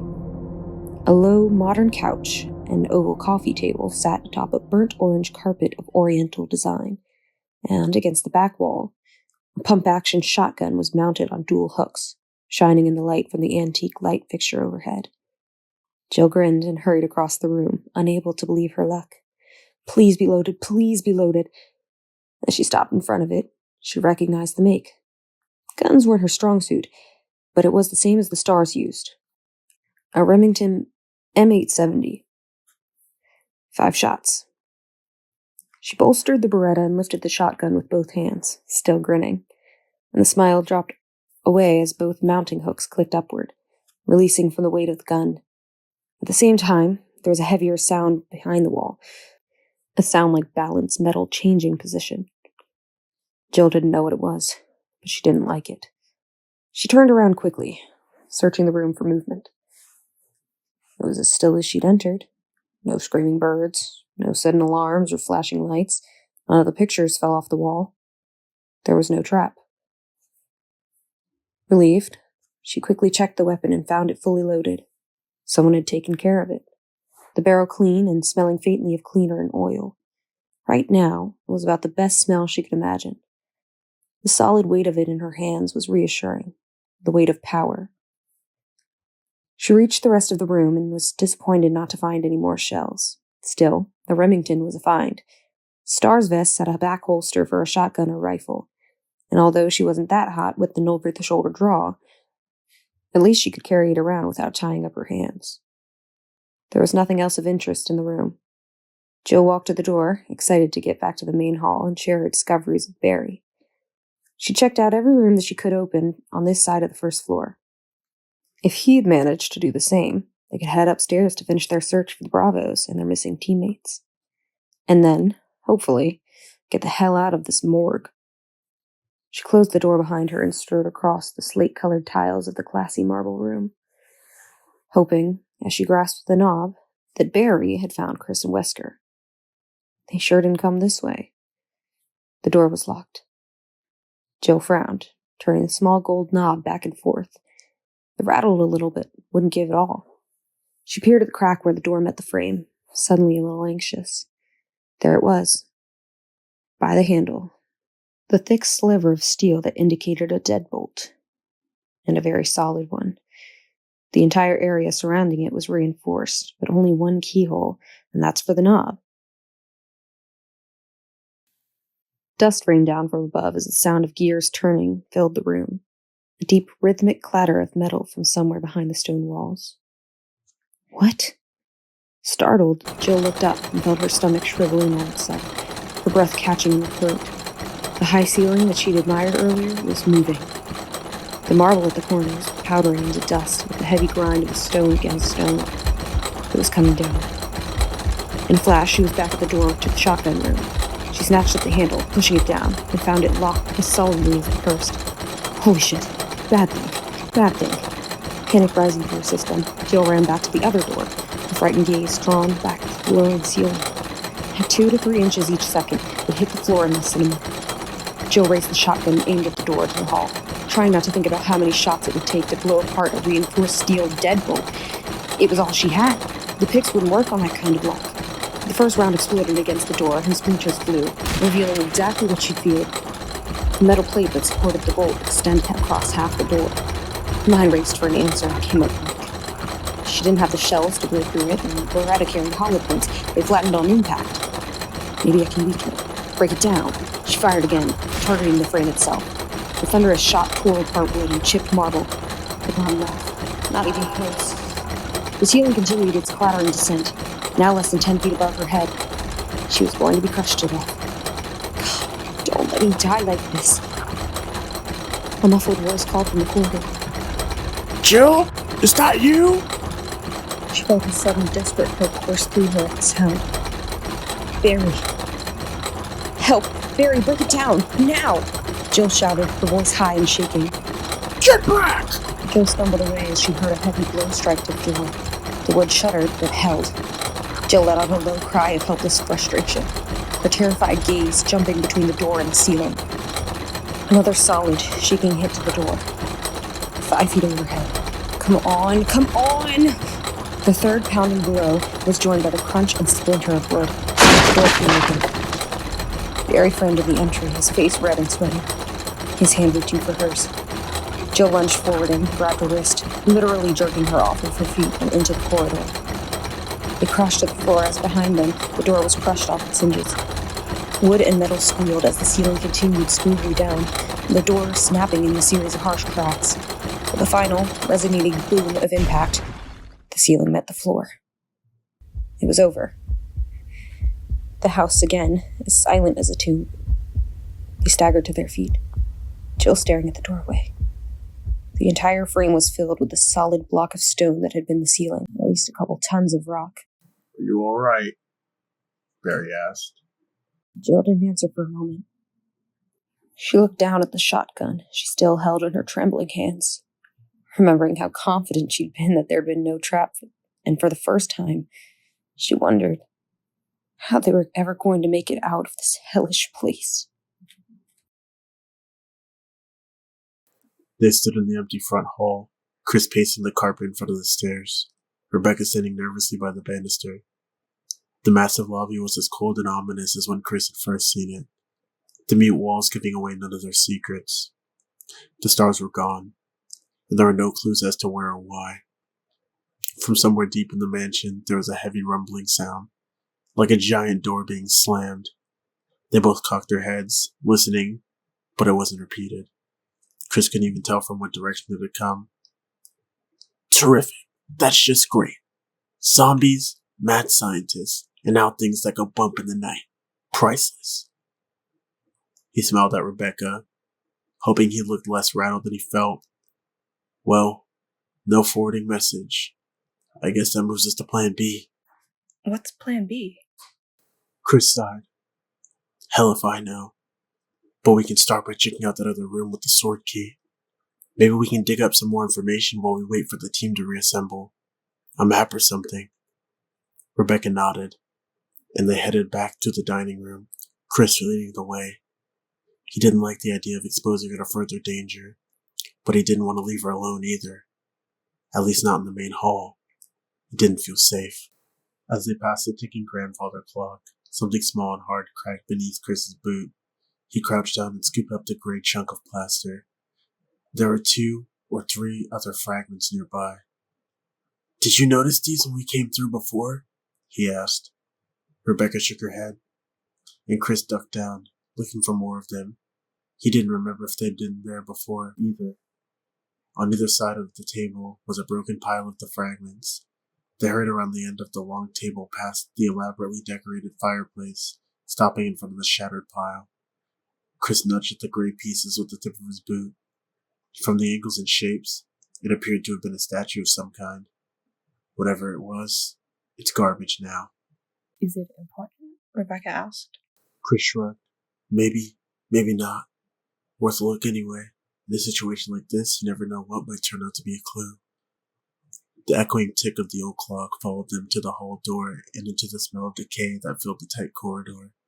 Chris pulled the silver key out of a pocket as they headed right, and stopped, quickly drawing his Beretta and moving closer to Rebecca. The door at the end of the hall was closed. When they'd left, it'd been standing open. There was no sense of being watched, of movement in the hall, but someone must have come through while they'd been in the lobby. The thought was disconcerting, reaffirming Chris's uneasy feelings that secret things were happening all around them. The dead creature to their left was in the same position as before, its blood-filled eyes staring blindly at the low ceiling. And Chris wondered again who killed it. He knew he should examine the corpse in the unsecured area beyond it, but didn't want to go off on his own until he got Rebecca somewhere safe. Come on, he whispered. As they edged to the locked door, Chris handed the key to Rebecca so that he could watch the hall for attackers. With a soft click, the intricately paneled door was unlocked, and Rebecca gently pushed it open. Chris could feel that the room was okay even as he did a quick check and motioned for Rebecca to step inside. It was set up like a piano bar, a baby grand dominating the floor across from a built-in counter, complete with stools bolted along its length. Perhaps it was the soft lighting or the muted colors that gave it such an atmosphere of calm stillness. Whatever it was, Chris decided it was the nicest room he'd encountered so far. It may be a good place for Rebecca to stay while I try to find the others. Rebecca perched herself along the edge of a dusty black piano bench while Chris did a more thorough search of the room. There were a couple of potted plants, a small table, and a tiny alcove behind the wall where the piano was situated. A couple of wood bookshelves pushed in the back. The only entrance was the one they'd come through. It was an ideal spot for Rebecca to hide. He holstered his weapon and joined her at the piano, trying to choose his words carefully. He didn't want to scare her with the suggestion that she stay behind. She smiled up at him hesitantly, looking even younger than she was, her spiky red bangs adding to the impression that she was only a child. A child who got through college in less time than it took you to get your pilot's license. Don't patronize her. She's probably smarter than you are. Chris sighed inwardly and smiled back at her. How would you feel about staying here while I take a look around the house? Her smile faltered a little, but she met his gaze evenly. Makes sense, she said. I don't have a gun, and if you run into trouble, I just slow you down. She grinned wider and added, though if you get your ass kicked by a mathematical theorem, don't come crying to me. Chris laughed. As much as his own faulty assumptions that her joke, she wasn't one to be underestimated. He walked to the door, pausing as his hand touched the knob. I'll be back as soon as I can, he said. Lock the door right behind me, and don't go wandering off, okay? Rebecca nodded, and he stepped back into the hall, closing the door firmly behind him. He waited until he heard the bolt drawn in Drew's Beretta, the last trace of a smile failing away as he started briskly down the corridor. The closer he got to the rotting creature, the worse the smell. He took shallow sips of air as he reached the body, stepping past it to see if the hall continued on before he examined it for bullet holes. And he stopped cold, staring at the second corpse, stretched out in the alcove, headless and covered in blood. Chris studied the slack, lifeless features of the face that lay a foot away, recognizing them as Kenneth Sullivan. He felt a surge of anger and renewed determination sweep through him at the sight of the dead Bravo. This is all wrong. All wrong. Joseph, Ken, probably Billy. How many others have died? How many others have to suffer because of a stupid accident? He finally turned away, striding purposefully toward the door that led him back to the dining room. He'd start from the main hall, checking every possible path that the stars could have taken, and killing every creature that got in the way of his search. His teammates weren't going to have died for nothing. Chris would see to it, if it was the last thing he ever did. Rebecca locked the door after Chris left, silently wishing him good luck before walking back to the dusty piano and sitting down. She knew that he felt responsible for her, and wondered again how she could have been so stupid dropping her gun. At least if I had a gun, you wouldn't have to worry so much. I may be inexperienced, but I went through basic training just like everybody else. She traced a finger aimlessly across the dusty keys, feeling useless. She should have taken some of those files from the storage room. She didn't know that there was much more to be learned from them, but at least she'd have something to read. She wasn't very good at sitting still, and having nothing to do only made it worse. You could practice, her mind suggested brightly, and Rebecca smiled a little, gazing down at the keys. No thanks. She'd suffered through 4 long years of lessons as a child before her mother had finally let her quit. She stood up, looking randomly around the silent room for something to keep her occupied. To the bar and leaned over it, but saw only a few shelves of glasses and a stack of napkins, all thinly coated with dust. There were several liquor bottles, most of them empty, and a few unopened bottles of expensive-looking wine on the counter behind the bar. Rebecca dismissed the thought, even as it occurred to her. She wasn't much of a drinker, and now wasn't exactly the best time to tie one on. Sighing, she turned and surveyed the rest of the room. Besides the piano, there wasn't much to see. There was a single small painting of a woman on the wall to her left, a bland portrait in a dark frame, a slowly dying plant on the floor next to the piano, the leafy kind she always saw in nice restaurants, a table that extended out from the wall with an overturned martini glass on top. Considering what she had to work with, the piano was starting to look pretty interesting. She walked past the baby grand and peered into the small opening to her right. There were 2 empty bookshelves pushed to one side, nothing interesting. Frowning, she stepped closer to the shelves. The smaller one on the outside was empty, but the one behind it. She placed her hands on either side of the end piece and pushed, sliding the outer shelf forward. It wasn't heavy and moved easily, leaving a track in the dust on the wood floor. Rebecca scanned the hidden shelves, feeling disappointed. A dented old bugle, a dusty glass candy dish, a couple of knick-knack vases, and some piano sheet music propped up on a tiny holder. She peered down at the title and felt a sudden rush of warm nostalgia for when she used to play. It was Moonlight Sonata, one of her favorite pieces. She picked up the yellowing sheets, remembering the hours she'd put in trying to learn it when she was 10 or 11. In fact, it had been this very piece of music that made her realize she wasn't cut out to be a pianist. It was a beautiful, delicate tune, and she'd pretty much butchered it every time she took the bench. Still holding the composition, she walked back around the corner and gazed at the piano thoughtfully. It wasn't like she had anything better to do. And besides, maybe one of the other team members will hear it and come knocking, trying to track down the source of the terrible noise. Grinning, she dusted the bench off and sat down, propping the sheets open on the music holder. Her fingers found the correct positions almost automatically as she read the opening notes, like she'd never given it up. It was a comforting feeling, a welcome change from the horrors inside the mansion. Slowly, hesitantly, she began to play. As the first melancholy sounds rose into the stillness, Rebecca found herself relaxing, letting tension and fear slip away. She still wasn't very good, her tempo as off as ever, but she hit all the right notes, and the strength of the melody more than made up for her lack of finesse. If only the keys weren't so stiff. Something moved behind her. Rebecca jumped up, knocking the bench over as she spun around, searching wildly for the attacker. What she saw was so unexpected that she froze for a few seconds, unable to comprehend what her senses were telling her. The wall is moving. Even as the last notes lingered in the cool air, a 3-foot panel of the bare wall to her right slid upwards into the ceiling, rumbling to a gentle halt. For a moment, she didn't move, waiting for something terrible to happen. But as the seconds ticked past in silence, nothing else moved. The room was as quiet and non-threatening as before. Hidden sheet music, a strange stiffness to the keys.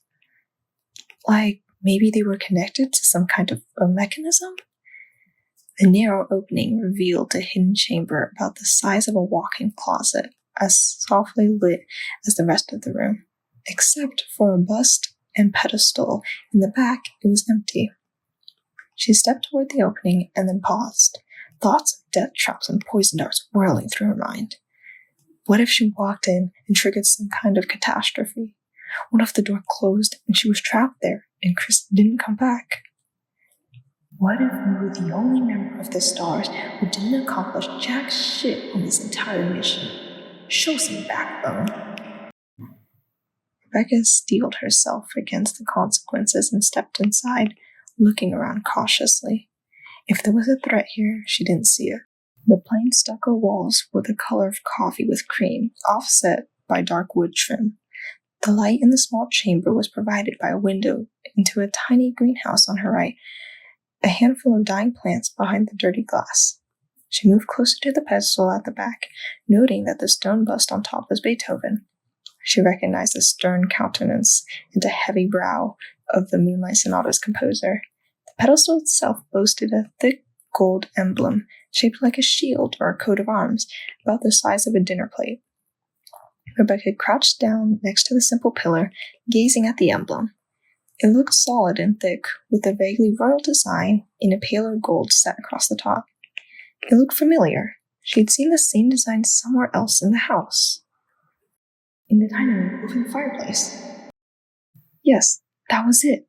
Only the piece over the mantel was made out of wood. She was sure of it. She noticed it while Chris was looking at the broken statue. Curious, she touched the emblem, tracing the pattern across the front, and then grasped the slightly raised edges with both hands and lifted. The heavy emblem came away easily, almost as if it didn't belong there, and behind her the secret door rumbled down, sealing her inside. Without hesitating, she turned to place the emblem back in its hollow, and the section of the wall rose again, sliding up smoothly on hidden tracks. Relieved, she stared down at the heavy gold emblem, thinking. Someone had rigged all this up in order to keep the metal hidden, so it had to be important, but how was she supposed to remove it? Did the one over the fireplace also reveal a secret passage?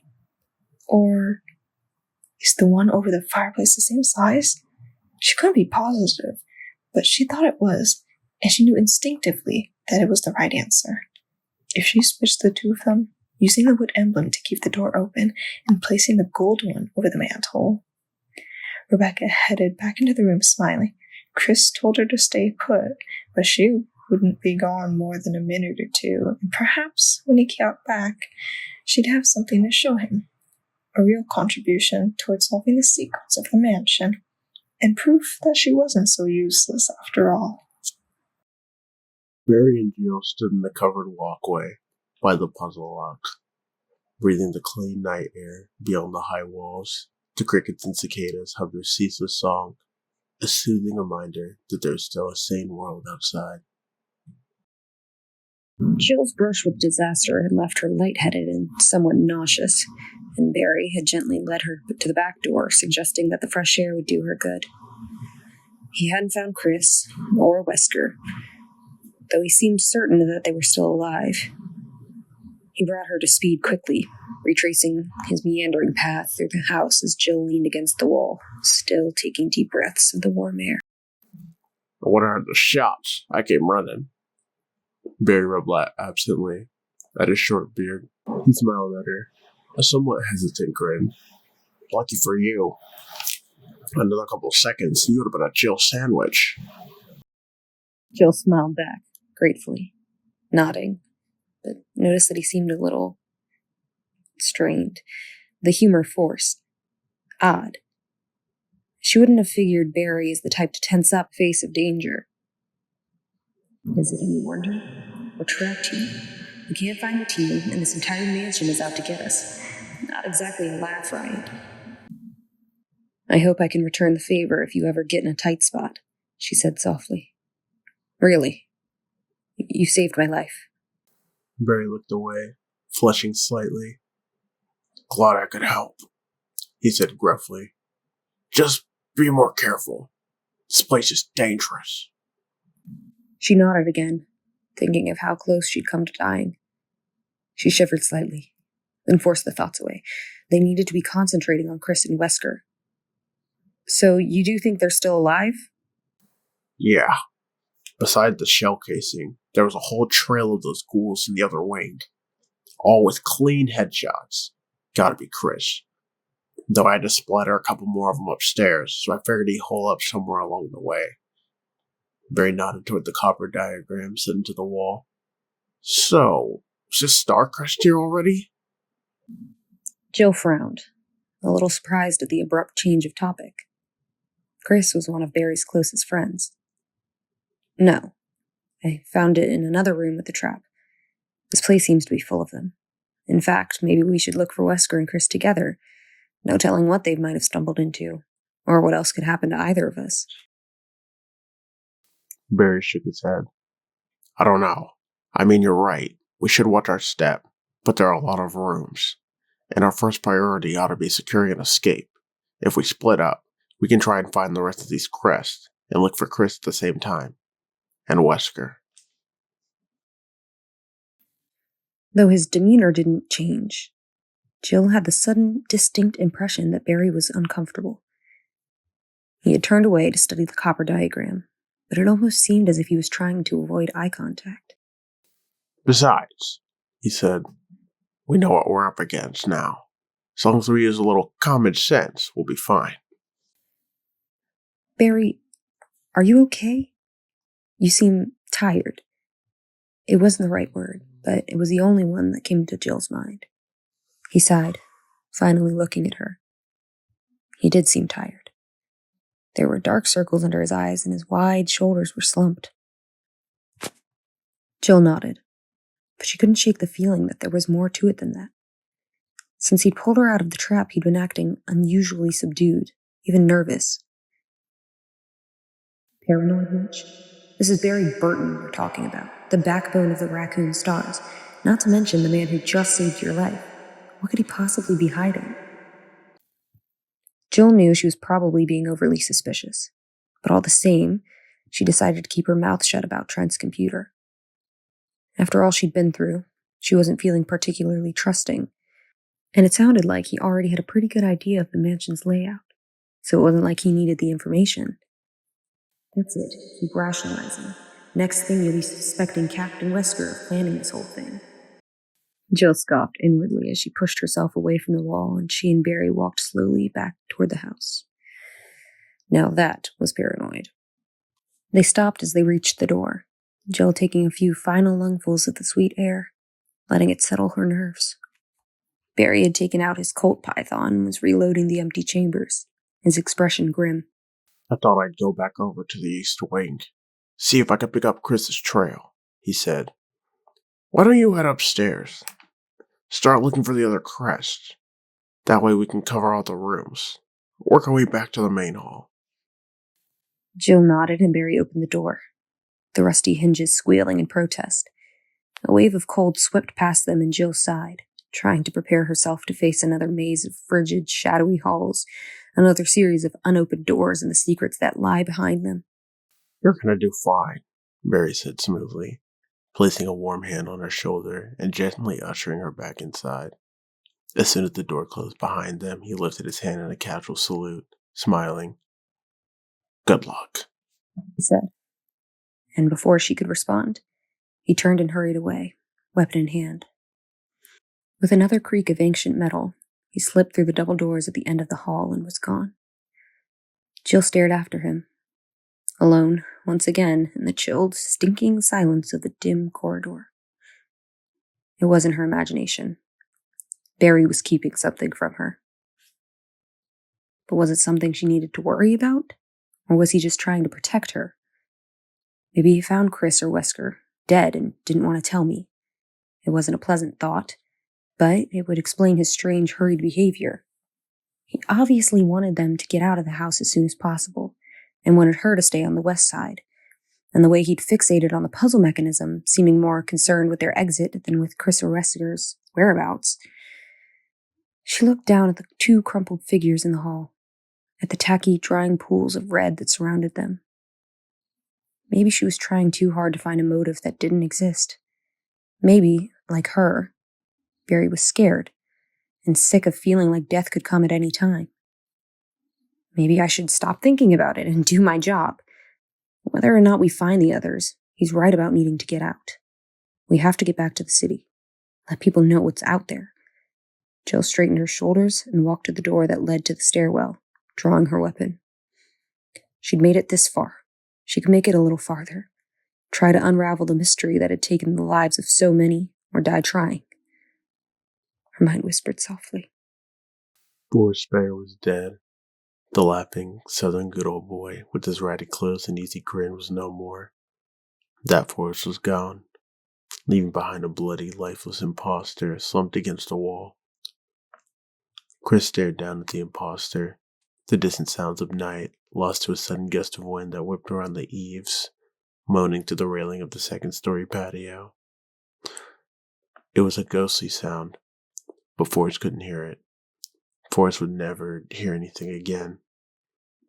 Chris crouched down next to the still body, carefully prying Forrest's Beretta from beneath cool fingers. He told himself he wouldn't look, but as he reached for Forrest's belt pack, he found his gaze fixed on the terrible emptiness where the Bravo's eyes had once been. "Jesus, what happened? What happened to you, man?" Forrest's body was covered with wounds, almost an inch or two across, surrounded by raw, bloody flesh. It was as if he'd been stabbed by hundreds of times with a dull knife.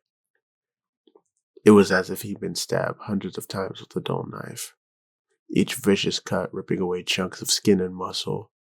Part of his rib cage was cruelly exposed, slivers of white showing beneath the tattered redness. His eyeless, streaming stare was the crowning horror.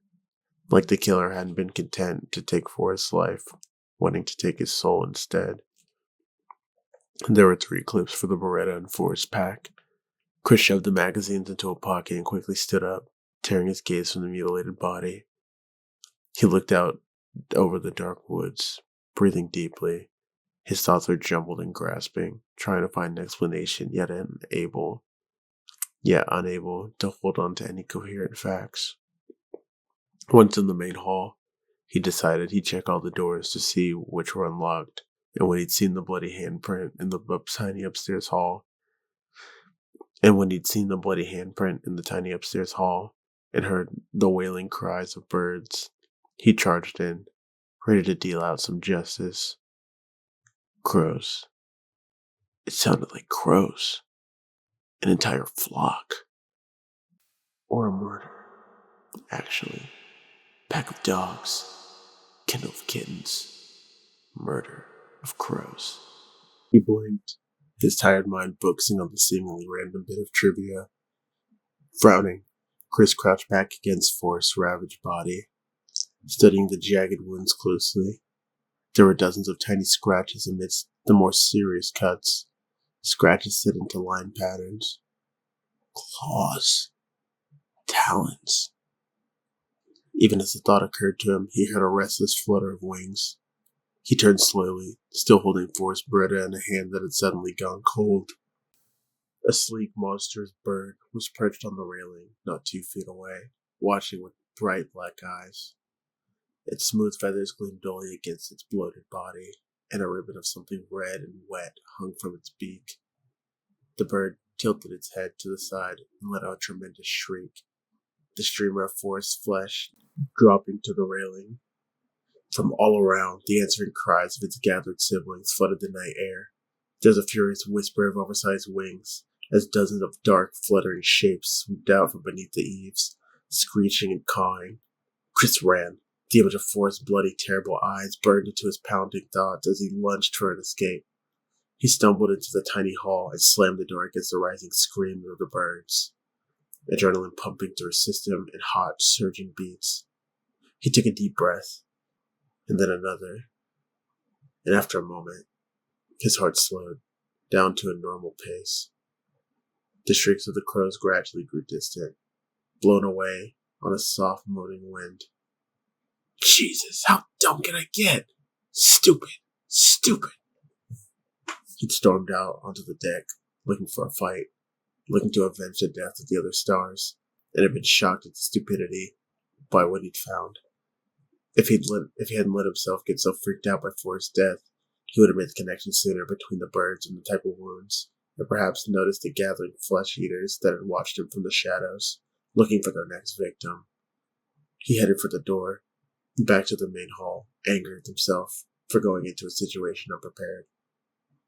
He couldn't afford to keep making mistakes, to let his attention wander from what was in front of him. This wasn't some kind of game where he could hit the reset button if he missed a trick. People were dying. His friends were dying. And if you don't pull your head out of your ass and start being more careful, you're going to join them. Another torn, lifeless body crumpled in a cold hallway somewhere. Another victim to the insanity of this house. Chris silenced the nagging whisper, taking a deep breath as he stepped back into the high gallery of the lobby and closed the door behind him. Beating himself up was no more useful than charging blindly around in a strange and dangerous environment, looking for revenge. He had to concentrate on what was important: the lost alphas and Rebecca. He walked toward the stairs, tucking Forrest's weapon into his waistband. At least Rebecca would be able to defend herself. Chris. Startled, he looked down to see the young stars member at the base of the wide steps, grinning up at him. He jogged down the stairs, glad to see her in spite of himself. What happened? Is everything all right? Rebecca held up a silver key as he reached her, still smiling widely. I found something I thought you could use. He took the key, noting that the handle was etched with a tiny shield, before slipping it inside his vest. Rebecca was beaming, her eyes flashing with excitement. After you left, I played the piano and this secret door opened up in the wall. There was this gold emblem inside, like a shield, and I switched it with the one in the dining room, and the grandfather clock moved, and that key was behind it. She broke off suddenly, her smile faltering as she studied his face. I'm sorry. I know I shouldn't have left, but I thought I could catch you before you got too far. It's okay, he said, forcing a smile. I'm just surprised to see you. Here, I found you something a little better than a can of insect repellent. He handed her the Beretta, pulling out a couple of clips to go with it. Rebecca took the gun, staring down at it thoughtfully. When she looked up at him again, her gaze was serious and intense. Who was it? Chris thought about lying, but he saw that she wasn't going to buy it, and realized suddenly what it was about her that made him feel so protective, that made him want to shield her from the sad and sickening truth. Claire. That was it. Rebecca reminded him of his little sister, from her tomboy sarcasm and quick wit to the way she wore her hair. Listen, she said quietly. I know you feel responsible for me, and I admit that I'm pretty new at this, but I'm a member of this team, and sheltering me from the facts could get me killed. So, who was it? Chris stared at her for a moment, and then sighed. She was right. Forrest. I found him outside. He'd been pecked to death by crows. Kid is dead too. A sudden anguish passed across her eyes, but she nodded firmly, keeping her gaze on his.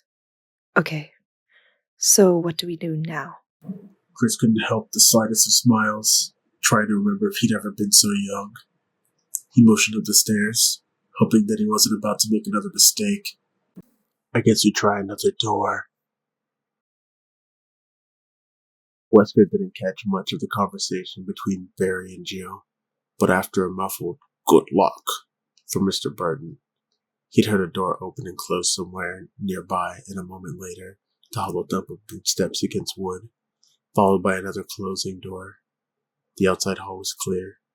His team was off on their mission to find the rest of the Copper Crest. Looks like I picked the right room to wait in. He'd used the helmet key to lock himself into a small study by the back door, the perfect place from which to monitor the team's progress. Not only could he hear them coming and going, he'd be able to get a head start to the labs. He held the heavy wind crest up to the light of the desk lamp, grinning. It had been too easy, really.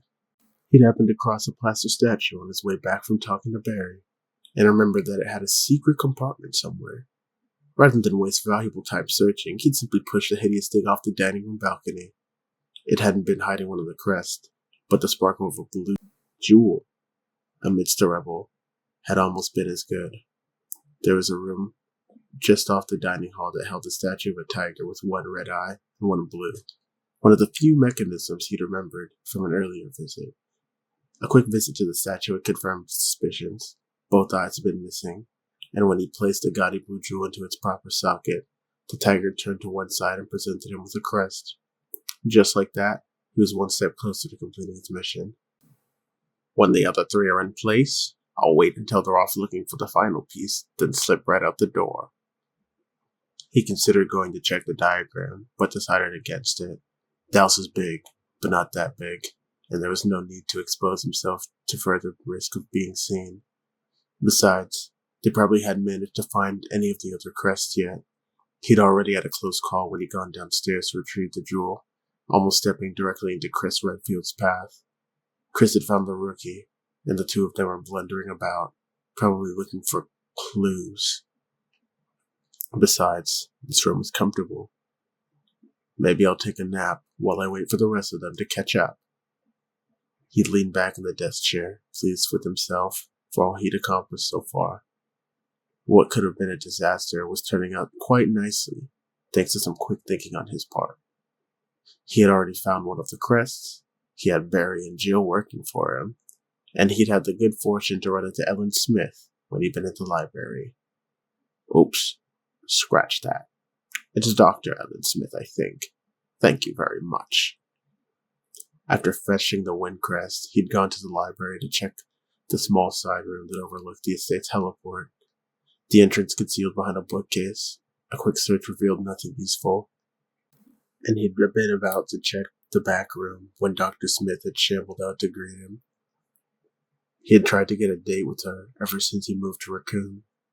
Drawn in by her long legs and platinum blonde hair, he'd always been partial to blondes, particularly smart ones. Not only had she repeatedly turned him down, she hadn't even tried to be nice about it. When he'd called her Ellen, she'd coolly inform him that she was his superior and a doctor and would be addressed as such. Ice Queen through and through.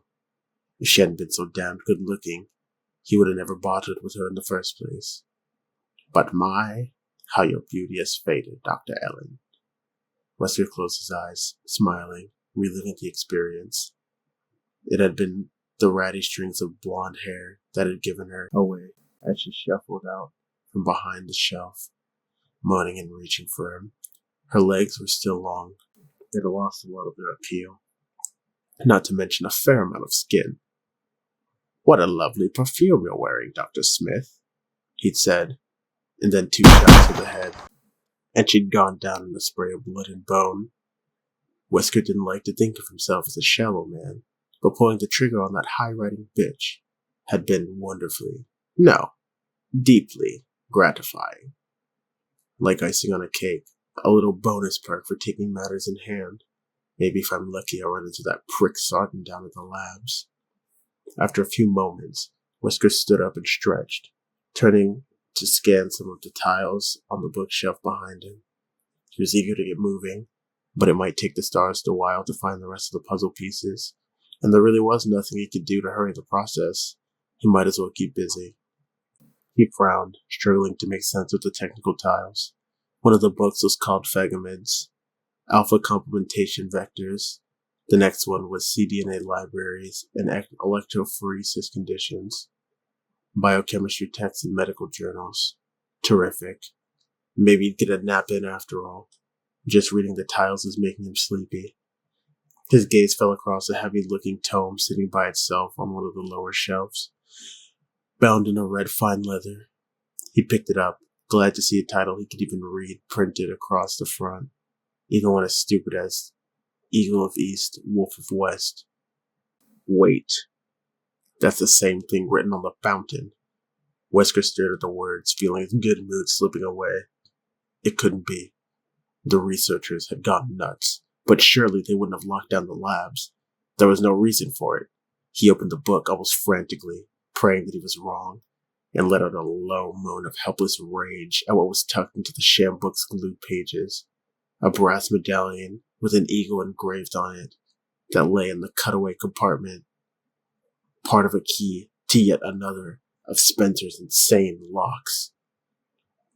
It was like the punchline to a cruel joke. To get out of the house, he had to find the crest. Once out in the courtyard, he'd have to make his way through a winding maze of tunnels that ended in a section of the garden, where there was an old stone fountain that marked the entrance to the underground labs. The fountain was one of Spencer's fanciful creations, a marvel of engineering that could be opened and closed to hide the facility underneath, provided, of course, you had the keys. 2 medallions made out of brass, an eagle one, and a wolf on the other. Finding the eagle meant that the gate was closed, and it meant that the wolf could be anywhere at all, and that his chances of getting out to the lab had just dropped down somewhere near zero. Unable to control his fury, he snatched up the metal and threw the book against the desk, knocking the lamp over with a crash and plunging the room into sudden blackness. There was no longer any point in holding on to the windcrest. His perfect plan was ruined. He'd have to give up his edge and hope that one of the others would inadvertently stumble across the wolf metal for him, secreted away somewhere in the massive, sprawling estate, which means more risk, more searching, and a chance that one of them will reach the labs before I do. Seething, Wesker stood in the dark silence with his fists clenched, trying not to scream.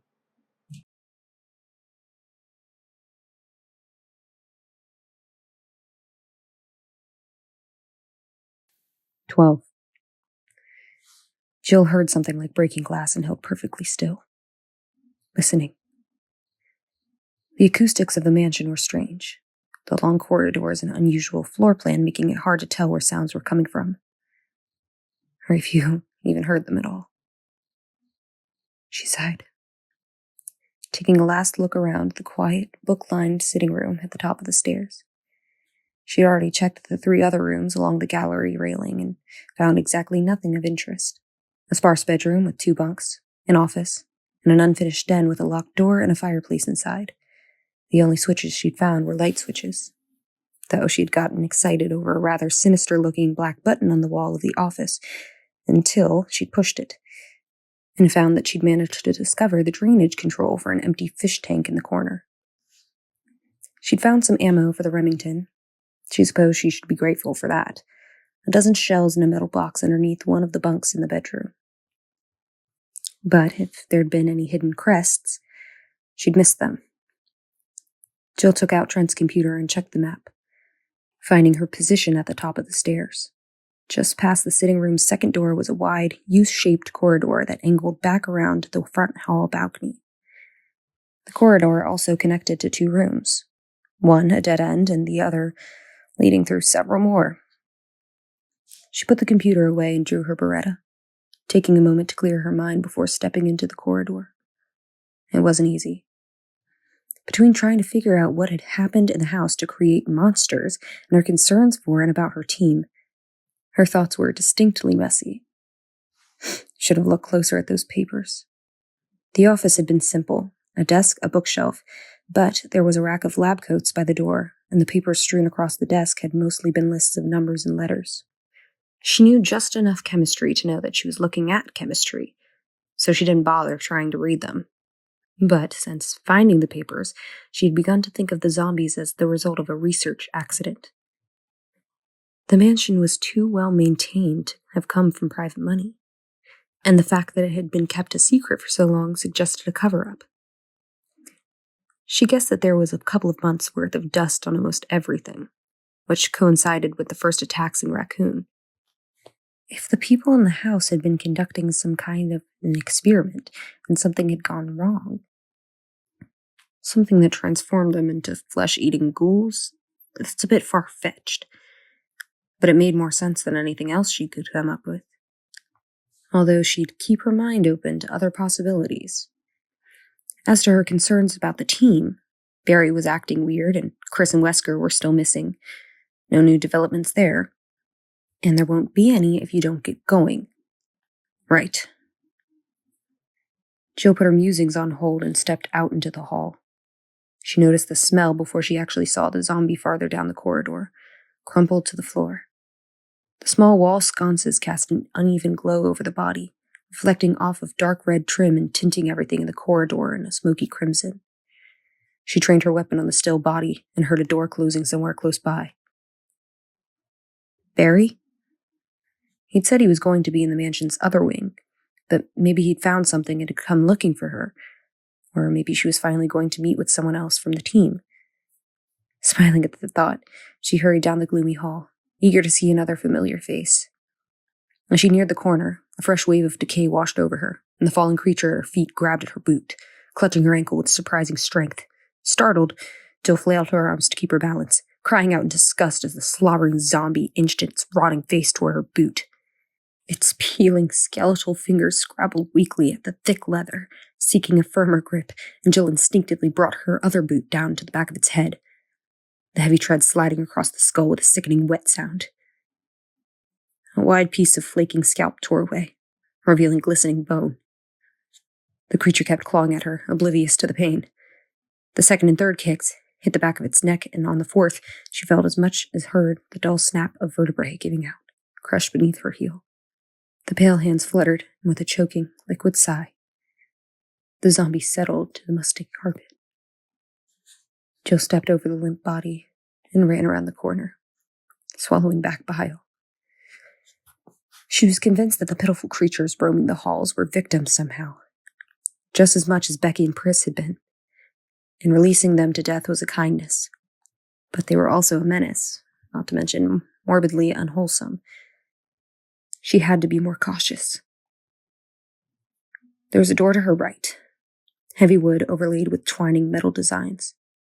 There was a picture of armor over the key plate, but like the other doors she'd come across upstairs, it was unlocked. There was no one inside the well-lit room, but she hesitated, suddenly reluctant to continue her search for whoever else was wandering the area. Two walls of the large chamber were lined with full suits of armor, 8 to a side, and there was a small display case at the back, not to mention a large red switch set into the middle of the gray tiled floor. Another trap? Or a puzzle? Intrigued, she walked into the room and headed for the glass-fronted display, the silent, lifeless guard seeming to watch her every move. There were a couple of mysterious grated holes in the floor, one on either side of the red switch, for ventilation perhaps, and she felt her head speed up a little, suddenly sure that she had found another of the mansion's traps. A quick inspection of the dusty display case decided it for her. There wasn't any way she could see to open it. The glass front a single thick piece, and something in one shadowy niche at the bottom glinted like dull copper. I'm supposed to push that button, thinking that it will open the case, and then what?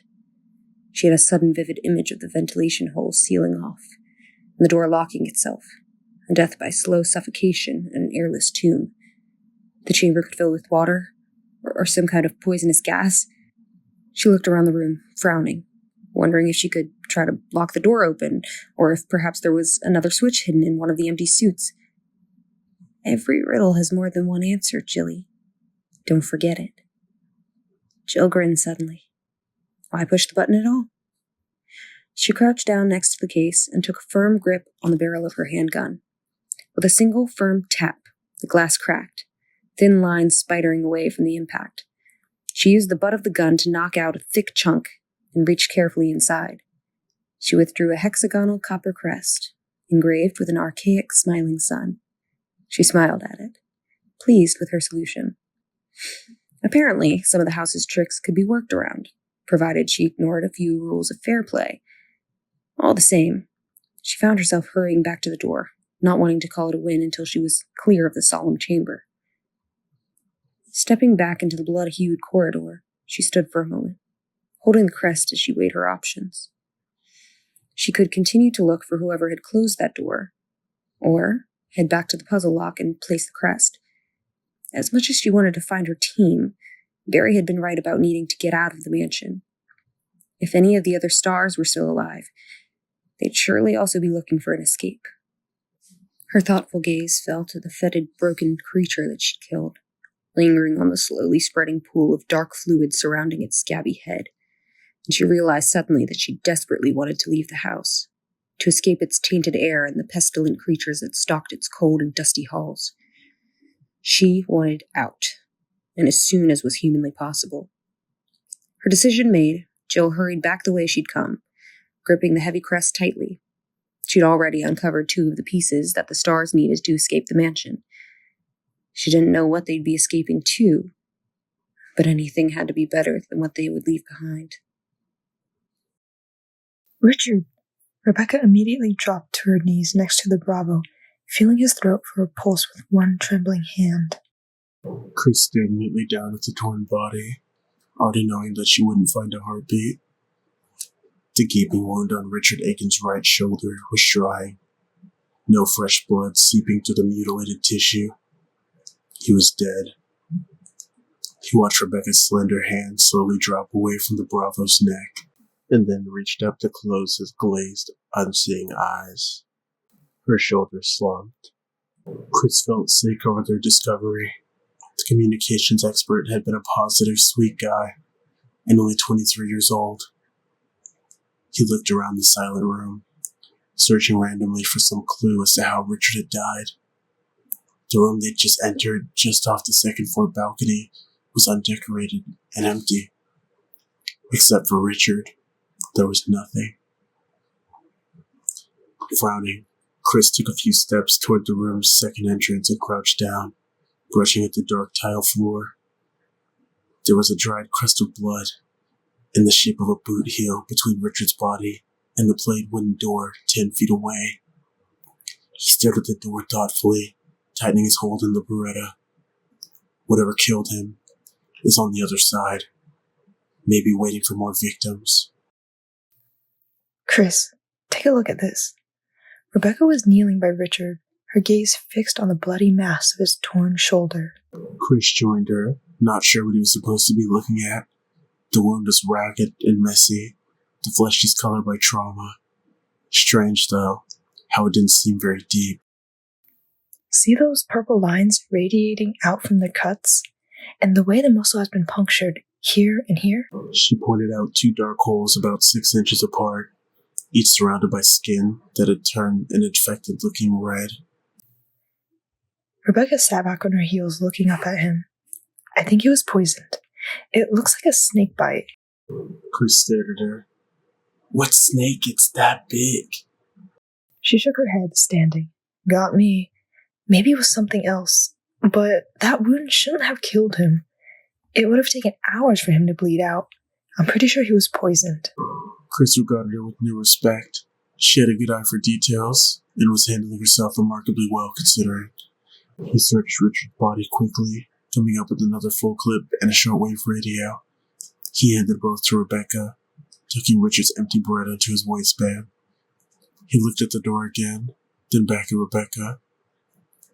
Whatever killed him might be back there. Then we'll have to be careful, she said. Without another word, she walked to the door. Wait, let me redo that. Then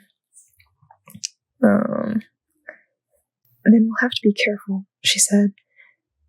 Without another word, she walked to the door and stood there, waiting for him. I've got to stop thinking of her as a kid. She's outlived most of the rest of her team already. She doesn't need me to patronize her or tell her to leave behind. He stepped up to the door and nodded at her. She turned the knob and pushed it open, both of them raising their weapons as they edged into a narrow hallway. Straight ahead were a few wood steps leading to a closed door. To the left, an offshoot of the hall, another door at the end. There was blood smeared on the walls bordering the steps, and Chris was suddenly certain that it was Richards. His killer was behind that door. He motioned down the offshoot, speaking quietly. You take that room. If you run into any trouble, come back here and wait. Check back in 5 minutes either way. Rebecca nodded and moved down the narrow hall. Chris waited until she'd gone into the room before climbing the steps, his heart already thudding solidly against his ribs. The door was locked, but Chris saw that there was a tiny shield etched to the keyhole. Rebecca was turning out to be more useful than he could have possibly imagined. He took out the key she'd given him and unlocked the wide door, checking his Beretta before moving inside. It was a large attic, as plain and unassuming as the rest of the mansion was ornate. Wooden support beams extended from the floor to the sloping ceiling, and other than a few boxes and barrels against the walls, it was empty. Chris walked further in, his guard up as he scanned for movement. At the other side of the long room was a partial wall, maybe 4 feet by 9, standing several feet from the back of the attic.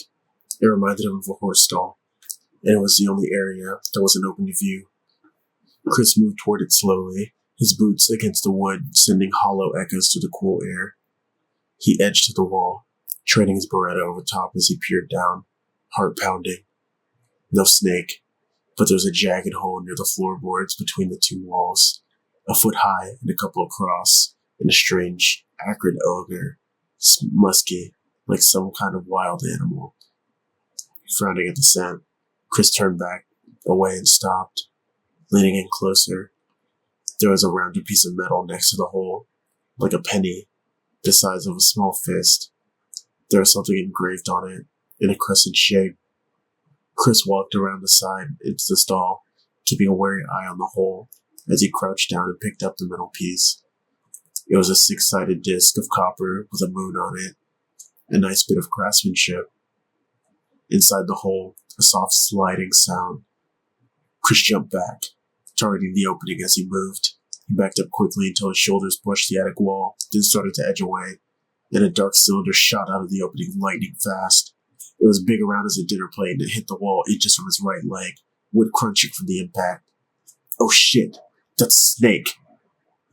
Chris, stumbling away as the giant reptile reared back, pulling more of its long, dusky body out of the wall. Hissing, it raised up, lifting its head high as Chris' chest, exposing dripping fangs. Chris ran halfway across the room and spun, firing at the massive diamond-shaped head. The snake let out a strange, hissing cry as a shot tore to one side of its gaping mouth, punching a hole through the tightly stretched skin. It dropped back to the floor and whipped itself toward him, with a single waving push of its muscular body, at least 20 feet long. Chris fired again, and a chunk of scaly flesh erupted from the snake's back, dark blood spewing from the wound.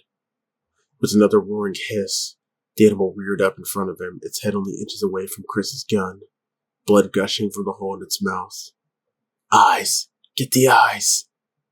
Chris pulled the trigger and the snake fell across him, knocking him to the floor, its body thrashing wildly. The tail slammed into one of the thick support beams hard enough to crack it as Chris struggled to free his pinned arms. To at least hurt it worse before he died, and the cold, heavy body suddenly went limp, sagging bonelessly to the floor. Chris! Rebecca rushed into the room and stopped cold, staring at the monstrous reptile. Whoa! His boot found one of the wooden supports, and with a tremendous shove, Chris managed to wiggle out from beneath the thick body. Rebecca reached down to help him up, her eyes wide with awe. They stared down at the wound that had killed the creature, the black liquid hole where its right eye had been, obliterated by a 9mm slug. Are you okay? She asked softly. Chris nodded. A few bruised ribs, maybe. But so what? He'd literally been inches from certain death, and all because he'd stopped to. He held up the copper crest, having her pry his clenched fingers from around the thick metal. He'd held on to it throughout the attack without even realizing it, and looking at it now, he had a gut feeling that it was important somehow. Maybe because you're almost snake food for picking it up? Rebecca took it from him, tracing a finger over the engraved moon. You find anything? He asked. Rebecca shook her head. Table, couple of shelves. What's this for anyway? Chris shrugged, looking back down at the bloody hole where the snake's shining eye had been. He would have shuddered involuntarily, thinking of what would have happened if he'd missed that final shot. Maybe we'll figure it out somewhere along the way, he said quietly. Come on, let's get out of here.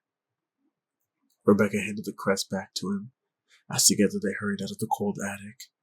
As he closed the door behind them, Chris realized suddenly that although he'd never cared before, he'd absolutely hated snakes. Barry walked heavily up the stairs in the main hall, the knot of dread in the pit of his stomach tightening with each step. He'd been to every room he could open in the East Wing and had come up empty-handed. The same horrible images played through his mind over and over as he trudged up the steps. Kathy and Moira and Pollyanne, terrified and suffering at the hands of strangers in their own home. Kathy knew the combination to the gun safe in the basement, but the chances of her making it down the stairs before someone could get in. Barry reached the first landing and took a deep, shaky breath. Kathy wouldn't even think to run for the weapons if she heard someone breaking through one of the windows or doors. Her first priority would be to get the girls, to make sure they were okay. If I don't turn up those crests soon, nothing will be okay. He hadn't seen a phone or a radio anywhere in the house. If Wesker couldn't get to that laboratory, how would he be able to contact the people at White Umbrella and call off the killers? Barry reached the door on the upper landing that led into the West Wing. His only hope was that either Jill and Wesker had managed to find the 3 missing pieces. He didn't know where Wesker was, although he had no doubts that the rat bastard would turn up soon enough. But Jill would probably still be searching upstairs. They could split up the rooms she hadn't checked and at least rule out the least likely areas. If they couldn't uncover any more of the crest, he'd have to go back to the East Wing and start tearing apart furniture. He opened the door that led into the red hallway, lost in thought, and very nearly ran into Chris Redfield and Rebecca Chambers as he stepped out the doorway to his right. Chris's face lit up with a broad, beaming grin. Barry! The younger man stepped forward and embraced him roughly, then backed up, still grinning. Jesus, it's good to see you. I was starting to think that me and Rebecca were the last ones alive. Where are Jill and Wesker? Barry pasted a smile on as he fumbled for an acceptable answer, feeling almost sick with guilt. Lying to Jill hadn't been easy, but he'd known Chris for years. Kathy and the girls. Dead. Jill and I came after you, but all the doors in that hall were locked. When you got back to the lobby, the captain was gone. Since then, we've been looking for you two, trying to find a way out. Barry smiled more naturally. It's good to see you. Both of you.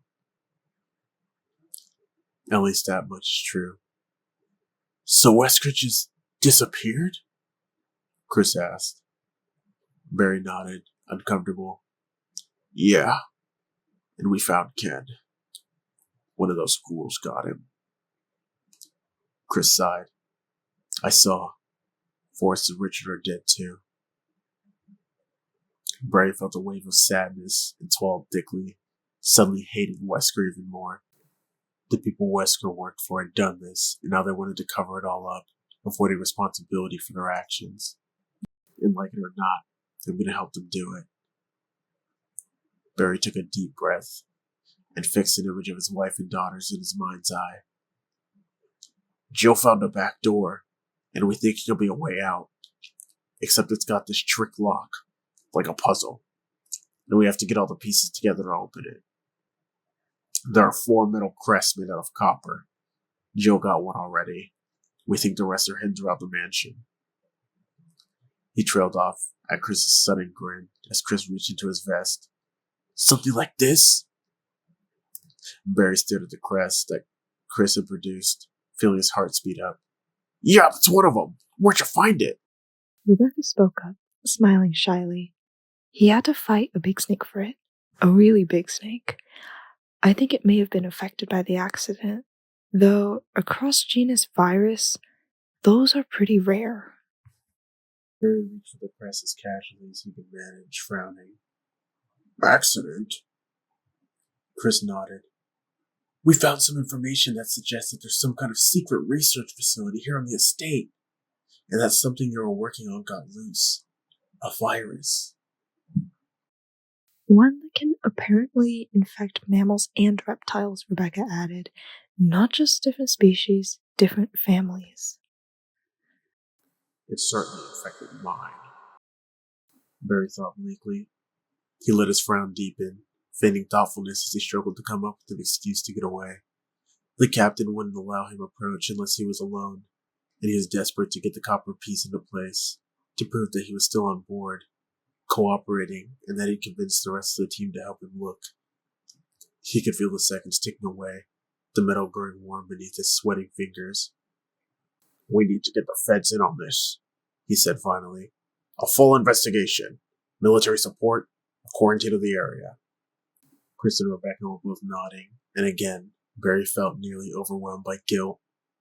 God, if only they weren't so trusting. But to do that, we have to find all these crests. Jill might have turned up another one by now. Maybe both of them. I can only pray.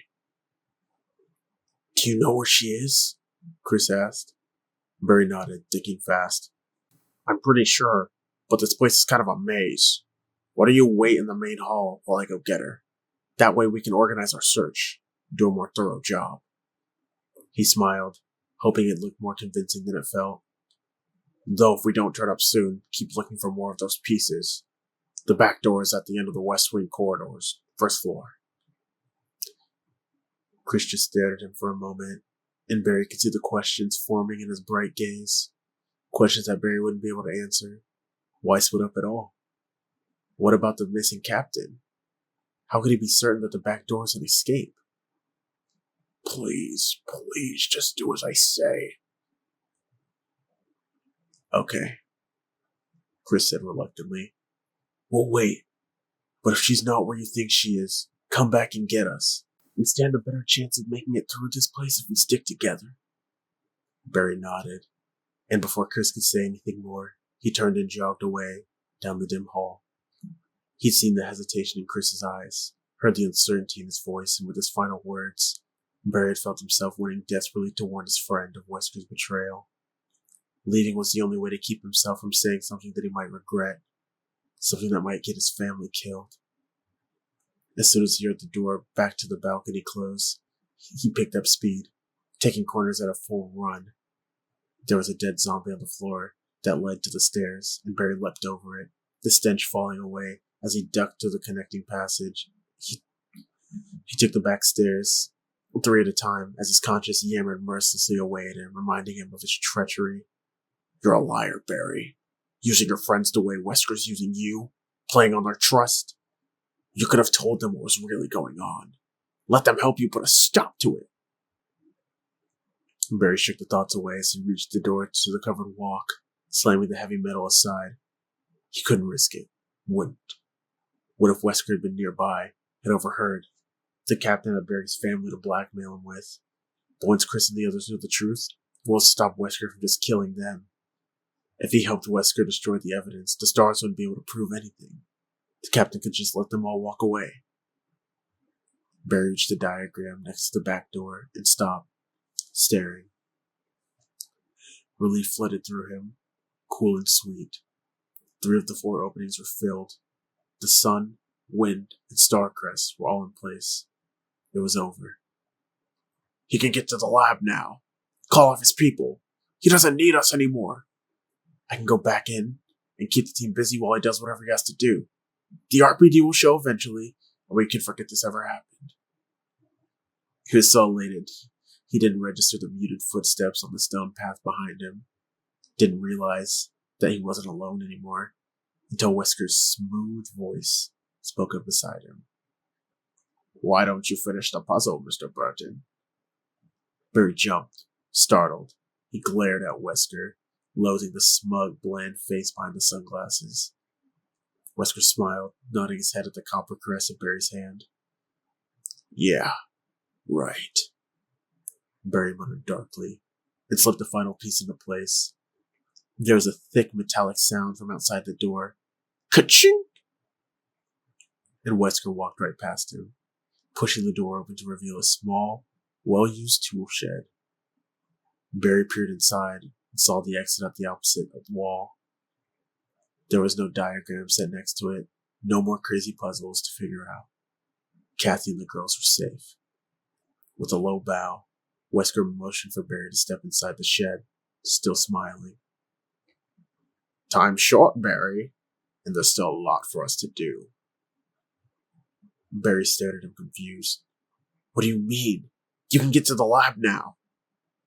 Well, there's been a slight change of plans. See, it turns out that I need to find something else, and I have an idea of where it might be. But there are some dangers involved. And you've done such a good job so far, I wanted you to come along. Wesker's smile transformed into a shark-like grin, a cold, pitiless reminder of what was at stake. In fact, I'm afraid I'm going to have to insist on it. After a long, terrible moment, Barry nodded helplessly. My dearest Alma, I sit here trying to think of where to begin, how to explain in a few simple words all that's happened in my life since last we spoke. And already I fail. I hope this letter finds you well and whole, and that you will forgive the tangents of my pen. This isn't easy for me. Even as I write, I can feel the simplest concepts slipping away, lost to feelings of despair and confusion. But I have to tell you what's in my heart before I can rest.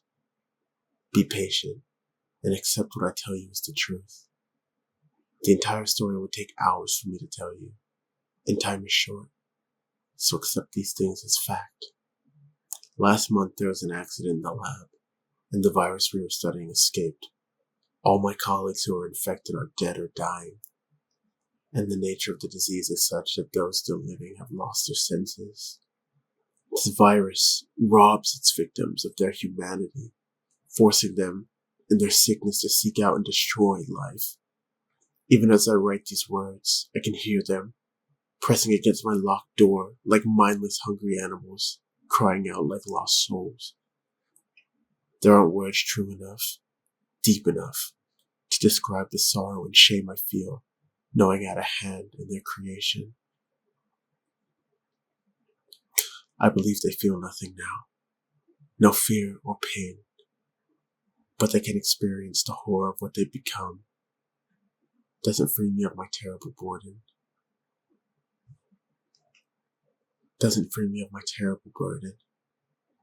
I am, in part, responsible for this nightmare that surrounds me. In spite of the guilt that is burned into my very being, that will haunt my every breath, I might have tried to survive, if only to see you again. But my best efforts only delayed the inevitable. I am infected, and there is no cure for what will follow, except to end my life before I lose the one thing that separates me from them. My love for you. Please understand. Please know that I am sorry. Martin Crackhorn.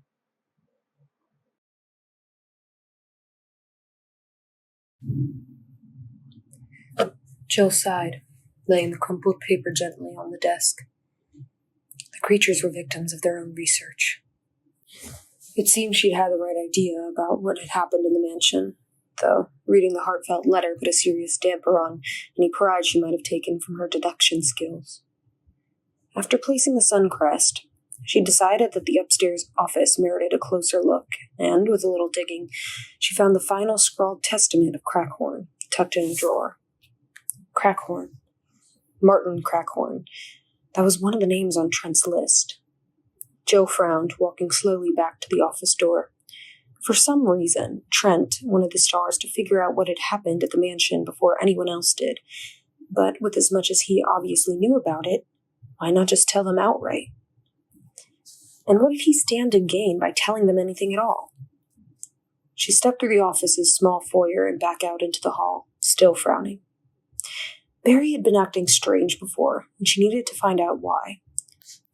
Maybe she could get a straight answer if she just asked him outright. Or maybe not. Either way, it'll tell me something. Jill stopped by the back stairs, taking a deep breath, and realized that something was different. She looked around uncertainly, trying to figure out what it was her senses were telling her. It's warmer. Just a little, but it's definitely warmer. And the air isn't quite as stale, like someone had opened a window. Or maybe a door. Jill turned and jogged down the stairs, suddenly anxious to check the puzzle lock. Reaching the bottom of the steps, she saw that the door connecting one hall to the next was standing open. She could hear crickets singing faintly, feel the fresh night air wafting toward her through the frigid mustiness of the house. She hurried to the darker corridor and hooked a right, trying not to get her hopes up. Another sharp right, and she could see the door that led to the covered walkway standing open. Maybe that's all it is. It doesn't mean the puzzle's solved. Jill broke into a run, feeling the clean warmth of the summer air against her skin as she rounded the corner in the stone path and let out a short, triumphant laugh as she saw the 4 place crests next to the open door. A warm breeze was flowing through the room that the puzzle had unlocked. A small storage shed for gardening tools. The metal door on the wall opposite was standing open, and Jill could see moonlight playing across a brick wall just past the rusted hinges. Barry had been right. The door led outside. They'd be able to get help now, find a safe route through the woods, or at least signal. But if Barry found the missing pieces, why didn't he come looking for me? Jill's grin faded as she stepped into the shed, absently taking in the dusty boxes and barrels that lined the gray stone walls. Barry had known where she was, had suggested himself that she take the second floor of the west wing. So maybe it wasn't Barry who opened the door. True, it could have been Chris or Wesker or one of the Bravos. If that was the case, she should probably go back in and look for Barry. Or investigate a little first, make sure it's worth the effort. It was a bit of a rationalization, but she had to admit to herself that the thought of returning to the mansion with a possible escape in front of her wasn't all that enticing. She unholstered her Beretta and walked toward the outer door, her decision made. The first thing she noticed was the sound of rushing water over the soft forest noises that filled the cooling air, like a waterfall. The second and third were the bodies of the 2 dogs that lay across the irregular stone path, shot to death. Pretty safe bet that one of the stars came this way. Jill edged out into a high-walled courtyard, low hedges set into brick planters on either side. Dark clouds hung oppressively low overhead. Across the open space was a barred iron gate just past an island of shrubs. To her left, a straight path overshadowed by the 10-foot-high brick walls that bordered it. The gentle waterfall sound seemed to be coming from that direction, though the path ended abruptly in a metal gate a few feet high. Stairs going down, maybe? Jill hesitated, looked back at the arched, rusty gate in front of her, and then at the curled bodies of the mutant dogs. They were both closer to the gate than the walkway, and assuming they'd been killed while attacking, the shooter would have been headed in that direction. There was a sudden sound of water splashing wildly, making the decision for her. Jill turned and ran down the moonlit walk, hoping to catch a glimpse of whatever was making the noise. She reached the end of the stone path and leaned over the gate, then drew back a little, surprised by the sudden drop-off. There were no stairs. The gate opened to a tiny platform elevator in a huge open courtyard 20 feet below. The splashing was off to the right, and Jill looked down and across the wide yard just in time to see a shadowy figure walk through the waterfall she'd heard, disappearing behind the curtain of water that cascaded down the west wall. What the hell? She stared at the small waterfall, blinking, not sure if her eyes were playing tricks on her. The splashing had stopped as soon as the person disappeared, and she was fairly certain that she wasn't hearing things, which meant that the rushing water concealed a secret passage. Great. That's just what this place needs. Lord knows I didn't get enough of that inside. The controls for the one-man lift were on a metal bar next to the rusting gate, the platform itself down in the courtyard. Jill toggled the power switch, but nothing happened. She'd have to get down another way, wasting time while the mysterious splasher got farther away. Unless... Jill looked down the narrow elevator shaft, an inset square only 3 feet across and open on the side facing the yard. Coming up would be a bitch, but descending? Cake. She could crouch her way down in a minute or less, using her back and legs to support her weight. As she unstrapped the shotgun from her back in preparation for the climb, a disturbing thought occurred to her. If the person who'd gone through the waterfall was one of the stars, how had they known that the passage was even there? Good question, and not one she wanted to linger over. Holding the shotgun tightly, Jill pushed the gate open and carefully started down the shaft. They'd given Barry a full 15 minutes before heading through the winding halls of the West Wing and finding the open back door. They stood there now, looking at the slab of copper and its four-engraved crest. Chris stared at the crescent moon that Barry had taken, feeling confused and more than a little worried. Barry was one of the most honest, straightforward guys he'd ever known. If he said that he was going to look for Jill and then come back for them, then that's what he meant to do. But he didn't come back. And if he ran into trouble, how did the piece I gave him end up here? He didn't like any of the explanations his mind was giving him to work with. Someone could have taken it from him. He could have placed it himself and then been injured somehow. The possibilities seemed endless, and none of them good. Sighing, he turned away from the diagram and looked to Rebecca. Whatever happened to Barry, we should go ahead. This might be the only way off the estate. Rebecca smiled a little. Fine by me. It just feels good to get out of here, you know? Yeah, no kidding, he said, with feeling. He hadn't even realized how accustomed he'd grown to the cold and oppressive atmosphere of the house until they'd left it. The difference was truly amazing. They walked through the tiny storage room and stopped at the back door, both of them breathing deeply. Rebecca checked her Beretta for about the 100th time since they'd left the main hall, chewing at her lower lip nervously. Chris could see how tightly wound she was and tried to think if there was anything she needed to know. Anything that would help her if they were forced into a combat situation. Star's training covered all the basics, but shooting at a video screen with a toy gun was a far cry from the real thing. He grinned suddenly, remembering the words of wisdom he'd gotten back on his first operation. A standoff with a group of whacked-out survivalists in upstate New York. He'd been terrified and desperately tried not to show it. The captain for the mission had been a tough-as-nails explosive expert, an extremely short woman named Kaylor. She'd pulled him aside just before they went in, looked him up and down, and given him the single best piece of advice he'd ever received. Son, she'd said, no matter what happens, when the shooting starts, try not to wet your pants. It had surprised him out of his nervousness. The statement had been so totally weird that he'd literally been forced to let go of the worst of his fear to make room for it. What are you grinning about? Chris shook his head, smile fading. Somehow, he didn't think it would work on Rebecca, and the danger they faced didn't shoot back. Long story. Come on, let's go. They moved out into the calm night air. Crickets and cicadas buzzing sleepily in the surrounding woods. They were in a kind of courtyard. High brick walls on either side, an offshoot walkway to their left. Chris could hear rushing water nearby, and the mournful cry of a dog or coyote in the distance. A lonely, faraway sound. Speaking of dogs, there were a couple of them sprawled across the stones, soft moonlight glistening off their wet, sinewy bodies. Chris edged up to one of them as he crouched down, touching its flank. He quickly pulled his hand back, scowling. The mutant dog was sticky and warm, like it had been sheathed in a thick layer of mucus. He stood up, wiping his hand on his pants. Hasn't been dead long, he said quietly. Less than an hour, anyway. There was a rusted iron gate just past some hedges in front of them. Chris nodded at Rebecca, and as they walked toward it, the sound of rushing water increased to a dull roar.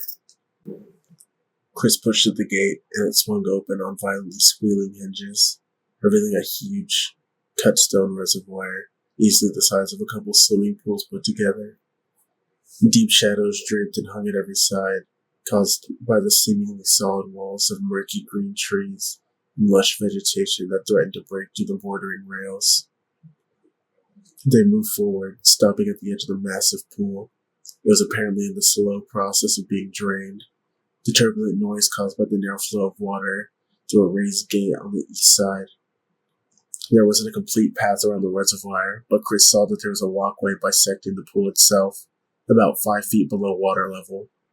There were bolted ladders at both sides, and the path had been obviously submerged until quite recently. The stones dark with dripping algae. Chris studied the unusual setup for a moment, wondering how anyone got across and it wasn't being drained. Another mystery to add to the growing list. Without speaking, they climbed down and hurried across, boots squelching against the slimy stones, a clammy humidity enveloping them.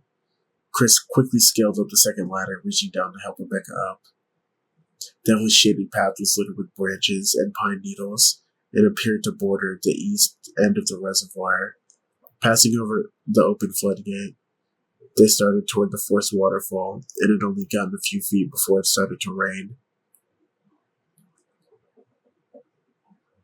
Chris frowned, an inner voice informing him coolly that he shouldn't be able to hear raindrops over the roar of draining water. He looked up and saw a twisting branch fall from the stretching foliage hanging over the rail, a branch that hit the stones and slid smoothly away. That's not a branch. And there are dozens of them already on the ground, twisting across the dark stones, hissing and writhing as they fell from the trees overhead. He and Rebecca were surrounded by snakes. Oh shit! Startled, Rebecca turned to look at Chris and felt cold terror shoot through her. Her heart squeezed in its icy grip as she took the path in behind him. The ground had come alive, black shapes coiling toward their feet and dropping from above like living rain. Rebecca started to raise her gun, realizing numbly that there were too many, even as Chris roughly grabbed her arm. Run! They stumbled forward, Rebecca crying out involuntarily as a thick, writhing body fell across her shoulder, a touch of cool scales against her arm as it slid heavily off and hit the stones. The path zigzagged and they ran through the shifting shadows, heels crunching down on the rubbery, moving flesh, throwing them off balance. Snakes darted forward to strike at their passing boots as they ran over the steel grate, black foaming water thundering below, the sound of their boots hitting metal lost to the liquid roar. Ahead of them, the stones were clearer, but the path also dropped off sharply, a small elevator platform marking its end. There was no place left to go. They crowded onto the tiny platform and Rebecca snatched the controls, her breath coming in panicked gasps. Chris turned and fired repeatedly, the shot blasting over the crash of water as Rebecca found the operating button and slammed it down. The platform shuddered, started to descend, slipping down past the rock walls toward a massive empty courtyard below. Rebecca turned, raising the Beretta to help Chris, and felt her jaw drop, her throat locking at the gruesome scene. There had to be hundreds of them. The path was almost completely hidden by the slithering creatures, hissing and squirming in an alien frenzy as they struck wildly at each other. By the time she managed to unfreeze, the loathsome sight had risen. The loathsome sight had risen past eye level and was gone. The ride seemed to last forever, most of them staring up the edge of the path that they'd left behind, tensely, breathlessly waiting for the bodies to start falling. When the lift was in a few feet of the bottom, they both jumped off, stumbling quickly away from the wall. They both leaned against the cool rock, gasping. Rebecca took in the courtyard they'd escaped to, in between shuddering breaths, letting the sound of splashing waterfall soothe her nerves. It was a huge, open space, made out of brick and stone. The colors washed out and hazy in the frail light. The water from the reservoir tumbled down into 2 stone pools nearby. There was a single gate across from them, and no snakes. She took a final deep breath and blew it out, then turned to Chris. Were you bit? He shook his head. You? No, she said. Though, if it's all the same to you, I'd rather not go back that way. I'm more of a cat person, really. Chris stared at her for a moment, and then grinned, pushing away from the wall. Funny, I would have figured you for lab rats. The radio! Rebecca grabbed at the unit hooked to her belt, the snakes suddenly forgotten. It was the sound she'd been hoping to hear ever since they'd found Richard. They were being hailed, maybe by searchers. She thumbed the receiver and held the radio up so they could both hear. Static crackled through the tinny speaker, along with the soft whine of a wavering signal. This is Brad! Alpha Team! Freed! If... Can you hear us? His voice disappeared in a burst of static. Rebecca hit the transmit button and spoke quickly. Brad, come in! The signal was gone. They both listened for a moment longer, but nothing else came through. He must have gotten out of range, Chris said. He sighed, walking further into the open yard and gazing up at the dark, overcast sky. Rebecca clipped the silent radio back to her belt, still feeling more than hopeful that she had all night. The pilot was out there somewhere, circling around and looking for them. Now that they were clear of the mansion, they should be able to hear him signal, assuming he comes back. Rebecca ignored the thought and walked over to join Chris, who had found another tiny elevator platform, tucked in the corner across from the waterfall. A quick check showed it to be without power. Chris turned toward the gate, slapping a fresh clip in his Beretta. Shall we see what's behind door number 1? It was a rhetorical question, unless they wanted to just go back to the snakes. It was their only option. Just the same, Rebecca smiled and nodded, wanting to make sure he knew she was ready, and hoping desperately that if anything else happened, she would be.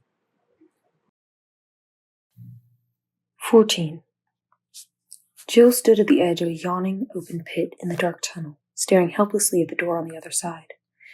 The pit was too wide to safely jump, and there was no way to climb down, at least none that she could see. She'd have to go back and try the door by the ladder. Her frustrated sigh turned into a shiver. The damp chill emanating from the stone walls would have been bad enough without her being dripping wet. Great secret passage. To use it, you have to catch pneumonia. A glint of metal caught her gaze as she turned, feet squelching in her boots. She peered down at it, brushing a wet strand of hair out of her eyes. It was a small iron plate set into the stone, a 6-sided hole about the size of a quarter at the center. She looked back at the door thoughtfully. Maybe it works as a bridge or lowers stairs. It didn't matter, since she didn't have whatever tool it required. It was as good as a dead end. Besides, it was unlikely that whoever she'd seen walking through the waterfall had managed to get across. Jill walked back through the twisting passage toward the entrance to the tunnel, still in awe of what she'd found behind the curtain of water. It appeared there was a whole network of tunnels running beneath the estate. The walls were rough and uneven, chunks of sandy limestone protruding at odd angles, but the sheer amount of work that had gone into creating the underground path was mind-boggling.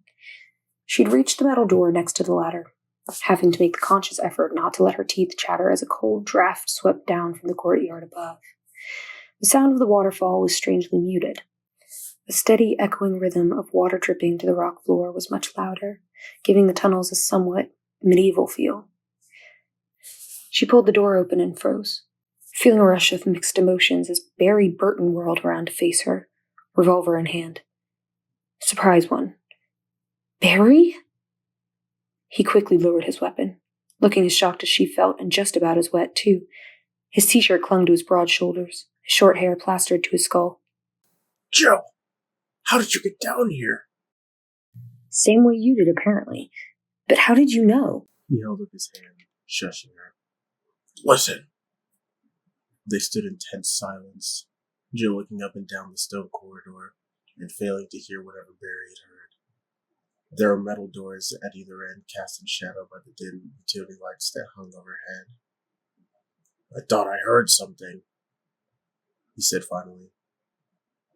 Voices.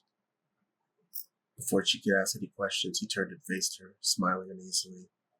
Look, I'm sorry I didn't wait for you, but I heard somebody walking in the garden, and I had to take a look. I found this place by accident. Kinda tripped and fell in. Anyway, I'm glad you're here. Let's check around. See what we can dig up. Jill nodded, but decided to keep a close eye on Barry for a while. Maybe she was paranoid, but in spite of his words, he didn't seem all that happy to see her. Watch and wait, Hermione whispered. For now, there was nothing else she could do. Barry led them toward the door to the right, holding his Colt up. He pulled the handle, revealing another gloomy tunnel. A few steps in to the right was another metal door, and across from it, the passage veered sharply into almost complete darkness. Barry motioned at the door, and Joel nodded. He pushed it open, and the two of them moved into another silent corridor. Jill sighed inwardly as she studied the bare, rocky walls, wishing that she had a piece of chalk with her. The tunnel they were in now looked pretty much like all the rest of them, turning left up ahead. She already felt lost, and hoped that there weren't too many more twists and turns. Hello? Who's there? A deep, familiar voice shouted from somewhere ahead of them, the words echoing down the passage. Enrico? Jill called out. Jill? Jill, is that you? Excited, Jill ran the last few steps to the corner and around, Barry right behind her. The Bravo team leader was still alive, had somehow ended up down here. Jill rounded the next corner and saw him sitting against the wall, the tunnel widening out and ending in a shadowy alcove. Hold it. Stop right there. She froze, staring at the Beretta he had pointed at her. He was injured, blood seeping from his leg and puddling on the floor. Are you with anyone, Jill? His dark eyes were narrowed with suspicion, the black bore of his semi-automatic unwavering. Barry's here too. Enrico, what happened? What's this about?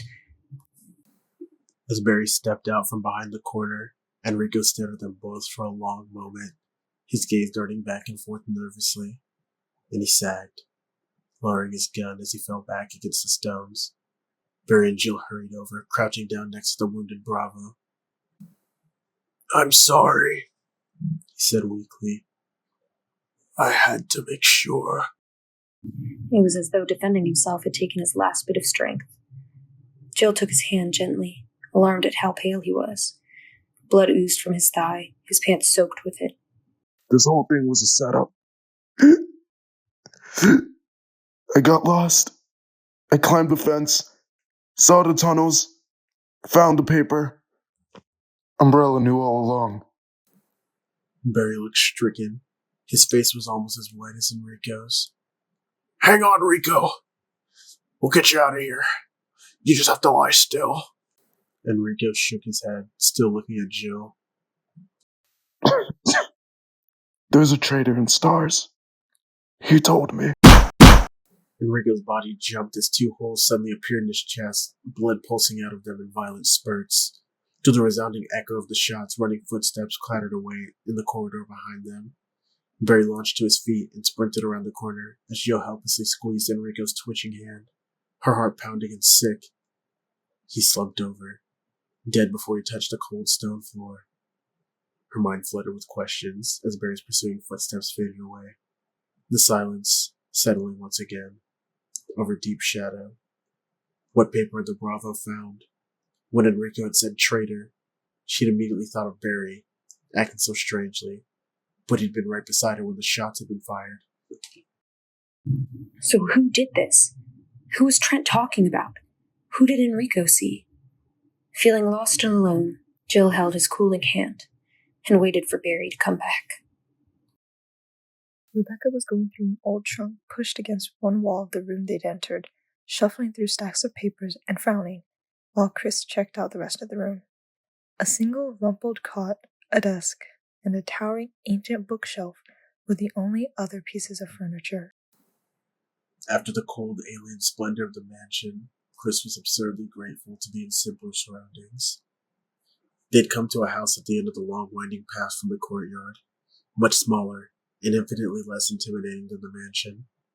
The hall they'd stepped into was plain, undecorated wood, as were the two small bedrooms they'd discovered just off the silent corridor. Chris figured they'd found a bunkhouse for some of the mansion's employees. He had noticed the thick, unmarked dust in the hallway on their way with a sinking resignation, realizing that none of the other stars had made it out of the main house. With no way for him and Rebecca to get back, all they could do was try and find the back door and go for help. Chris didn't like it, but there weren't any other options. After a brief perusal of the shelves, Chris walked up to the battered wooden desk and pulled at the top drawer. It was locked. He bent down and felt along the bottom of the drawer, grinning as his fingers touched a thick piece of tape. Don't people ever watch movies? The key's always stuck under the drawer. He peeled the tape away and came up with a tiny silver key. Still grinning, he unlocked the drawer and pulled it open. There was a deck of playing cards, a few pens and pencils, gum wrappers, a couple pack of cigarettes. Junk mostly, the kind of stuff that always seemed to accumulate in desk drawers. Bingo! Chris picked up the keyring by its leather tag, pleased with himself. If finding the exit was this easy, they'd be on their way back to Raccoon in no time. Looks like we just got a break, he said softly, holding up the keys. The leather tag had the word alias burned onto one side, the number 345 written on the back in smudged ballpoint pen. Chris didn't know the significance of the number, but he remembered the nickname from the diary he'd found in the mansion. Thank you, Mr. Alias. Assuming the keys were for the bunkhouse, they were that much closer to getting off the estate. Rebecca was still sitting by the trunk, surrounded by papers, envelopes, even a few grainy photos that she'd pulled out. She seemed totally absorbed in whatever she was reading, and when Chris walked over to join her, she looked up at him with eyes clouded by worry. You find something? Rebecca held up the piece of paper she was reading. A couple things. Listen to this. 4 days since the accident, and the plant at point 42 is still growing and mutating at an incredible rate. She skipped ahead, skimming the page with one finger as she spoke. It calls this thing Plant 42 and says its root is in the basement here. Shortly after the accident, one of the infected members of the research team became violent and broke the water tank in the basement, flooding the entire section. We think some trace chemicals used in the T-virus tests contaminated the water and contributed to Plant 42's radical mutations. A number of shoots have already been traced to different parts of the building, but the main plant now hangs from the ceiling in the large conference room on the first floor. We've determined that Plant 42 has become sensitive to movement and is now carnivorous.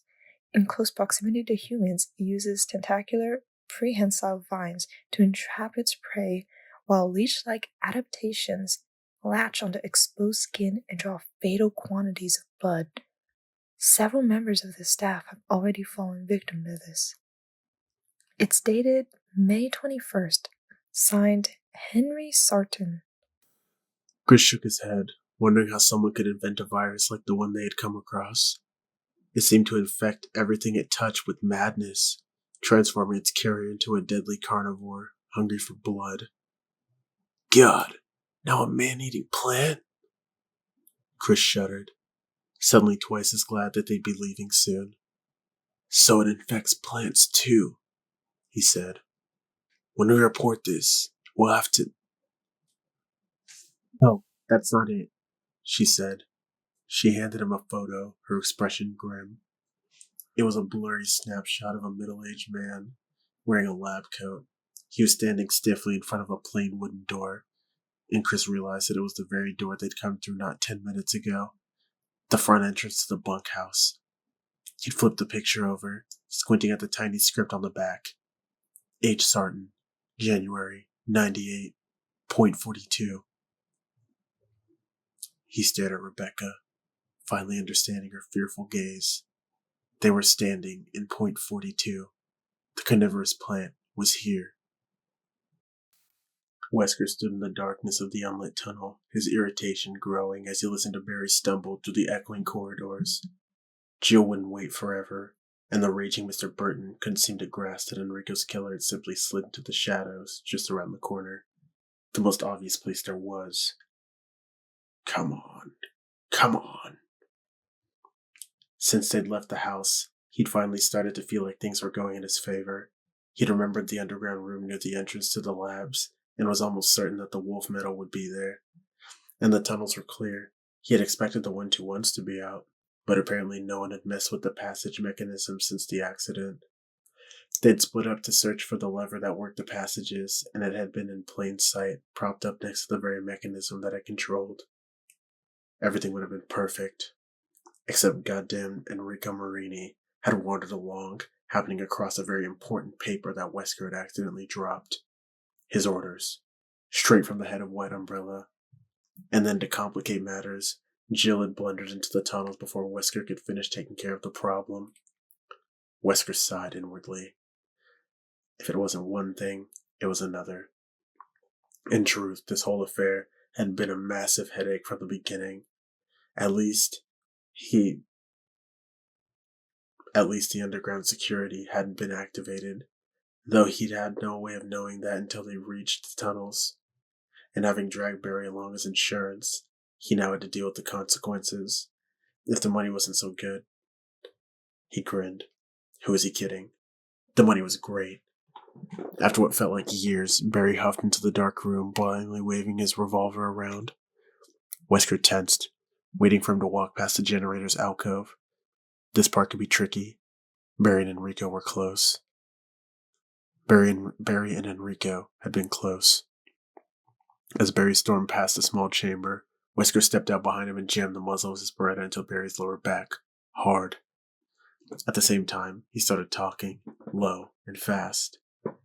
I know you want to kill me, Barry, but I want you to think about what you're doing. I die, your family dies, and right now, it looks like Jill may have to die, too. But you can stop it. You can put a stop to all the killing.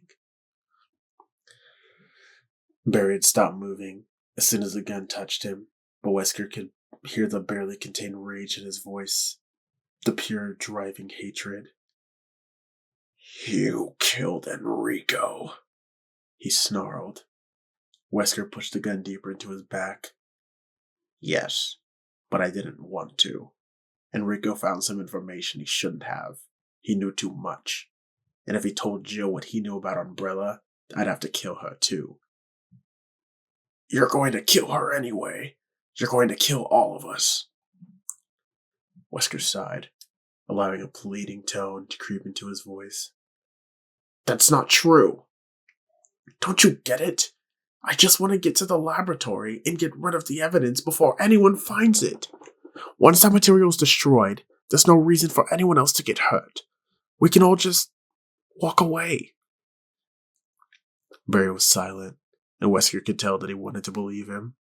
He wanted desperately to believe that things could be that simple. Wesker let him waver for a moment before pressing on. All I want you to do is keep Jill busy.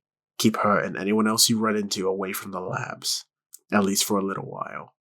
You'll be saving her life, and I swear to you, as soon as I get what I need, you and your family will never hear from me again. He waited, and when Barry finally spoke, Wesker knew he had him. Where are the labs? Good boy. Wesker lowered the gun, keeping his expression blank just in case Barry had good night vision. He pulled a folded paper out of his vest and slipped it into Barry's hand. A map from the tunnels to the first basement level.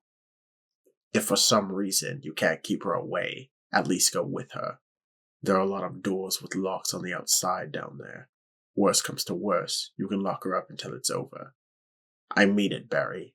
No one else has to get hurt. It's all up to you. Wesker stepped back quickly, reaching for the lever with the six-sided tip that he'd left next to the generator. He watched Barry for a few seconds longer, saw the sag of the big man's shoulders, the submissive hang of his head. Satisfied, Wesker turned and walked out of the room. On the very slight chance that the stars made it to the lab, Mr. Burton would ensure there would be no more trouble. He hurried back to the entrance tunnel, silently congratulating himself on getting things back under control. As he headed toward the first passage mechanism, he'd have to move fast from here on out. There were a few things he'd neglected to mention to Barry, like the experimental security detachment that would be released into the tunnels once he turned the lever for the first time. Sorry, Barry. Slipped my mind. It would be interesting to see how his team fared with the 121s, the hunters.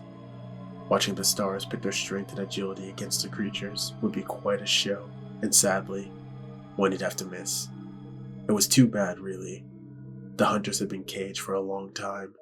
They'd be very, very hungry. 15. Barry had been gone for too long. Jill had no idea how extensive the tunnels were, but from what she'd seen, they all looked alike. Barry could be lost, trying to find his way back. Or he could have found the murderer, and without any backup, he might not come back at all. In any case, staying put wasn't going to help anything. She stood up, taking a last look at the Bravo's pale face and silently wishing him peace before walking away. What did he find out that got him killed? Who was it?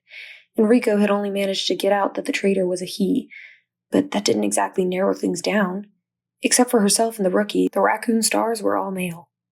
She could rule out Chris, since he'd been convinced from the start that there was something weird going on, and now Barry, who'd been with her when Marini died. Brad Vickers simply wasn't the type to do anything dangerous, and Joseph and Kenneth were dead, which leaves Richard Atkin, Forrest Spire, and Albert Wesker. None of them seemed likely, but she had to at least consider the possibility. Enrico was dead, and she no longer doubted that Umbrella had one of the stars in their pocket. When she got to the door, she quickly leaned down and tightened her damp boot laces, preparing herself.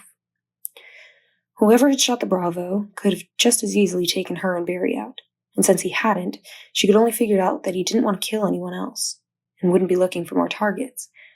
Assuming that he was still in the underground system, she'd have to be as quiet as possible if she wanted to find him. The tunnels were perfect sound conductors, amplifying even the tiniest sound.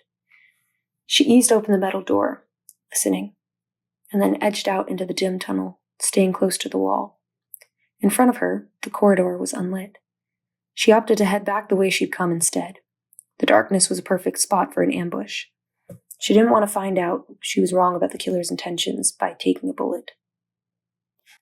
A low, grinding rumble reverberated through the heavy stone walls, a sound like something big moving. Jill instinctively used the sound as cover, taking several sliding steps forward and reaching the next metal door just as the rumbling stopped. She slipped back into the tunnel where she'd run into Barry, gently closing the door behind her. What the hell was that? It sounded like an entire wall moving. She shuddered, remembering the descending ceiling of that room in the house. Maybe the tunnels were rigged too. She needed to watch every step. The idea of being crunched to death by some bizarre mechanism underground, like the one next to that pit, the hexagonal hole.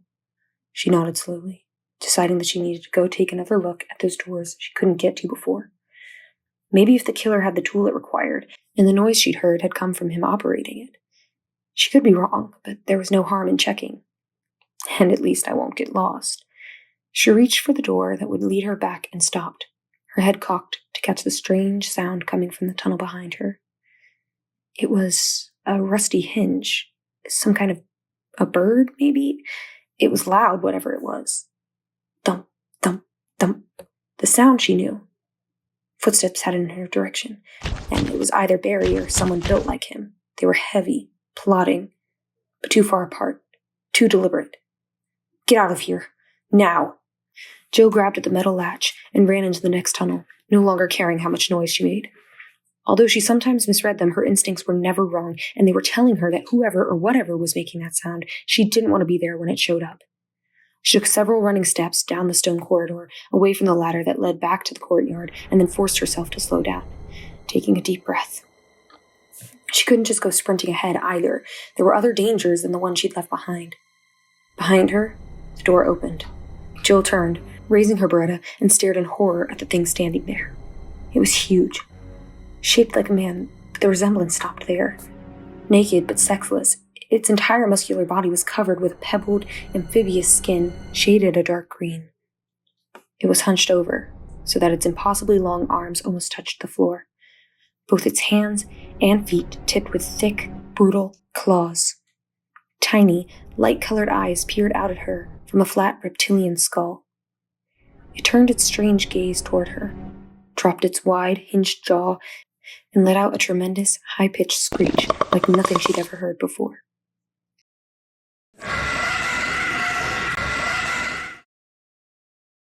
the sound echoing around her, filling her with mortal terror. Jill fired. 3 shots that snapped into the creature's chest and sent it reeling backwards. It stumbled, fell against the tunnel wall, and with another terrible shriek, it sprang at her, pushing off the stones with its powerful legs, its claws outstretched and grasping. She fired again and again as it flew toward her. The bullets tearing into its puckered flesh, ribbons of dark blood coiling away, and it landed in a heavy crouch, only a few feet in front of her, screaming, one massive arm shaking out to swipe at her legs. A musky, moldy animal smell washed over her, a smell like dark places and feral rage. Jesus, why won't it die? Jill trained the Beretta on the back of its skull and emptied the clip. Even as the green flesh splattered away and bone splintered, she continued to fire, the hot slugs ripping into the pulpy, pinkish mass of its brain. Click, click, click. No more bullets. She lowered the weapon, her entire body shaking. It was over. The creature was dead. But it had taken almost an entire clip. 15 9mm rounds, the last 7 or 8 at close range. Still staring at the fallen monster, she ejected the empty magazine and loaded a fresh clip before holstering the Beretta. She reached back and unstrapped the Remington, taking comfort in the solid, balanced weight of the shotgun. What the hell were you people working on out here? It seemed that the Umbrella researchers had invented more than just a virus, something just as deadly, but with claws, and there could be more of them. She'd never had a more horrifying thought. Holding the Remington close, Jill turned and ran. Chris and Rebecca walked down the long wooden hallway, rarely glancing up with every other step. There was what looked like dry, dead ivy poking out of every crack and crevice where the walls met the ceiling. A bone-colored growth that scaled across the blanks like a fungus. It looked harmless, but after what Rebecca had read to him about Plant 42, Chris kept himself ready to move quickly. After going to the rest of the papers in the trunk, Rebecca had come up with a report on some kind of an herbicide that could apparently be mixed in Point 42, called Vigil. She brought it along, though Chris doubted it would be useful. All he wanted was to find the exit, and if they could avoid the killer plant, so much the better. The front hall had been clear of the growth, though Chris wasn't prepared to call it secured. Besides the 2 bedrooms by the front door, there had been a rec room that had been distinctly creepy. Chris had looked inside and immediately felt his internal alarms going off, though he hadn't known why. There had been no danger that he could see, just a bar and a couple of tables. In spite of the seemingly calm, he had closed the door quickly and then moved on. His gut feeling was enough of a reason to leave it alone. They stopped in front of the only door in the long, meandering stretch of hallway, both of them still glancing nervously at the scaling ivy near the ceiling. Chris pushed at the knob, and the door swung open. Warm, humid air flowed out of the shadowy room, thick and tropical, but with a nasty undertone, like the taint of a spoiled fruit.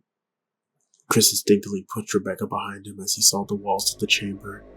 They were completely covered in the same kind of strange, sagging growth that was behind the halls. But here, the scaling ivy was lush and bloated, a billowy verdant green. There was a faint whispering coming from inside the room, a subtle sense of movement, and Chris realized it was coming from the sickly plant matter itself. The walls quivering in a weird optical illusion as the draping tendrils crept and grew. Rebecca started to step past him, and Chris pushed her back. "What are you, nuts? I thought you said this thing sucks blood!" She shook her head, staring at the whispering walls. That's not Plant 42, at least not the part the report talked about. Plant 42 is gonna be a lot bigger and a lot more mobile. I never did much with phytobiology, but according to that study, we'll be looking for an angiosperm with motile foliage. She smiled a quick, nervous smile. Sorry, think of a great big plant bulb with 10 to 20 foot vines waving around it. His grimaced. "Great. Thanks for putting my mind at rest." They edged into the large room, careful not to walk too closely to the hissing walls. There were 3 doors besides the one they came through, one directly across from the entrance, and the other two facing each other to their left, where the room opened up. Chris led them toward the door opposite the entrance, figuring it as the most likely lead out of the bunkhouse. The door was unlocked, and Chris started to push it open. The door slammed shut, causing both of them to jump back, weapons raised. A series of heavy sliding thumps followed, like someone on the other side was kicking at the walls. Except the sounds were everywhere. Above and below the door's sturdy frame, beating against every corner of the sealed room. "Lots of vines, you said?" Chris asked. Rebecca nodded. I think we just found plant 42. They listened for a moment, Chris thinking about the kind of strength and weight it would take to slam the door so solidly. No kidding. Bigger and more mobile, and maybe blocking the only exit to this place. Terrific. They backed away, turning into the open area, looking at the other two doors. The one on their right had the number 002 above it. Chris fished out the keys he found and flipped through them, finding one with the matching number. He unlocked the door and stepped inside, Rebecca behind him.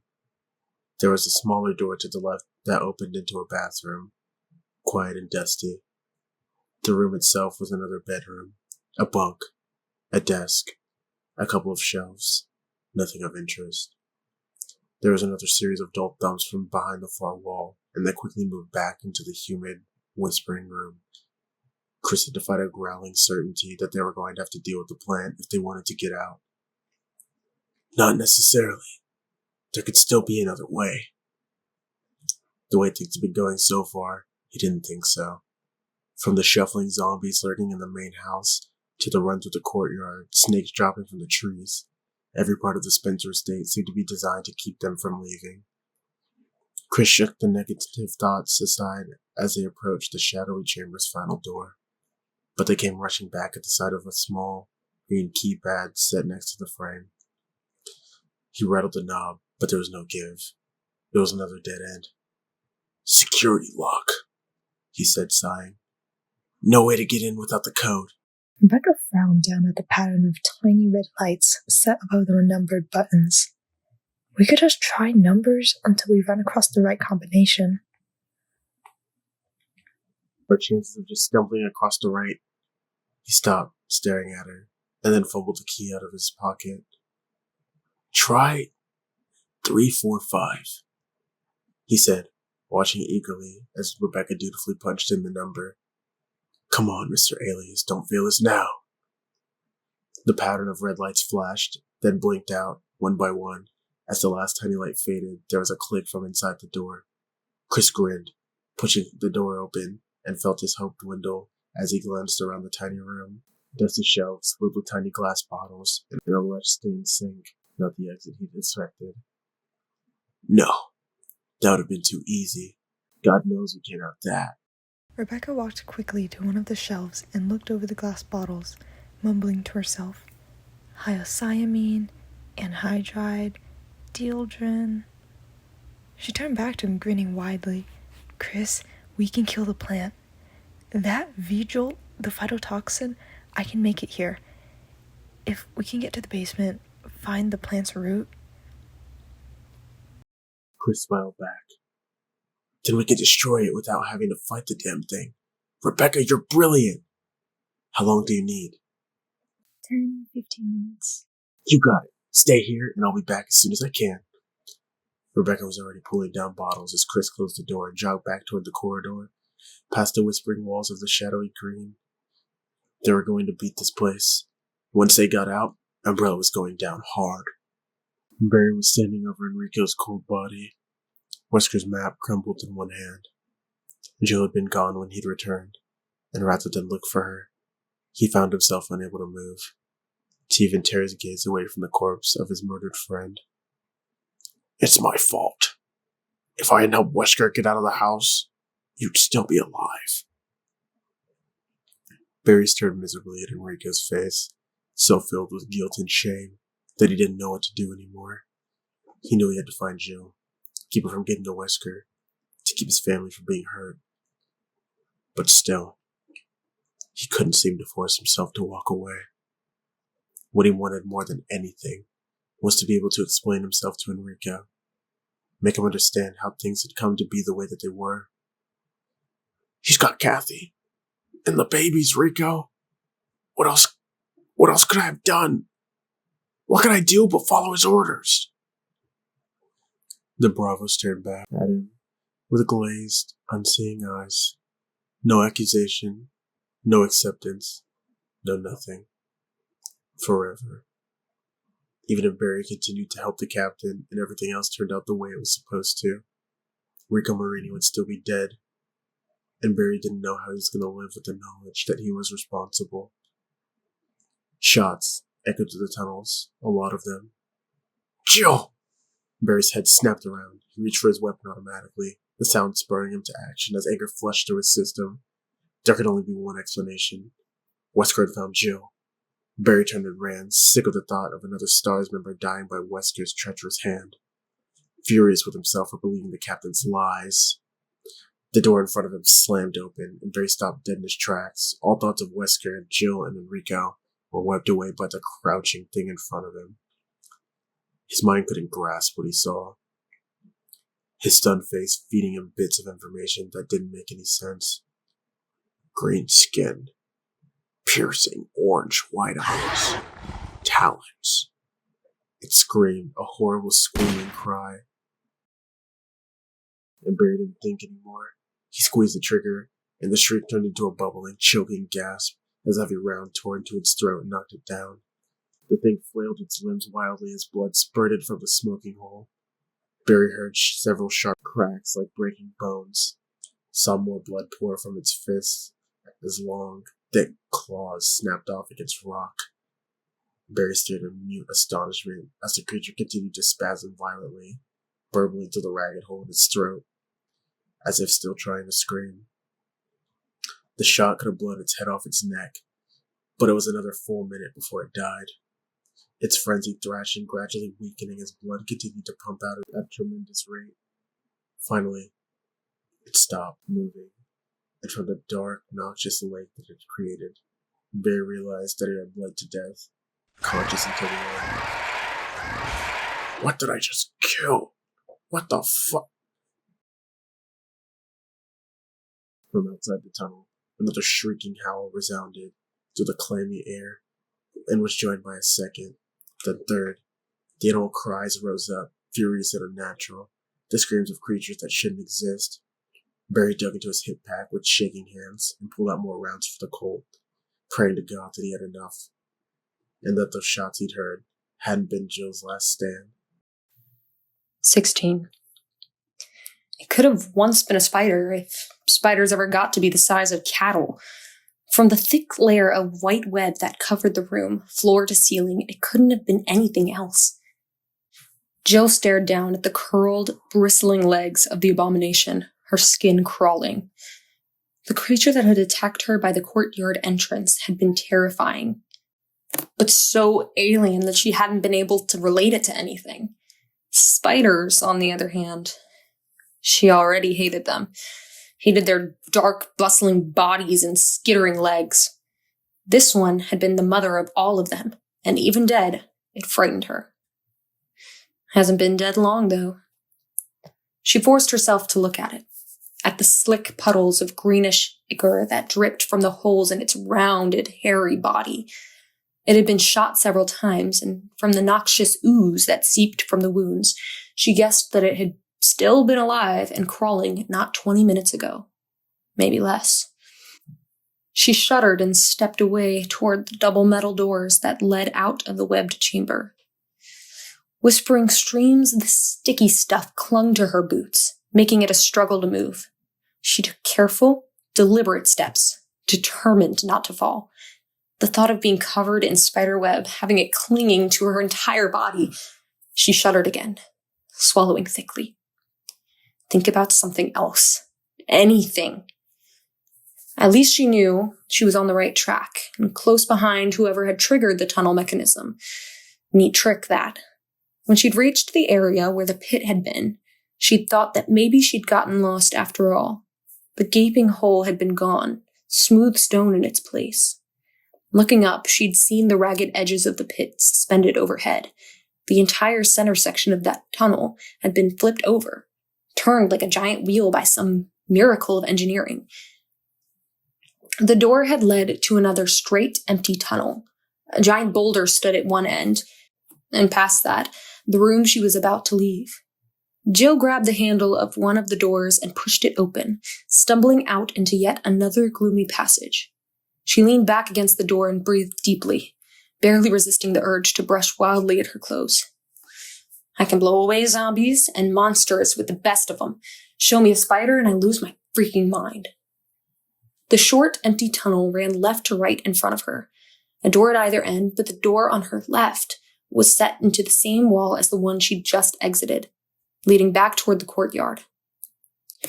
Jill opted for the one on the right, hoping that her sense of direction was still intact. The metal door creaked open and she stepped in, feeling the change in the air immediately. The tunnel split in front of her. To the right, a thickening of shadow where the rock walls opened into another corridor. But to her left was a small elevator shaft like the ones in the courtyard. A warm, delicious wind swept down and over her, the sweet air like a forgotten dream. Jill grinned and started for the shaft, seeing that the lift's platform had been taken up. Chances were good that she was still on the trail of Enrico's killer. But maybe not. Maybe he went the other way, and you're about to lose him. Jill hesitated, gazing wistfully at the small shaft, and then turned around, sighing. She had to at least take a look. She walked into the stone corridor that stretched in front of her, the temperature immediately dropping back to the now familiar unpleasant chill. The tunnel extended several feet to her right and dead-ended. To her left, a massive rounded boulder like the one she'd seen before marked the other end, a good 100 feet away. And there was something small laying in front of it, something blue. Frowning, Jill walked toward the giant rock, trying to make out the blue object. Halfway down the dim tunnel was an offshoot to the left, and she recognized the metal plate next to it as some kind of mechanism that had moved to the pit. She stepped into the small offshoot, examining the worn stones at its opening. There was a small door to her right, and Jill realized that the passage and room could be hidden by way of mechanism. The walls turned to block the entrance. Geez, must have taken them years to set all this up. And to think I was impressed with the house. She opened the door and looked inside. A mid-sized square room of rough stone, a statue of a bird on a pedestal, the only direction. There was no other exit, and Jill felt a sudden rush of relief as the implications sank in. She could leave the underground tunnels. The killer had to have left already. Smiling, she stepped back into the corridor and started toward the giant rock, still curious about the blue thing. As she got closer, she saw that it was a book, bound in blue-dyed leather. It had been thrown carelessly against the base of the stone, laying face down and open. She slung the Remington across her back and crouched down to pick it up. It was a book box. Her father had told her about them, though she'd never actually seen one. There was a cutaway section of pages behind the cover where valuables could be hidden, though this one was empty. She flipped it closed, tracing the gold leaf letters of the title, Eagle of East, Wolf of West, as she started back toward the elevator. Didn't sound like much of a thriller, though it was nicely bound. Snick. Jill froze as the stone beneath her left foot sank down a tiny bit, and she realized at the same instant that the entire tunnel gently sloped away from where she was standing. Oh no. Behind her, a deep, thundering sound of rock grating against rock. Dropping the book, Jill sprinted for cover, arms and legs pumping as the rumbling grew louder. The tripped boulder picking up momentum. The dark opening of the offshoot seemed miles away. Won't make it. Gonna die. And she could almost feel the tons of stone bearing down on her. Wanted desperately to look, but knew that the split-second difference would kill her. In a final, desperate burst of speed, she dove for the opening, crashing to the floor and jerking her legs, and as the massive rock rolled past, missing her by inches. Even as she drew in her next gasping breath, the boulder hit the end of the tunnel with an explosive, bone-jarring crunch that shook the underground passage. For a moment, it was all she could do to huddle up against the floor and not throw up. When that passed, she slowly got to her feet and dusted herself off. The heels of her hands were abraded and both her knees bruised from the running dive, but compared to being smashed flat by a big rock, she thought she had definitely made the right choice. Jill unstrapped the Remington and headed for the elevator shaft, very much looking forward to leaving the underground behind and keeping her fingers crossed that whatever came next, it wouldn't be cold, and that there wouldn't be any spiders. The basement was flooded. Alright. Chris stood at the top of a short ramp that led to the basement doors, staring down at his own unsmiling face, reflected deep off of the shimmering water. It looked cold and deep. After he'd left Rebecca, he'd continued down the hall and found room 003 at the end. The ladder to the basement level tucked discreetly behind a bookcase in a neatly kept bedroom.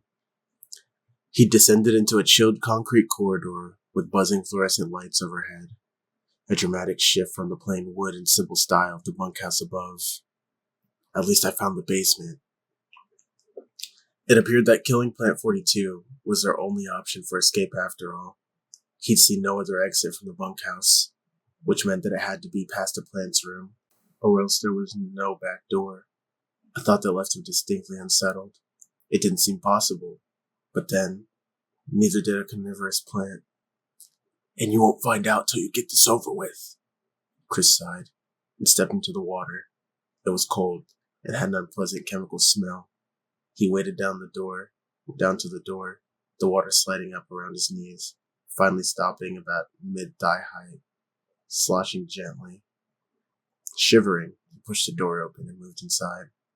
The basement was dominated by a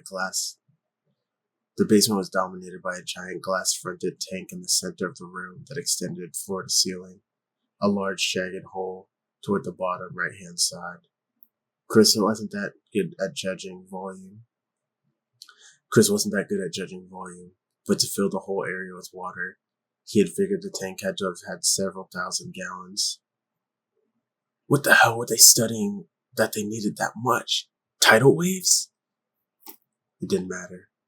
He was cold, and he wanted to find what he needed to find and get back to dry land.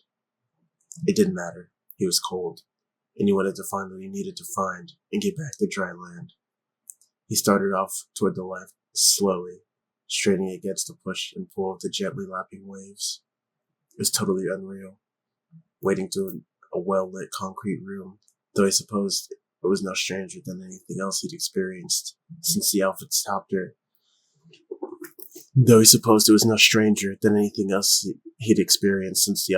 had set down. Everything about the Spencer estate had a dreamlike feel to it, as if it existed in its own reality far removed from the rest of the world's. Try nightmare-like killer plants, giant snakes, and the walking dead. All that's missing is a flying saucer, maybe a dinosaur. He heard a soft sloshing sound behind him and glanced over his shoulder to see a thick, triangular fin rise up from the water 20 feet away and slide toward him, a wavering gray shadow beneath. Panic shot through him, an all-encompassing panic that seared away any rational thought. He took a giant running step and realized he couldn't run as he plunged face first into the cold, chemical water and came up gasping, spluttering tainted liquid from his nose and mouth, hoping to God Rebecca was right about the virus having burned itself out. He whipped his head around, eyes burning, searching for the fin, and saw that it had half the distance between them. He could see it now. A shark. Its ripping, distorted body sliding easily through the water, 10 or 12 feet long, its broad tail lashing forward, its black, soulless eyes set above its pointed grin. Wet bullets misfire. Chris stumbled away backwards, knowing that he didn't stand a chance of outrunning it. Wheeling his arms for balance, he sloshed heavily through the dragging water, tilting himself sideways and managing a few more steps before the shark was on top of him. He leaped to the side, dodging the animal and slapping the water as violently as he could, churning into the foaming waves. The shark slid past him, its smooth, heavy body brushing against his leg. As soon as it was past, Chris stumbled after it, splashing wildly to keep up as it turned the corner and the flooded room. If he could stay close enough, it wouldn't be able to turn to get him. Except that in seconds, the shark would have the room to maneuver. He could see the two doors ahead on the left, but the giant fish was already leaving him behind. headed toward the next corner to turn around and come back for him. Chris took a deep breath and plunged into the water, knowing it was crazy, but he didn't have a better chance. He struggled desperately toward the forced door, kicking off against the cement floor to propel himself forward in the great bounding leaps. He hit the door just as the shark was turning her head, and grabbed the handle, choking, and it was locked. Shit! Chris jammed his hands into his wet vest and came up with Elias's keys. Fumbling through them as the fin glided closer, the wide-pointed grin opening, he shoved a key into the lock. It was the last key on the ring that he hadn't found room for. He slammed his shoulder against the door at the same time, the shark now only a few feet away. The door flew open and Chris stumbled in, falling and kicking frantically. His boot connected solidly with the shark's fleshy snout, deflecting it from the opening. In a flash, he was on his feet. He threw his weight into the door, and in a slap of water, it was closed. He sagged against the door, wiping at his stinging eyes with the back of his hand. The lapping water settled gently into smaller and smaller ripples as he caught his breath and his vision cleared. For now, he was safe. He unholstered his Beretta and ejected the dripping magazine, wondering how the hell he was going to make it back upstairs. Looking around the small room, he saw nothing he could use as a weapon. One wall was lined with buttons and switches, and he trudged over to look at them, drawn to a blinking red light in the far corner. Looks like I found the control room. Aces? Maybe I can turn off the lights and get the shark to go to sleep. There was a lever set next to the flashing light, and Chris stared down at the faded tape beneath it, feeling a numb disbelief as he read the printed letters. Emergency drainage system. You gotta be kidding me! Why didn't anyone pull this thing the second the tank broke? The answer occurred to him even as he thought it. The people who worked here were scientists. No way were they going to turn down the opportunity to study their precious Plant 42 sucking up the water from the man-made lake. Chris grabbed a lever and pushed it down. There was a sliding metallic noise outside the door, and immediately the water level started to drop. Within a minute, the last of it had flowed out from under the door, and a gurgling liquid gasp came from the direction of the broken tank. He walked to the back door, opening it carefully, and heard the frantic wet thumps of a very big fish trying to swim through air. Chris grinned, thinking that he should probably feel pity for the helpless creature, and hoping instead that it died a long, agonizing death. Bite me, he whispered. Wesker had shot 4 of the shuffling, gasping umbrella workers on his way to the computer room on level 3. He hadn't recognized any of them, though he was pretty sure that the second one he'd taken out had been Steve Keller, one of the guys on special research. Steve always wore penny loafers and the pallid dried up husk that had reached for him by the stairs had been wearing Steve's brand. It appeared that the effects of the viral spill had been harsher in the labs, less messy, but no less disquieting. The creatures that roamed the halls outside seemed to have been totally dehydrated, their limbs withered and stringy, their eyes like shriveled grapes. Wesker had dodged several of them, but the ones he'd been forced to put down scarcely bled at all. He sat at the computer in the cool, sterile room and waited for the system to boot up, feeling truly on top of things for the first time all day. He'd had earlier moments, of course, the way he'd handled Barry, finding the wolf metal in the tunnels. Even shooting Ellen Smith in the face had given him a momentary sense of accomplishment, a feeling that he was in control of what was happening. But so much had gone wrong along the way that he hadn't had time to enjoy any of his successes. But now I'm here. If the stars aren't already dead, then we'll be assuming I don't suffer some massive lapse of skill. I'll be out of here within half an hour. Mission complete. There were still dangers, but Wesker could handle them. The mesh monkeys, the MA2s, were undoubtedly loose in the power room, but they were easy enough to get past, as long as he didn't stop running. He should know. He helped come up with the design. And there was the big man, Tyrant, waiting one level down in his glass shell, sleeping the sweet, dreamless sleep to the dam, from which he surely will never wake. What a waste. So much power, crossed off as a failure by one of the boys at White. A gentle musical tone informed him that the system was ready. Wesker pulled a notebook out of his vest and opened it to a list of codes. Though he'd already knew them, John Howard set up the systems months ago, using his name and the name of his girlfriend, Ada, as access keys. Wesker tapped out the first of the passwords that would allow him to unlock the laboratory doors, feeling a sudden vague wistfulness for the excitement of the day. It would soon be over so soon, and there would be no one to witness his achievements, to share his fond memories after the fact. Now that he thought about it, it was a shame that none of the stars would be joining him. The only thing better than a grand finale was a grand finale with an audience.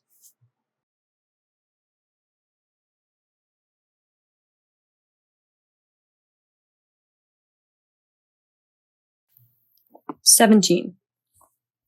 Jill had taken the elevator into what seemed to be another part of the garden or courtyard, although the area had been isolated, surrounded by trees, and she'd guessed as much from the few overgrown potted plants and the welcome sounds of the forest beyond the low metal railing. There had been nothing to see but a rusting door set into a nondescript, overgrown wall, welded shut in a large, open well like a stone wading pool. Inside had been a short spiral staircase leading down to another small elevator, which I took, but now where the hell am I?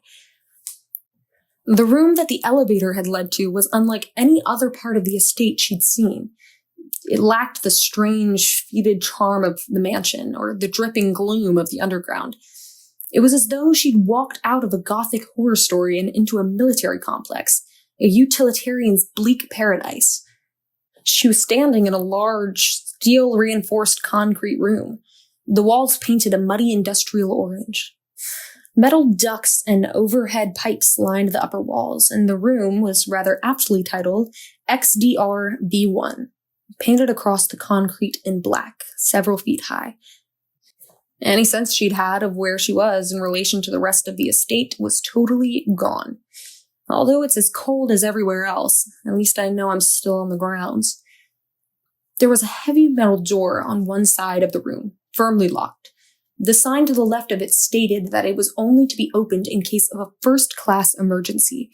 She figured that the B1 on the wall stood for basement level 1, her theory confirmed by the bolted ladder that led it down through a narrow shaft in the concrete. Where there was a B1, B2 naturally followed. And considering the alternative, it looks like that's where I'm headed. My other option is to go back through the underground tunnels. She peered down the ladder shaft, only able to see a square of the concrete at the bottom. Sighing, she held on to the Remington and started down. As soon as she hit the last rung, she turned anxiously and faced a much smaller room, as bland and industrial as the first. Inset fluorescent lights on the ceiling, a gray metal door, concrete walls and floor. She walked through quickly, starting to feel hopeful that there were no more creatures or traps. So far, the basement levels had offered nothing more dangerous than a lack of decorum.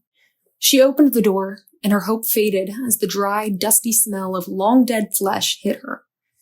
She stepped out onto a cement walkway that led over a flight of descending stairs, a metal railing circling the path. At the top of the steps was a crumpled zombie, so emaciated and shriveled that it appeared mummified. She held the shotgun ready and walked slowly toward the stairs, noting that there was a hall branching off to the left where the railing stopped. She darted a quick look around the corner and saw that it was clear.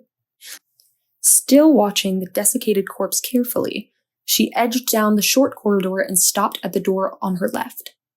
The sign next to the door read, "Visual Data Room," and the door itself was unlocked. It opened up into a still gray room with a long meeting table in the center, a slide projector set up in the front of the portable screen at the far end. There was a phone on a small stand pushed up against the right wall, and Jill hurried over, knowing that it was too much to hope, but having to check just the same. It wasn't a phone at all, but an intercom system that didn't seem to work. Sighing, she stepped past an ornamental pillar and walked around the table, glancing at the empty slide projector. She let her gaze wander, looking for anything of interest, and it stopped on a flat, featureless square of metal set into the wall, about the size of a sheet of paper. Jill stepped over to take a closer look. There was a flat bar at the top, She touched it lightly, and the panel slid down into the wall, revealing a large red button. She looked around the quiet room, trying to imagine what the trap would be, and then realized that there wouldn't be a trap at all. The mansion, the tunnels, all of it was rigged to keep people from getting here, to these basement levels. They're way too efficiently dull to be anything but where the real work gets done. She knew instinctively that her logic was sound. There was a boardroom, a place for drinking bad coffee and sitting through meetings with colleagues. Nothing was going to jump out at her if she pushed the button. Jill pushed it. And behind her, the ornamental pillar slid to one side with a smooth mechanical hum. Behind the pillar were several shelves, stacked with files and something that glittered in the soft gray light of the room. She hurried over and picked up a metal key, the top of it imprinted with a tiny lightning bolt. Slipping it into her pocket, she flipped through a few of the files. They were all stamped with the umbrella logo, and though most of them were too thick and ponderous to spend time sorting through, the title on one of the reports told her what she needed to know, what she'd already suspected. Umbrella Bioweapons Report, Research and Development. Nodding slowly, Jill put the file back. She'd finally found the real research facilities, and she knew that the STARS trader would be somewhere in these rooms. She was going to have to be very careful. With a final glance around her, Jill decided to go see if she could find the lock that the key belonged to. It was time to place the last few pieces of the puzzle that Umbrella had set up, and that the STARS had sacrificed themselves trying to solve.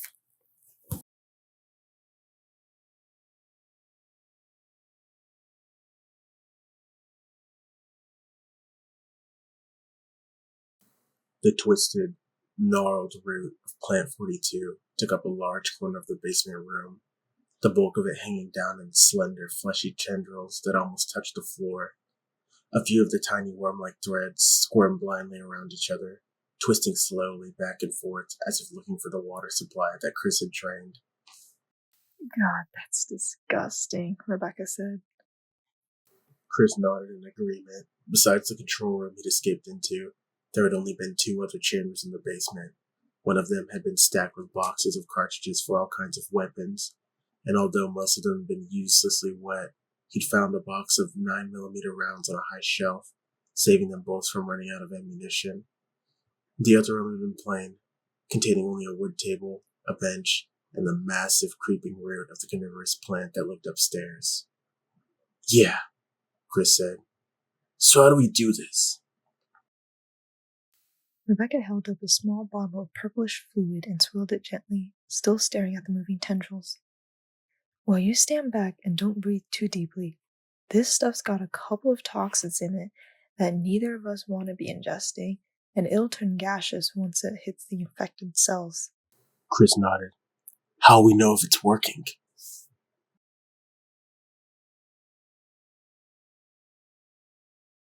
Rebecca grinned. If the V-Jolt report is on the mark, we'll know. Watch. She uncapped the bottle and stepped closer to the twisted root, then upended the glass vial, dousing the snaking tendrils with the watery fluid. Immediately, a billow of reddish smoke plumed up from the root as Rebecca emptied the bottle and stepped quickly away. There was a hissing, crackling sound like wet wood thrown atop a blazing fire, and within seconds, the feebly twisting fibers started to break, pieces of them snapping off and flaking away. The knotted thickness at the center started to tighten and shrink, pulling into itself. Chris watched in amazement as the giant, terrible root suddenly shriveled up into a dripping ball of mush, no bigger than a child's ball, and hung there, dead. The entire process had taken about 15 seconds. Rebecca nodded toward the door, and both of them stepped out into the drying basement, Chris shaking his head. God, what did you put in there? Trust me, you don't want to know. You ready to get out of here? Chris grinned. Let's do it. They both jogged toward the basement doors, hurrying out into the cold corridor and back toward the ladder that led upstairs. Chris was already going over escape plans for when they left the bunkhouse. It would really depend on where the exit led. If they ended up in the woods, he was thinking that They should head toward the closest road and light a fire, then wait for help to come. Though maybe we'll get lucky. Run across the damn parking lot for this place. We can hotwire a car and drive out. And get Irons to do something useful for a change, like call in reinforcements. They reached the wood corridor and headed for the plant room, both of them taking long, easy strides past the hissing green walls, finally stopping at the room that held Plant 42. Breathing deeply, Chris nodded to Rebecca. They both unholstered their weapons, and Chris pushed the door open, eager to see what lay beyond the experimental plant. They stepped into a huge, open room. The smell of rotting vegetation thick in the damp air. Whatever it had looked like before, the monster had been Plant 42, was now a massive, steaming lake of dark purple goo in the center of the room. Bloated dead vines, the size of fire hoses, draped limply across the floor, extending out from the livid glass, gelid mass. Chris scanned for the next door and saw a plain fireplace against one wall, a broken chair in a corner, and a single door that apparently led back into the bedroom he'd searched earlier. A hidden passage he'd missed, and that led to the very room in which they stood. Must have been behind the bookcase. There was no way out. Killing the plant had been a waste of time. It hadn't been blocking anything. Rebecca looked as disappointed as he felt. Her shoulders slumped and her expression grim as she studied the bare walls. I'm sorry, Rebecca. They both walked slowly around the room, Chris staring at the dead plant, trying to decide what to do next. Rebecca walked to the fireplace and crouched down next to it, poking at the blackened ash. He wouldn't drag her back to the mansion. Neither of them were up for it. Even with the extra ammo, there were too many snakes. They could wait in the courtyard for Brad to get a flyby again. Hopefully he got in a range. Chris, I found something. He turned and saw her pull a couple of pieces of paper out of the ashes, the edges scorched but both sheets otherwise intact. He walked across the room and leaned down to read over her shoulder, and felt his heart start pounding as the first words sank in. Security protocols. Basement level 1. Heliport for executive use only. This restriction may not apply in the event of any emergency. Unauthorized persons entering the heliport will be shot on sight. Elevator. The elevator stops during emergencies. Basement level 2. Visual data room. For use by the Special Research Division only. All other access to the visual data room must be cleared with Keith Arving, room manager. Basement level 3. Prison Sanitation Division controls the use of the prison. At least one consultant researcher, E. Smith, S. Ross, A. Wesker, must be present if viral use is authorized. Power room. Access limited to headquarters supervisors. This restriction may not apply to consultant researchers with special authorization. Basement level 4. Regarding the progress of Tyrant after use of T-virus. The rest of the paper was burned. The words lost. A. Wesker. Chris said softly. Captain Albert goddamn Wesker. Barry had said that Wesker disappeared right as the Alphas made it into the house. And it was Wesker who led us here in the first place when the dogs attacked. Cool, competent, unreadable. Wesker, working for Umbrella. Rebecca flipped to the second page and Chris leaned in, studying the neatly typed labels underneath the drawn boxes and lines. Mansion, courtyard, guardhouse, underground laboratories. There was even a compass drawn next to the sketch of the mansion to show them what they'd missed. A secret entrance to the underground hidden behind a waterfall. Rebecca stood up, eyes wide and uncertain.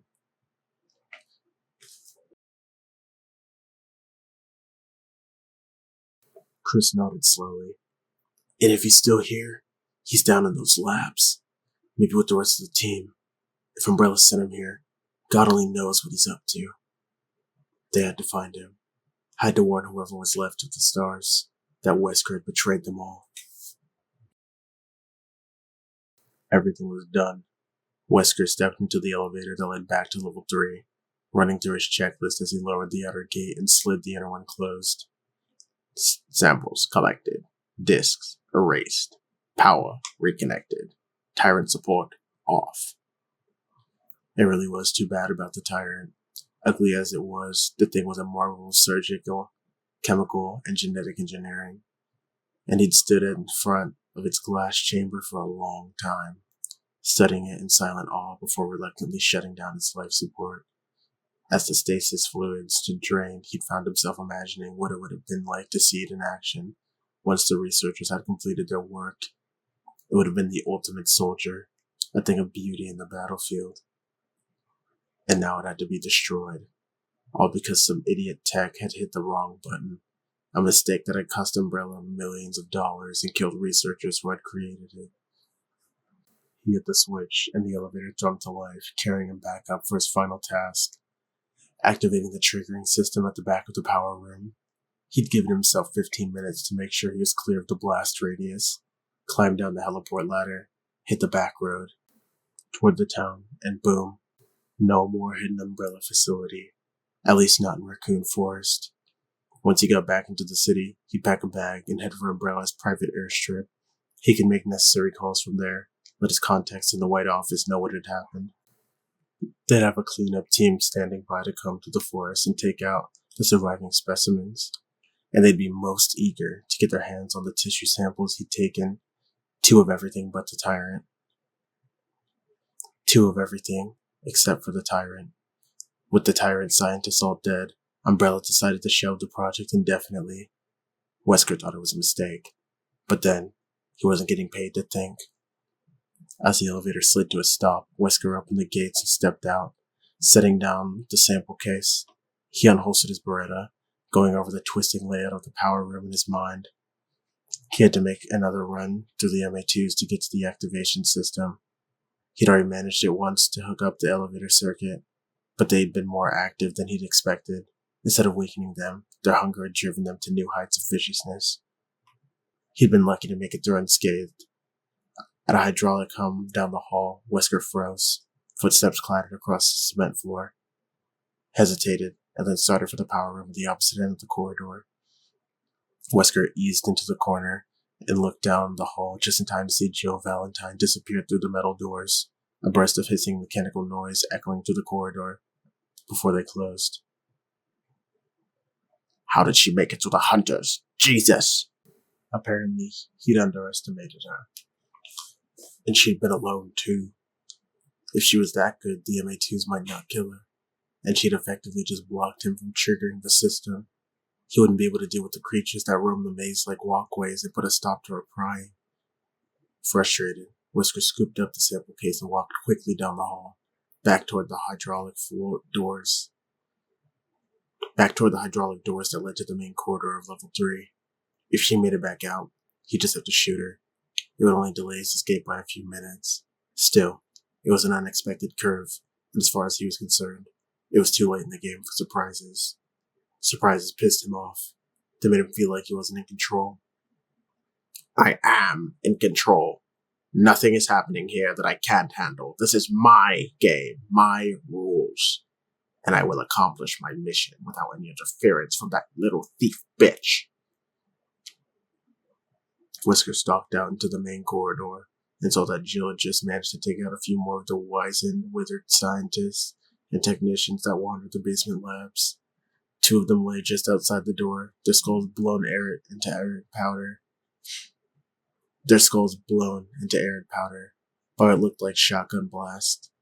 He kicked one of them angrily, his boot crunching into the corpse's brittle ribs, the dry snap of bone and the loud silence. Except that suddenly, he heard heavy boots coming down the metal stairs from B2, the hollow clump echoing through the hall, and then a rough, hesitant voice calling out. Jill? Barry Burton, as I live and breathe. Wesker raised his weapon coolly, ready to fire when Barry stepped into view, then lowered it, thoughtfully. After a moment, a slow grin spread across his face.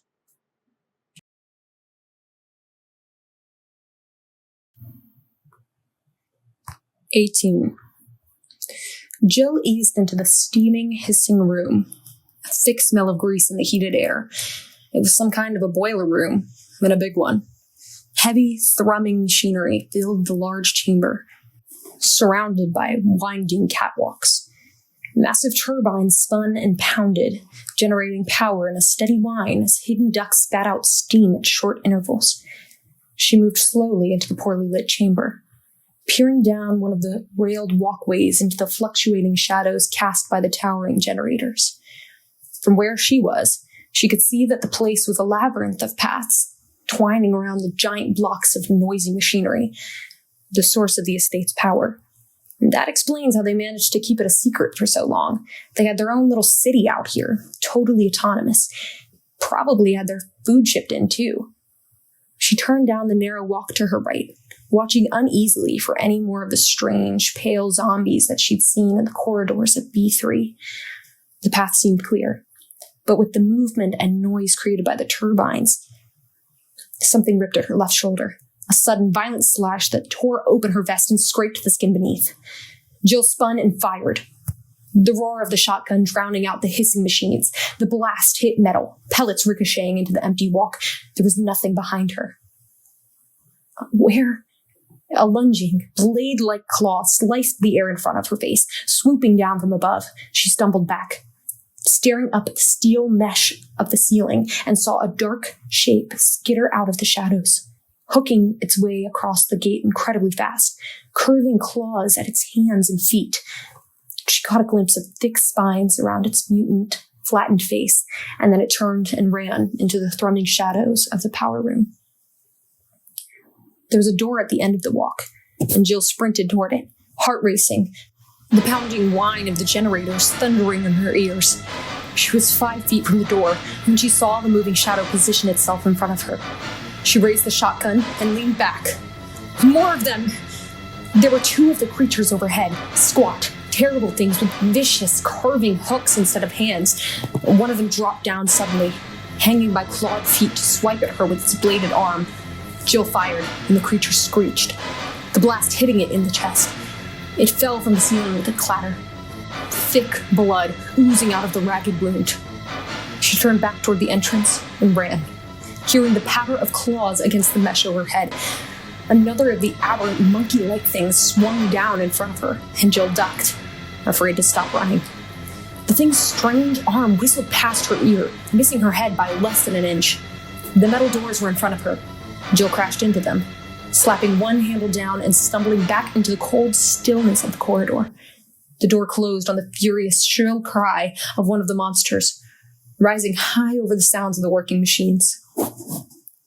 She sagged against the door, gasping, and saw Barry Burton standing midway down the chilled, silent hall. He hurried toward her, an expression of deep worry on his rugged, bearded face. Jill, are you all right? She pushed away from the door, surprised. God, Barry, where have you been? I thought you'd gotten lost in the tunnels. Barry nodded grimly. I did, and I ran into some trouble trying to get out.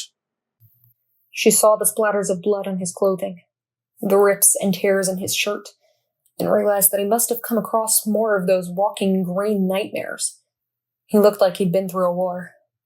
Speaking of, Jill touched her shoulder, her fingers coming away bloody. It was painful, but shallow. She'd survive. Barry, we've got to get out of here. I found some papers upstairs, proof of what's been going on. Enrico was right. Umbrella's behind all of this, and one of the stars knew about it. It's too dangerous to keep looking around. We should get those files and head back to the mansion. Wait for the RPD. But I think I found the main lab, Barry said. Downstairs, there's an elevator at the end of the hall. There are computers and stuff. We can get into their files, really nail them. He didn't really seem excited by the find, but Jill barely noticed. With the information they could get from Umbrella's database, names, dates, research material, we can find out everything, present the investigators with the whole messy package. Jill nodded, grinning. Lead the way. The tunnels had been a cold, miserable maze, but the map had led them through quickly. Rebecca and Chris had reached the first basement level, both of them shivering and wet, and not a little freaked out by the dead creatures they'd passed along the way. The Umbrella scientists had been disgustingly creative in their approach to making monsters. Chris rattled the door that supposedly led to the heliport, but it was solidly locked. an emergency sign next to it implying that it could only be opened by an alarm system. He'd hoped to send Rebecca out with a radio while he searched for the others. He looked down at the narrow stairwell inside, turning to her.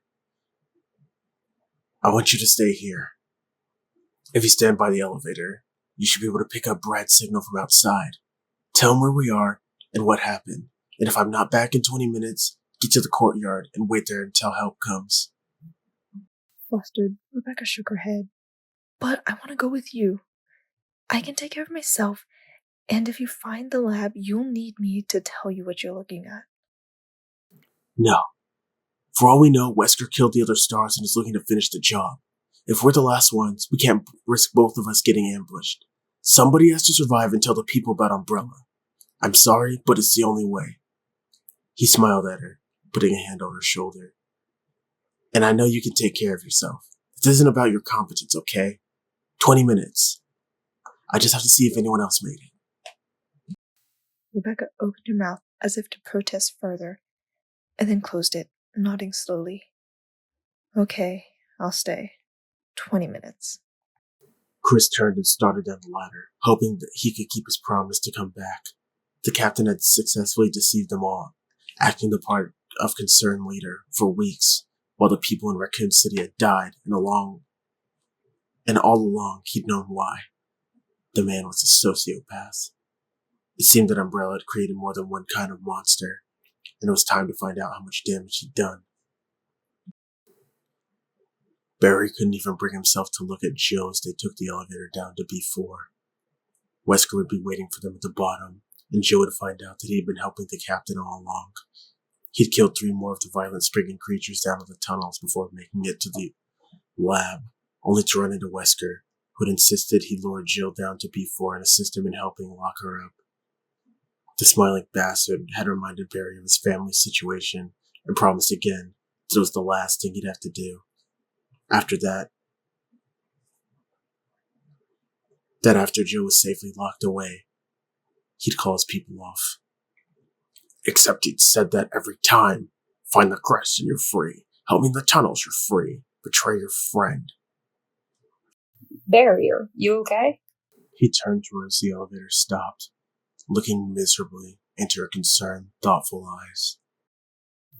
I've been worried about you ever since we got to the mansion, she said, laying a hand across his arm. I even thought... Well, never mind what I thought. Is something wrong? He pulled the gate open and raised the mesh outer door, an excuse to look away. Yeah, something's wrong, he said quietly. But now's not the time. Let's just get this over with. Jill frowned, but nodded, still looking concerned. Okay. When this is over, we can talk. You won't want to talk to me when this is over. Barry stepped out into the short hallway and Jill followed, their boots clanking across the steel grate. The hall turned to the left just ahead and Barry slowed down on the pretense of checking his weapon, letting Jill get in front of him. They turned the corner and Jill froze, staring into the muzzle of Wesker's raised Beretta. He grinned at them, his sunglasses hiding his eyes, his smile smug and leering. Hello, Jill. Nice of you to drop by, he said smoothly. Nice work, Barry. Take our weapons. She turned her startled gaze to him as he quickly plucked the shotgun from her hands, then reaching around to unholster her Beretta, his face burning. Now get back up to B1 and wait for me by the exit. I'll be up in a few minutes. Barry stared at him. But you said you just wanted to lock her up. Wesker shook his head. Oh, don't worry. I'm not going to hurt her. I promise. Now get going. Jill looked at him, confusion and fear and anger playing across her face. Barry? I'm sorry, Jill. He turned and walked around the corner, feeling defeated and ashamed, not to mention terrified for Jill. Wesker had promised, but Wesker's word meant nothing. He'd probably kill her as soon as he heard the elevator doors close. But what if I'm not in the elevator? Maybe I can still do something to keep her alive.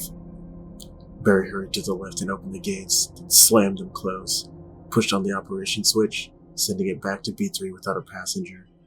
Moving silently, he edged back toward the corner, listening. Can't say I'm all that surprised, Jill was saying. But how did you get Barry to help you? Wesker laughed. Old Barry's got some trouble at home. I told him that Umbrella has a team watching his house, waiting to kill his precious family. She was only happy to help. Barry clenched his fists, his jaw tight. You're a bastard. You know that? Jill said. Maybe. But I'm going to be a rich bastard when this is all over. Umbrella's paying me a lot of money to clean up their little problem, and to get rid of a few of you goddamn snooping stars in the process. Why would Umbrella want to destroy the stars? Jill asked. Oh, not all of them. They've got big plans for some of us. At least those of us that want to make a profit. It's you sniveling do-gooders that they don't want. It's the red, white, and blue, apple pie, all that happy bullshit. The way Redfield's been running around mouthing off about conspiracies, you think Umbrella didn't notice? It has to stop. Here. This whole place is rigged to blow up just in case of an accident, and the tyrant virus escaping qualifies. Once you're all dead, and this facility's destroyed, no one will be able to get the truth. Son of a bitch was gonna kill all of us. But enough about Umbrella. I had you brought down here for a little experiment of my own. I want to see how a most agile team member stands up to the miracle of modern science. If you'll just step through that door. Barry flattened himself against the wall as Wesker stepped back, part of his shoulder coming into view. He put his hand on his Colt and drew it out slowly. I can't believe that you're doing this, Jill said. Selling out to protect a bunch of unethical corporate blackmailers. Blackmailers? Oh, you mean Barry. Umbrella wouldn't bother with blackmail.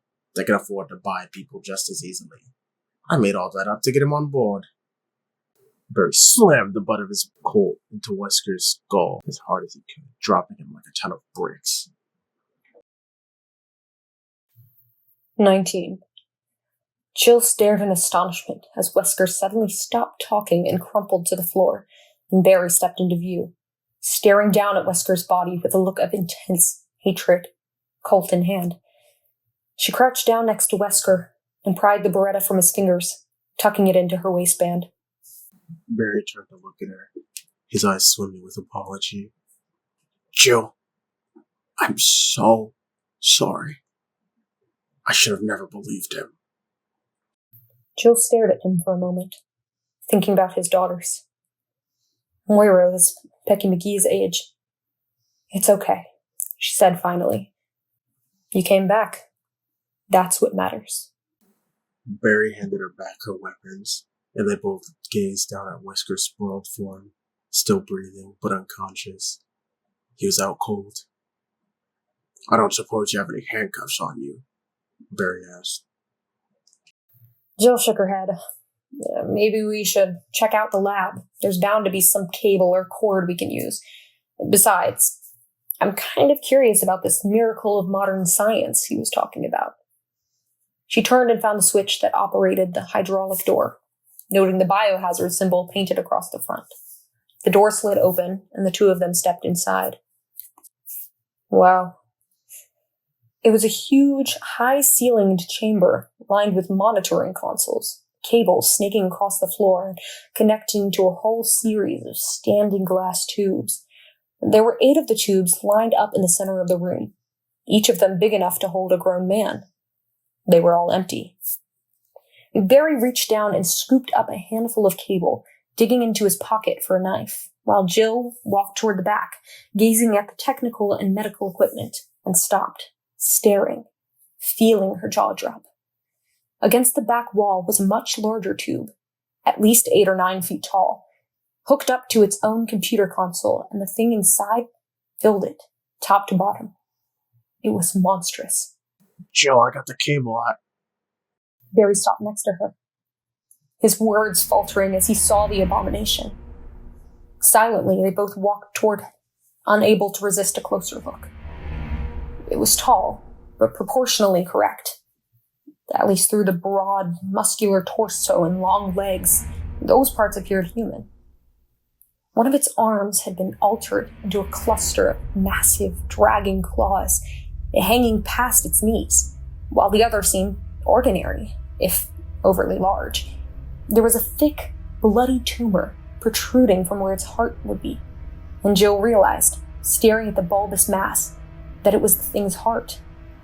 It was pulsing slowly, expanding and contracting in slow, rhythmic beats. She stopped in front of the tube, awed by the abomination. She could see lines of scar tissue snaking across its limbs, surgical scars. It had no sexual organs. They'd been cut away. She looked up at its face and saw that parts of the flesh there had also been removed. The lips were gone, and it seemed to grin broadly at her through the sliced red tissue of its face, all of its teeth exposed. Tyrant, Barry said quietly. Jill glanced over at him, saw him frowning down at the computer that was hooked to the tube by multiple cables. She looked back at the tyrant, feeling nearly overwhelmed by pity and disgust. Whatever it was now, it had once been a man. Umbrella had turned him into a freakish horror. "We can't leave it like this," she said softly, and Barry nodded. She joined him at the console, looking down at the myriad switches and buttons. There had to be a switch that would put an end to its life. It deserved that much. There was a set of 6 red switches in a row along the bottom, and Barry flipped one of them down. Nothing seemed to happen. He glanced at her, and she nodded for him to continue. He used the side of his hand to flip all of them. There was a sudden, dull thump. They both whirled around, saw the tyrant pull back its human hand and hit the glass again. Cracks webbed out from the impact, though the glass had to be several inches thick. "Oh, shit!" Barry grabbed her arm as the creature drew its bleeding knuckles back for another blow. Run! They ran, Jill wishing to God that they'd left it alone, panic welling up from deep inside of her. Barry slammed his hand down on the door control, and it slid open as behind them, glass shattered. They stumbled through the door, terrified, Barry hitting the lock, and saw that Wesker was gone. Wesker stumbled toward the power room, his head pounding, his limbs feeling strangely distant and weak. He felt like he was going to throw up. Goddamn Barry. They'd taken his gun. He'd come to as they'd walked into the lab and reeled toward the elevator, cursing them both, cursing Umbrella for creating such a screwed up mess, cursing himself for not simply killing the stars when he could have. It's not over. I'm still in control. This is my game. The sample case was down in the lab, probably being destroyed by now by one of those idiots. Tyrant 2, the magnificent creature, powerless without the adrenaline injections, dead. They'd shoot him in his sleeping heart and he'd die without ever tasting battle. Wesker reached the door to the room and leaned against it, struggling to catch his breath. Blood dribbled out of his ears as he shook his head, trying to clear the strange fog that had settled into his brain. He didn't have the tissue samples, but he could still complete the mission.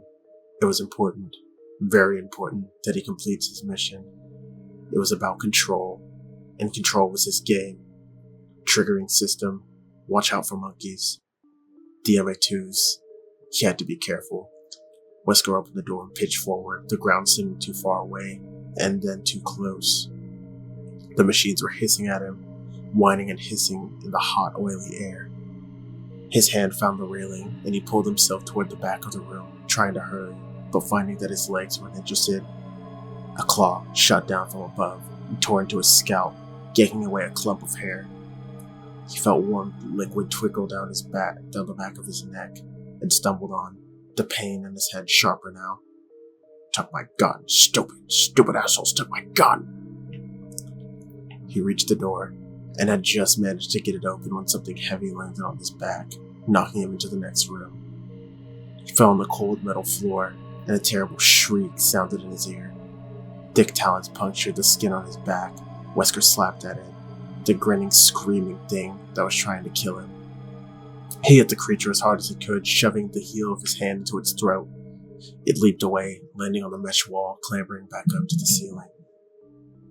Wesker pulled himself up and stumbled on, fresh waves of pain and nausea washing over him. The air was too hot, the turbines too loud, and the relentlessness in their spinning to raw beak frenzy. But he could see the door to the back now, the door that led to the completion of his mission. The door that led to the completion of his mission. All of the stars, dead, blown in orbit while I fly. Escape. All of the stars, dead, blown into orbit while I escape. Fly away a rich man.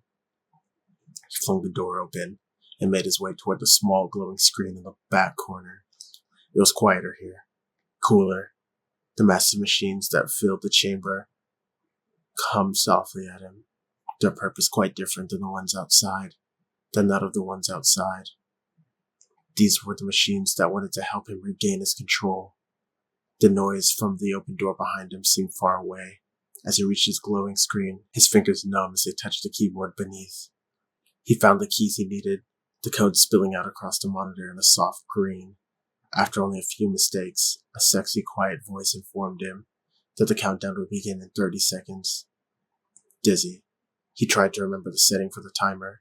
The system would trigger automatically in 5 minutes, but he had to reset it, give himself time to get reoriented, and to make his way to the outside. Behind him, something screamed. Wesker whirled around, confused, and saw 4 of the mesh monkeys running at him, lashing out with their curved, long hands as they reached him. Terrible pain shot up through his legs, and he fell, crashing to the hard steel floor. This can't happen. One of the creatures jumped onto his chest. Suddenly, Wesker couldn't breathe. Couldn't even raise his weak arms to push it away. Another tore into his left leg, ripping away a chunk of thick flesh with its hook claw. A third and fourth screamed in savage glee, dancing around him like Darkfish's children, lifting their claws as they pranced on squat legs. Somehow, there was blood in his eyes, and the world was spinning away. Screams and hisses, an incredible heat, searing, blurring his vision, his mind. Tyrant has come. Wesker could feel it, could feel the presence of something vast and powerful touching him. Grinning through the pain, he searched for it through the red haze of his failing vision, wanting more than anything to see it slaughter its attackers in a glory of perfect motion.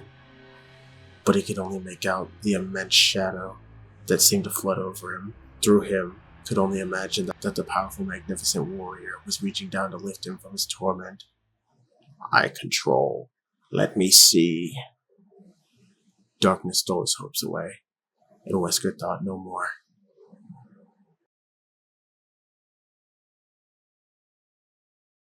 Alpha Team! Bravo! Anybody! Can't answer! Try to signal! I'm running out of fuel! Do you read? This is Brad! Repeat! Stars! Alpha Team! Rebecca hit the button, talking fast. Brad, there's a heliport at the Spencer estate. You have to get to the heliport. Brad, come in. There was a high, whining squeal, and Rebecca heard what must have been the word copy, but the rest was lost. I copy? Or do you copy? There was no way to know. Frustrated and worried, Rebecca held onto the radio tightly, hoping that he'd heard her. Suddenly, a shrill alarm blared into the silent room through some hidden speaker in the ceiling. Rebecca jumped, staring at the cold chamber helplessly. There was a buzzing click from inside the door that led to the heliport, and she hurried over, grabbing the handle and pulling it open. It had unlocked. A cool female voice began to speak, slowly and clearly, over the jangling alarm. The triggering system has now been activated. All personnel must evacuate immediately or process deactivation. You have 5 minutes. The triggering system has now been activated. As the recorded message repeated, Rebecca stood in the open doorway and watched the open ladder shaft, her blood racing, waiting to see Chris emerge from the levels below. He'd only been gone a few minutes, but their time had just run out. 20. Jill and Barry ran from the elevator, back toward the main hall of B3, the cool voice informing them that they had 4.5 minutes. They hit the open corridor at a dead run, sprinting around the corner, and saw Chris Redfield, halfway up the metal stairs. "Chris!" Jill shouted. He spun around, his face lighting up as he saw them, dashing toward them. Hurry! He shouted. There's a heliport on B1! Thank God! Chris waited until they reached the base of the stairs and then ran ahead, rushing around the walkway and holding open the door that led to the ladder. Jerry and Bill made it to the top and sped through, its computer telling them that they had 4 minutes and 15 seconds to get away. Barry went up the ladder first and Jill followed, Chris right behind. They piled out into B1. Jill saw that Rebecca Chambers was standing at the emergency exit, her youthful face tight with anxiety. Chris hustled her through the door, and the 4 of them ran through a winding concrete hall, Jill praying silently that they'd have time to clear the estate. I hope you burn here, Wesker. There was a large elevator at the end of the corridor, and Barry slammed the gate open, holding it as they rushed inside. He jumped in after them. They had 4 minutes even. The elevator seemed to crawl upward, and Jill looked at her watch, heart pounding as the seconds ticked past. Not gonna make it. We'll never make it. The lift hummed to a stop, and Chris yanked the gate open, the cool, early air of the morning sweeping over them, and the sweet, wondrous sound of a helicopter circling overhead. He heard me, Rebecca shouted, and Jill grinned, feeling a sudden wave of affection for the rookie. The helicopter port was huge, the wide, flat space surrounded by high walls. A circle of yellow paint on the asphalt, showing Brad where to set down. Barry and Chris both waved their arms frantically, signaling the pirate to hurry as Jill looked at her watch again. A little over 3.5 minutes remained, more than enough time.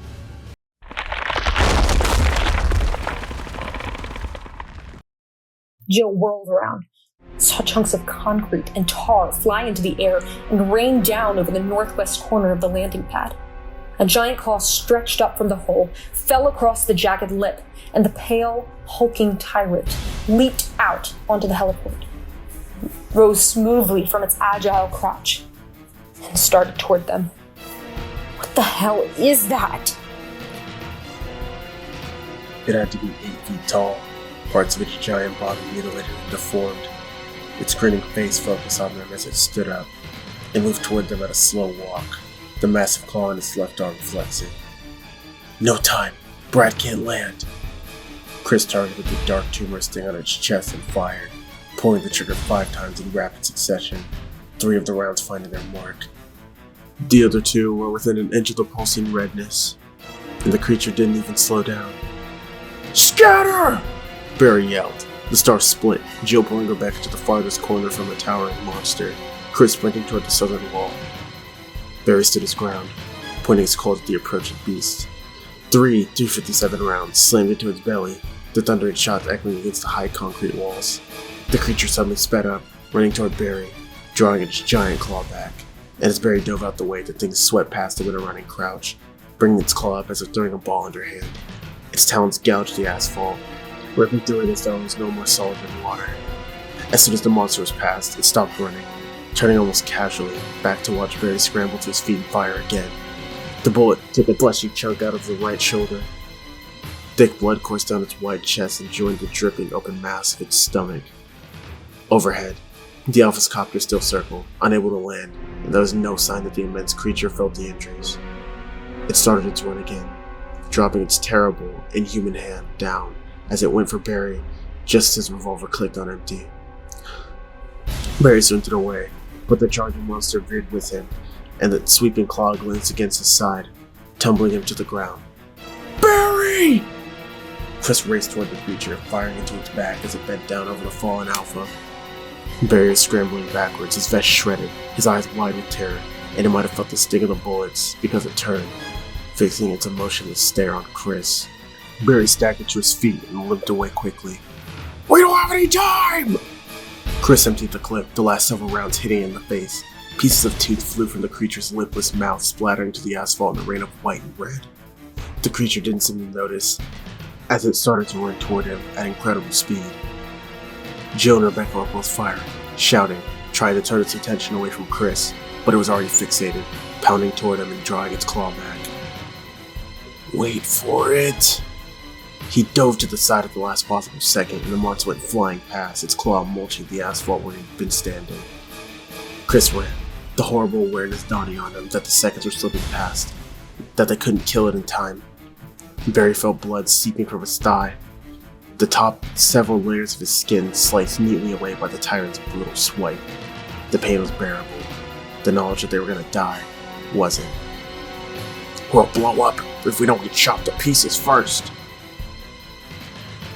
We'll blow up if we don't get chopped to pieces first.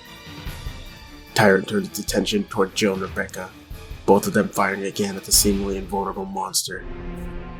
It started its smooth, easy walk toward them, still indifferent to the bloody holes in its body. Shotgun blasts hit it in the legs and chest. 9mm bullets speckled its pasty flesh, and it didn't falter. Kept on walking. Wind whipped down over Barry as the roar of the helicopter's blade suddenly got louder. He heard a screaming shout come from above.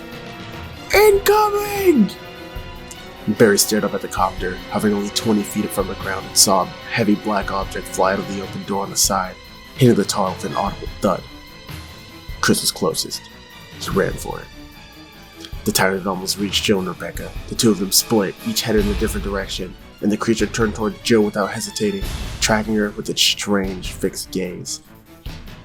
Jill, this way! Chris screamed. Barry spun and saw that Chris had the bulky rocket launcher propped on his shoulder. Yes!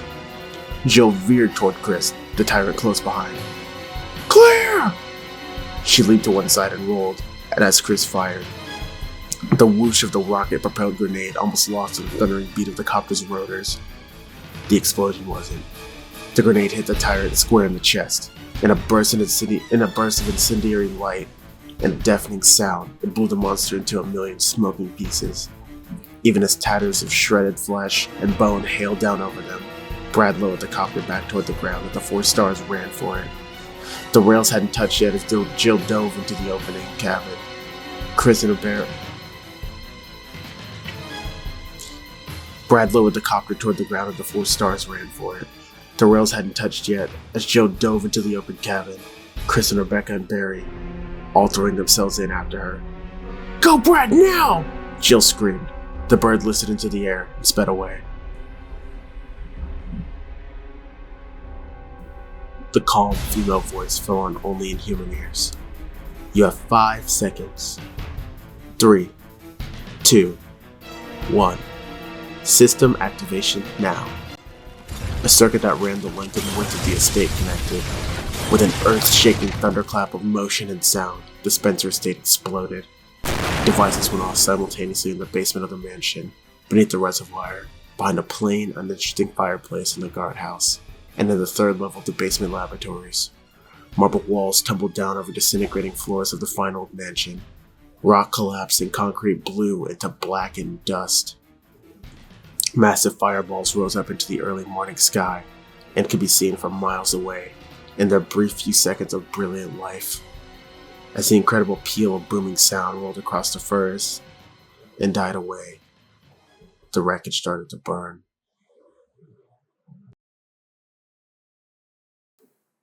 Epilogue. The 4 of them were quiet as Brad piloted the copter back toward the city. And though he had a million questions, something about their silence didn't invite conversation. Chris and Jill were both staring out the hatch window at the spreading fire that had been the estate, their expressions grim. Barry was slumped against the cabin wall, looking down at his hands like he'd never seen them before. The new girl was quietly moving among them, treating their wounds, without saying a word. Brad kept his mouth shut, still feeling crappy about taking off earlier. He'd been through hell since then, flying around in circles and watching the fuel gauge slowly drop. It had been a total nightmare. And he had to take a piss like nobody's business. And then that monster. He shuddered. Whatever it had been, he was glad it was dead. It had taken all of his nerve not to fly away the second he'd laid eyes on it. And as far as he was concerned, he deserved a little consideration for managing to kick the launcher out the door. He glanced back at the silent foursome, wondering if he should tell them about the weird call he'd gotten over the radio. Right after the rookie had screamed something about a heliport through the static, a clear, solid signal had come in, a male voice calmly giving him the exact coordinates. The guy had been listening in, which was weird. But the fact that he knew the location well enough to give Brad directions was downright spooky.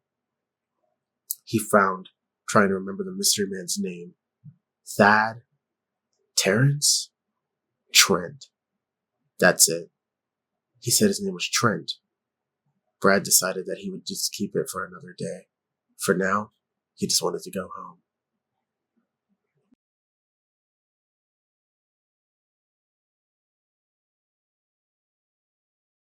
Hello, this has been Resident Evil: The Umbrella Conspiracy. This has been a massive undertaking and the biggest project that I've ever done. And the first, if it is not apparent. I want to thank everyone who worked on this with me, all of my friends that did silly little voices and took time out of their days to help my nerdy little fan book come true. I'd like to thank Mike Johnson, Big Fox, for his rendition of this audiobook, which I think is stellar, just fantastic. And I probably would have never made anything like it had I not seen it. I want to thank, Resident Evil for being awesome. We're holding out for RE9, But I want to thank you guys, for coming in, checking us out, listening along, and hopefully you got a good story out of it. And if not, you give me a lot of watch time, so thank you.